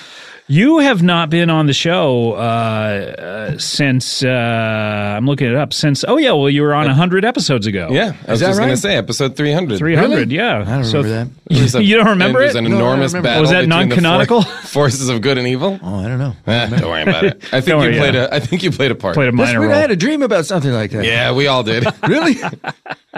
That's so strange. Yeah, it is weird. But hey, it's so great to see you back. It's great to be back. Especially, someone of your stature in the entertainment industry. As we may not have brought it up earlier, but you have auditioned for Sha Na Na. At the time I spoke to you, one of the last times I spoke to you was over 40 times. I don't know if you made it up to over 50. I have now auditioned for Sha Na Na for the full 50 times, once for every state in the union. Wow. And they had no gigs. Including Hawaii and Alaska. Including Hawaii. Well, Hawaii was the last one. They had no gigs scheduled in Hawaii, and I had to schedule a gig for them in Hawaii because they've got a policy. Sha Na Na's got a long-standing policy. No islands. No islands. That's what. But their other policy is whenever they're in wherever they go, you can audition in that state. And you can only audition once for each state. For each state. That's their policy, and I got to respect it. Wait, did you get in? Because all 50 now. I did not get in. Oh, that hot is dog. I'm so sorry. I did not get in. I'm so sorry. But, worse than that, actually. The dream is over. I mean, that was really bad. You cannot audition again. Well, look, there are a lot of people lobbying for statehood for Puerto Rico. Oh, okay. You know what I'm saying? That's a good point. Have you taken up that cause? That's one of the things I'm writing Donald Trump about all the time. Great. Because I feel like he's the guy to pick up that torch. 51. You get 51 states. I feel like people are not adding it because it's like 50 is a nice number. What are we doing? Right. But it deserves to be, right? And the other thing, just looking through the Sha Na Na bylaws, it's not clear to me whether you can audition on the grounds of an embassy in a foreign country. Oh, okay. That's interesting. So if you were to say book Sha Na Na at an embassy show in Japan, which is exactly what I'm looking into. Could you hold auditions? Could I have an audition there? Yeah. It is not explicitly stated either way in the bylaws of Sha Na Na. Does Sha Na Na know you? Oh, sure. Oh, yeah. Oh, yeah. They know me very well. Yeah. Screaming Scott and Donnie and Paulie and all those guys. They know me very well. What's your relationship like with them? And it's not great. The first time I auditioned, they had a lot of laughs at my expense, to be perfectly honest with you, you know. It seems which like I understood. A lot of men would have just quit right then and just given up. No, absolutely not. It put a fire under my belly. I said, I got to do it. Under your belly? I put a fire right under my belly. Really? Yeah. That thing needs to travel up in it. Yep. You got to get there's part of the that's problem. One of the things I'm working on. You got a fiery scrot at this point? You got to move that fire a couple inches up. I'm trying to get it's right around my pubic bone. Yeah, by the way, you may have crabs. I think you might have syphilis or something like that. Definitely probably have some sort of... Yeah. It's funny. Can I ask you about this audition? Did you also have unprotected sex with like a call girl or a hooker of some sort? No, but just a girl in the parking lot. Okay, yeah, you got to get that checked out. Is that fire under your belly still there? It's there all the time. Okay, no, you got to go to a doctor. I have not been to a doctor. No, I haven't been. I don't believe in doctors. I don't trust them. Wait, are you a Christian Scientist? No, I just don't trust doctors. Oh, okay. You know, and I also don't drink milk. But... One of the so anyways, what was it saying? Oh yeah, they had a lot of fun at my expense the first time I auditioned, and it's only gotten kind of actually, to be honest, gotten quite a bit worse from there. And then the last audition in Hawaii, where I had booked them to come to Hawaii because they had no date scheduled. Sure. So a surprise gig. Was there an audience? Did you sell tickets, or was it just? No, I just I booked a conference room at the Hilton Hotel down there. Right. And I told them, you got a gig at the Hilton, and I pretended to be a Hawaiian. To book them for that gig. Oh, really? Let's hear a little bit of your Hawaiian. I was talking about Maloa Halawala and stuff like that on the phone, and it worked. Yeah, it worked. They showed up? They showed up. Yep. Yeah. I told them their opening act was going to be that really fat guy that sang the Somewhere Over the Rainbow. Recently passed away. He did die, I know, but they didn't know that. They didn't cross-check that. Nope, they didn't look it up. So that's bad on them. I also told them that Don Ho was going to close out the show. He's been dead a long time. Okay, so they were middling. Interesting. Yeah, they agreed to come to Hawaii in middle. They did. Well, I mean, Don Ho, come on. Yeah, well, yeah. Local hero.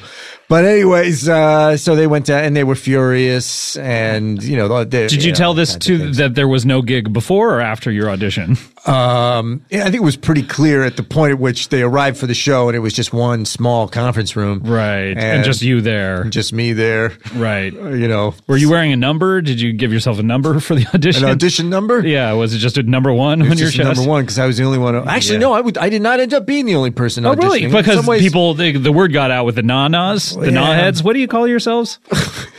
Nah, guys. The nah guys. Yeah. Exclusively men in this? It's only men, yeah. I don't think they'd ever let a woman in Shana, no. But there is Shinana.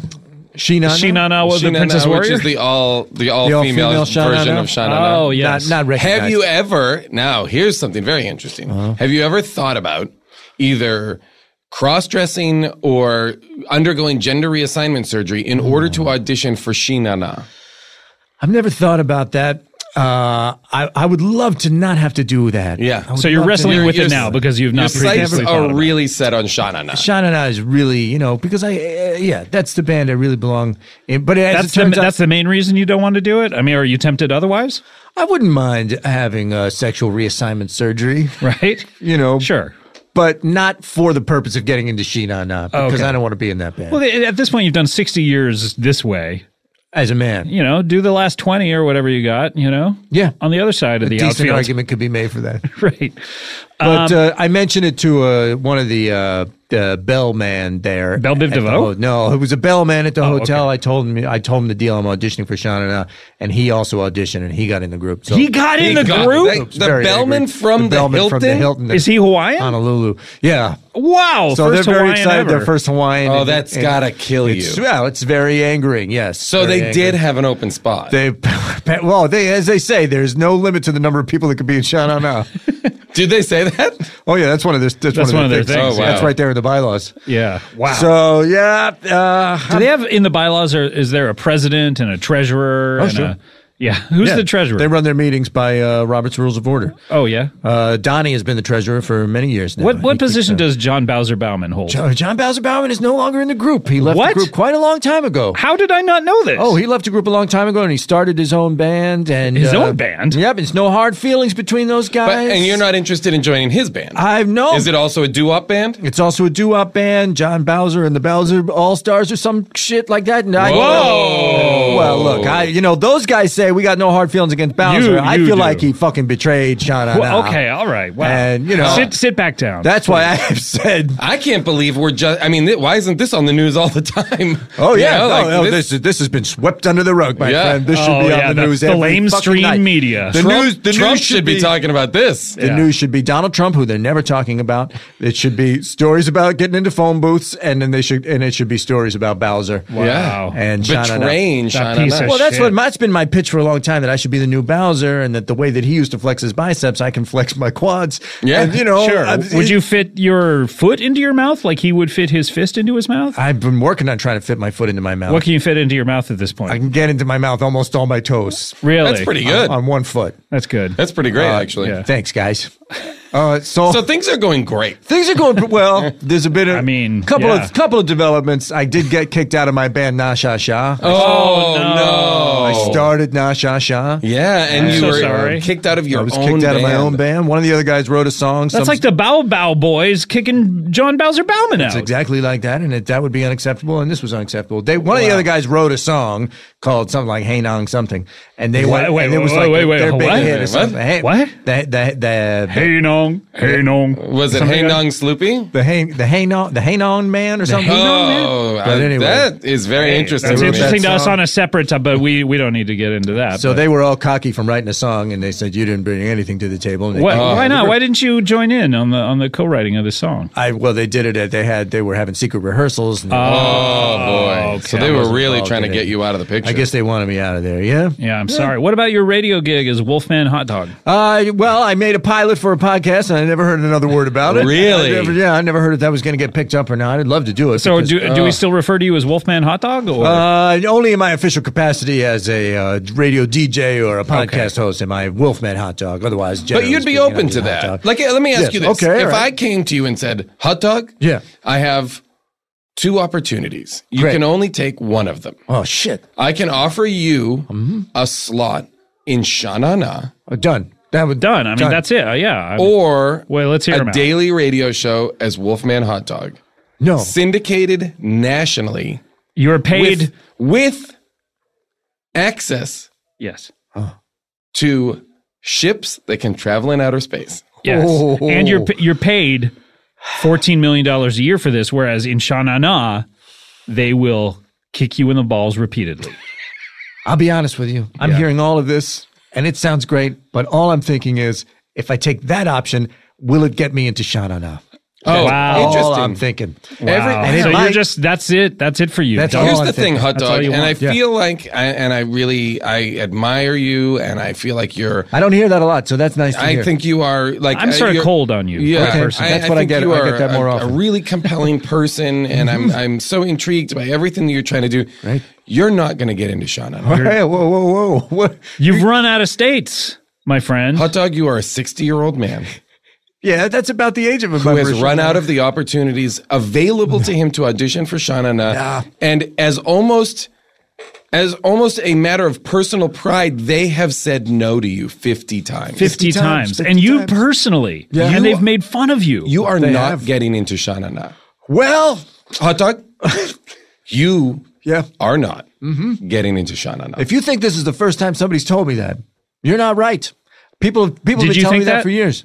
I didn't, because Sha-Na-Na has been telling me that. That's right. Exactly. Yeah. You are not. Sha-Na-Na has told me that. Everybody in their world, their managers, all their roadies. Hot Dog. Everybody. Listen to that. I've had several different psychiatrists and therapists and life coaches over the years tell me you're not going to get into Sha-Na-Na. Every girl I've ever dated, everyone I've ever talked to about the subject pretty much says you're not going to get into Sha-Na-Na. I would like to add my name to that list. Yeah, I will also join that list. You're as well. Really? Oh, really? You will not. You will never get into Sha-Na-Na. You will never get into Sha-Na-Na. My only question is, when I die, can I be made into enough hot dogs for everybody on that list to eat one? Because that's how I feel about it. May I make a suggestion? All right. Think about making it tiny hot dogs, like pigs in a blanket. Because we talked about this. You could make about 27 hot dogs out of your body. 27 full-time. So I bet you could do 3 times as many cocktail weenies. Yeah. By the way, I don't want your syphilis hot dogs. Yeah. By the way, ever since I found out about the fire below your belly, I'm less interested in eating this. You're not going to know you're eating it, my friend. You're going to be at a party. You're going to hear that you've been left something in my will. There's going to be cocktail weenies. Now that we're talking about it, and it's going to be out in the world, I feel like people will know. Well, yeah, but they're going to be really good, and there's going to be high quality mustard. Right. Yeah. And you're going to want to eat them. Well, I mean, you're at a crossroads in your life as far as I'm concerned. I mean, do you go on? I mean, is there anything left for you to do here? I mean, do your thoughts turn to depression at all at this time in your life? You know, I mean, here's what I'll say. As a man who spends his days weeping at the Burbank airport until he is let go early, who has been kicked out of the band Na Sha Sha that he started, that is true, and has been told unequivocally by every single person he's ever met that he will never get into Sha Na Na. What are you living for? I mean, I guess it's you have a vendetta against surfers. So, which is there's that, but is that enough? I'm actively involved in a war. I'm actively fighting a war against surfers. But you're not on the front lines. I got a motorcycle. As I said, I'm 9 months deep into taking apart a motorcycle. So there's that. Yeah, there's that. And I am going to be a member of Sha Na Na. Hot dog, you're not. I am going to be a member of Hot Sha Na dog, Na. it's not happening. They got a gig coming up March 5th. Up in Niagara Falls, New York, at the Seneca Casino. I'm going to be there. Great. But you can't audition. I cannot audition because I've already auditioned fan in the of state of New York. Of course. I'm not interested in being a fan of You will be a fan Sha Na Na. for the rest of your life. You will never I'm going to be in say that the phrase, "Hi, I'm Hot Dog. I'm a member of Sha Na Na, and I am the treasurer." Yeah. Oh, I wouldn't want to be the treasurer. Wait, what position do you want to hold? I would like to be the secretary, as a matter of fact. Oh, really? Taking down all the minutes for the Sha Na Na meetings? Absolutely. Making sure Let me ask you this. Have you ever thought about attempting to join the organization of Sha Na Na in an administrative position? Manager. An assistant, a road manager. Roadie. I wouldn't want to get that close to my dream and not be attaining it. That would drive me crazy. Oh, you know? man. But don't worry, you guys. Don't worry. Old Hot Dog's going to pull it out in the end. I don't think you are. Yeah, I'm going to pull it out in the end. How much longer do you think you have on this Earth? Me on the planet Earth? Yeah. So you know that the Earth is a planet? That's what it's called, the planet Earth. So you think it's just a name? The name, like a proper noun. The planet Earth, you think, is the name of what we live on? The name of the country we live on is the planet Earth. Country we live on. Right? Yeah. Okay. Yeah. No, that checks out. How much longer do you have, do you think? I'd say I've probably got another 80 to 90 years.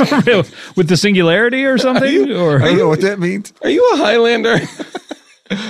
No, I'm not a Highlander. Cool. No. You think you're going to be 100? Although it's funny. How old do people in your family live? Oh, is it funny I asked you if you're a Highlander? Yeah. Because there was a time when I thought I might have been in it. I'm not. Oh, yeah? Why? What happened? I cut off a guy's head and I didn't get any of his powers or anything like that. Oh, okay. Anyway. Hey, I want to talk about this. What happened? How did that happen? It's not that interesting. What year was that? Interesting. That was right after the movie Highlander came out. Literally, I walked out of the theater.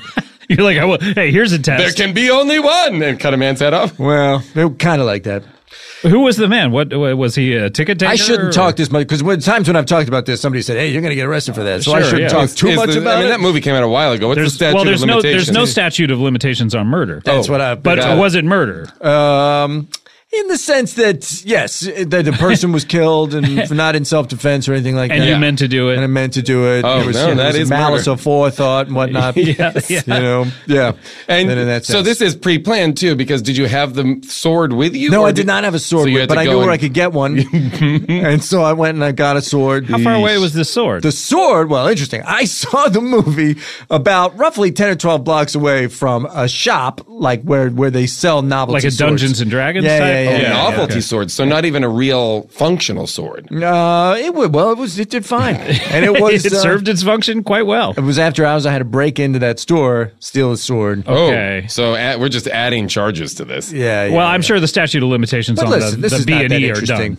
I think this is actually pretty interesting. Whose head did you cut off? Can we talk about this? It was a Scottish guy that I knew that I just thought, just because of the Scottish thing in the movie and whatever. It's not that interesting. The point is, I'm not a Highlander. Okay. Okay, great. But you still think you're going to live to be 160, 70 years old? I haven't done the math, but I feel Do people in your family tend to live long lives? No, this is the longest anyone in my family has ever lived. Oh, really? All of 60 years. Really? Everyone's gone? Oh, yeah. Really? 60. Nobody's ever made it to Have you sired any children? 60. Oh, no, I don't think that I have. You don't think so? I don't think that I have, no. I mean, you're out there having raw dog sex with people in the parking lot. That's true. I've had a lot of unprotected sex. A lot of girls that I've had it with have become pregnant. Oh. And later had children. Hang on. But I don't think I've ever had any children. Hey, Nong Man. Hey, Nong Man. Those might be your kids. That song is catching on. That's not Shasha's a hit song. I think that you might have children. Those might be your kids, Hot Dog. I doubt it. Really? Do you know any of them as grown? I mean, are they grown up now? Are they still young babies? How old are these kids that your former flames? That's fine. Yeah, I know a few of the kids that some of my old girlfriends gave birth to. Yeah. Anyway, that's what are they like? What are they? Well, not one of them can water ski worth of shit. Okay. So those aren't my kids. I see. That's okay. I would pass that down genetically, the water skiing. Okay. Have they tried, though? No. And you know what? Actually, though, I have to tell you, one of these kids that we're talking about right now is actually, he is a water skier, but he's a freshwater water skier. Oh. And no fucking kid of mine would ever be a freshwater water skier. What is his name? His name is Oscar. Oscar. What's his last name? Can I ask you? All right. All right. Well, if I asked you this, if I could grant you a wish. Okay, yeah. And it was one of these, by the way? One of these two things, not a genie, Kazam. Would you rather be given the ability to issue a swift, shameful victory to the surfer? I mean, a victory for the water skiers over the surfers that is unending and definitive. Oh, they could never top it. They could never top it. Yeah, for eons and centuries to come, everyone would know a water skiing Hot Dog's victory. Oh my God! Or be in Sha-Na-Na for one day, and not even a performing day. Wait, no, let him have. No, I want to see. I want to build it out from here. Just one day. There is no doubt in my mind that if I put an end to surfing forever, the guys in Sha-Na-Na would let me in the band. You know what I'm saying? Wow. So you want to do the surfing thing? Every single thing is in service of getting into Sha-Na-Na. Absolutely. Wow. Absolutely. It is my one and only goal. Do the guys in Sha-Na-Na even like surfing? I don't know, but that would be some achievement to be able to say that I put an end to surfing. Well, here's the thing, though. I will say this in a very controversial way. Oh, yeah. For you, Hot Dog, I don't think Sha-Na-Na would let someone into the band who was a murderer. Oh, but that wasn't murder. You know, we just established that it was. But it was more of just a test to see whether I was a Highlander, you know, and I think they would understand. But we just talked about how it was murder and you agreed. Premeditated. Well, let's just cut that part out. Okay. That would be great. All right, I'll make a note speaking of of this. Murder, actually, this is the reason I came here. Finally. This was because several people sent me an article because people know about my interest in Sha-Na-Na. Okay. And this blew my mind and was very upsetting to me that there's this guy by the name of Edward Solly. You heard about this story? No, I haven't heard of this guy. Solly? Okay. Edward Solly. How do you spell his name? S-O-Lolly. Solly Lolly. Got it. Edward Solly. Yep. Now, here's the story. Like Solly, get your adverbs here. Thanks, Jay. Like that. Schoolhouse Rock, everybody.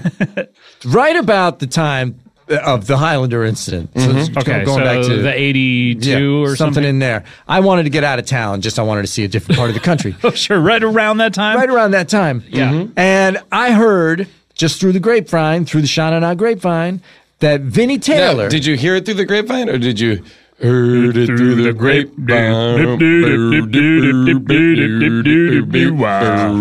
No, I heard it through the grapevine. Okay. There was that Vinnie Taylor. Yeah. All right? Vinnie Taylor. Right? You say that like we should know who that is. You got to know who Vinnie Taylor. He played guitar for Sha-Na-Na from 71 to 74. Wait, I thought Sha-Na-Na was an a cappella band. No, well, I mean, the main guys that you know of as the guys from Sha-Na-Na are really singers and dancers primarily, but there's a backing band. Vinnie Taylor. So it's like those guys are full-fledged members of Sha-Na-Na. It's like Sha-Na-Na is the news. Oh. So, sure. And you've never tried to get into Sha-Na-Na as a musician? Oh, no. I've tried to learn how to play almost every instrument under the sun, and it cannot be done. Really? What is it your fingers that are so calloused and from taking apart those motorcycles? Yeah, I got motorcycle taking apart fingers. I don't have musician's fingers. That's just how it is. Yep, you got to know your fingers, know thyself. Yeah. And I don't understand music as well. Yep. Oh. So, well, that's going to be tough for you as a singer as well. No, I don't agree. But anyway... So I found out that Vinnie Taylor, who died in 1974. Okay. Is that why he left the group? That's why they wouldn't have him in the group anymore after he had died. Oh, wow. Which is, That's tough. that's right there in the bylaws. That's tough, If one dies, one can no longer be a member of Sha Na Na. That's one of the first rules. So, but I heard that he did not die, that he had faked his own death. Okay. And was living in Orlando, Florida, and was down there performing. And I, as Danny C, he was going by, and I was like, I'm going to go down there, and he is going to tutor me to teach me how to be a member of Sha Na Na. Isn't that interesting? Okay. And I was under his tutelage right up until 2001. So we're talking like 25 years ago. No, it was like 16, 17 years. Wow. That I was under the tutelage of Danny C. And then I never knew what happened to him. He just kind of took off one day and whatever. Well, and I turned up for the lesson and he wasn't there. Okay, so I didn't know what happened to him. I figured whatever. He moved on with his life. I'll move on with mine. I haven't thought about him in years. Okay. Turns out now, you could Google this. You could Google Edward Solly. Okay. S-O-L-L-Y. He wasn't Vinnie Taylor. This guy's name was Edward Solly, and he was a murderer who had escaped from jail and was living fraudulently as a former member of Sha Na Na. Whoa! He taught me everything I know about being a member of Sha Na Na. Okay. He taught me how to sing. He taught me how to audition for Sha Na Na. Oh, well. Every single time I go into a Sha Na Na audition, You do the Solly method? all I'm doing is stuff that Solly taught me. I am 100% a Solly acolyte? trained Sha Na Na guy. Oh, no. So this is bad news. It's very upsetting news, but at the same time, Maybe this is something. there's a part of me that says, does this wipe clean the slate of all of those auditions and allow me to come back and audition 50 more times? if This need time, to? unsullied. Unsullied. Wow. Can I ask you a question? Did Solly teach you anything else other than the Solly method? Oh, God. I mean, over the years, I was like his apprentice in all things. I learned In a lot. all things. In all Sure, things. What was he sure. arrested for? He was, I believe, arrested for child murder. Well, yeah, he did murder a child. Okay. Look, we've all got things in our past. Sure. Can I ask you this? Uh-huh. Did you see the movie Highlander with anybody? Did I see with anybody? Yeah. Yeah. There was a group of us, yeah. Cool. Who was in this group? Can we just run down some names I don't know here? if Solly was there or not. I don't know if I met him after or before. I just am wondering if, you also took after him in murder the way that you took after him in singing. Yeah. I don't know. We've talked about this one guy you've murdered. Is that the only person you've ever...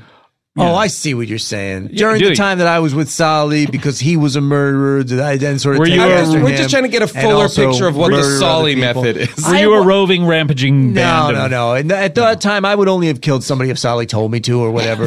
Or if it was somebody that he wanted. You know what I'm saying? He Just wanted- like yeah, that. yeah, under his direction. Yeah. By his command. Yeah. How many times would that ever happen? Just Oh, I don't know. It was in 16 years. Sure. Talk about different people who kind of he had a beef with or whatever. Yeah. Who knows? 40, 50 people. 40, 50 Wow. people. My gosh. Oh, All right. my goodness. Hot dog.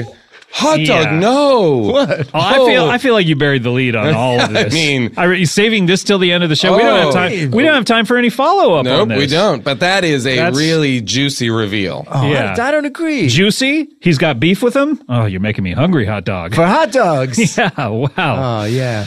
Well, we'll have to follow up on this another time, and we have to. There's have to bring nothing it to follow up on. Really? Yeah. Names, locations of the bones. Oh, no. None of that is all that interesting. We were out there on the water. You were on the water. Uh-huh. So just toss them off the side. Sure. Okay. Were what you water? in international waters? I believe so. Okay. Oh, boy. Okay. Was anyone else out there with you? A few other people. Okay, Yeah. fair Who enough. else we got? Let's run down some names of them. Well, no. It's all right. It's all right. Yeah. We're getting perilously close to revealing my name before it was hot dog, and I don't want to do that. Okay. All right. Look, we have to bring it to a close here. We just have one thing left to do. That's a little something called plugs. Bang, bang. Bang, bang, bang. We keep going that, Big and serious and big and real. Yeah, man. Bang, bang. Drumming along, yeah. Do you know a guy named Joe Bongo or Joey Bongos? I think it's Jimmy. Jimmy? Joe or Jimmy? Jimmy Bongo. I know a guy named Joe Bongo. Joe Bongo. That's what it was. That's, He's a musician. So you might have crossed Joe paths. Bongo or Jimmy Bongos? Is that what it was? That's right. That might be right. Yeah, you crossed paths with him? Yeah, I crossed paths with him. Oh. People want him to meet the timekeeper. Really? Yeah, because he has such a nebulous grasp and hold on time. Yeah. Oh, is that right? He doesn't know when he enters the fugue state of Jimmy Bongos, I think time takes a whole different turn. Yeah, definitely. Weird. Weird, definitely. That's how I would characterize It's it. interesting that people want different people to meet. Yeah, that's true. Oh, yeah. You got to feel that way sometimes. You got a friend, you wanted to meet another friend of yours. That's true. Yep. All right, guys. What do we have to plug here? Jason? How to be single. How to be single? Yep. I'm in that movie, romancing the delightful and lovely Allison Brie. Okay. A friend of the show? Yes. Friend of the show? I was on that episode, actually. Yes. I don't have a lot of time to see movies. Could you just tell me, how do you be single? You're living it right now. Yeah, it seems like you're doing great, but seriously, get to a doctor. Yeah. I don't believe it. I don't trust him. And as always, please listen to the How Did This Get Made podcast on this very Earwolf network. Of course, great podcast. All right, hot dog. I will be performing with Sha-Na-Na at the Bears Den at the Seneca Niagara Casino Hotel. Not happening. In Niagara Falls, New York. That is on the USA side of Niagara. Oh, right. Niagara Falls. Are you allowed to travel internationally? In Canada? Yeah. I don't know. I haven't had a passport in a long time. Really? So I would have to try to get one to pull off my plan to audition in the embassies internationally. Yeah. What's been stopping you with the getting the passport? Getting the passport is just, I'm not wild about going into the government offices. Sure. What with your history and... No, I just don't like them. Don't like them. Yeah. I want to plug... Scotty? Yeah. You got any plugs? Well, this podcast... This very podcast? Episode 400? 500th episode of Comedy Bang Bang. I am Scott Aukerman, your host, and 500, that is a good amount of things. To be continued.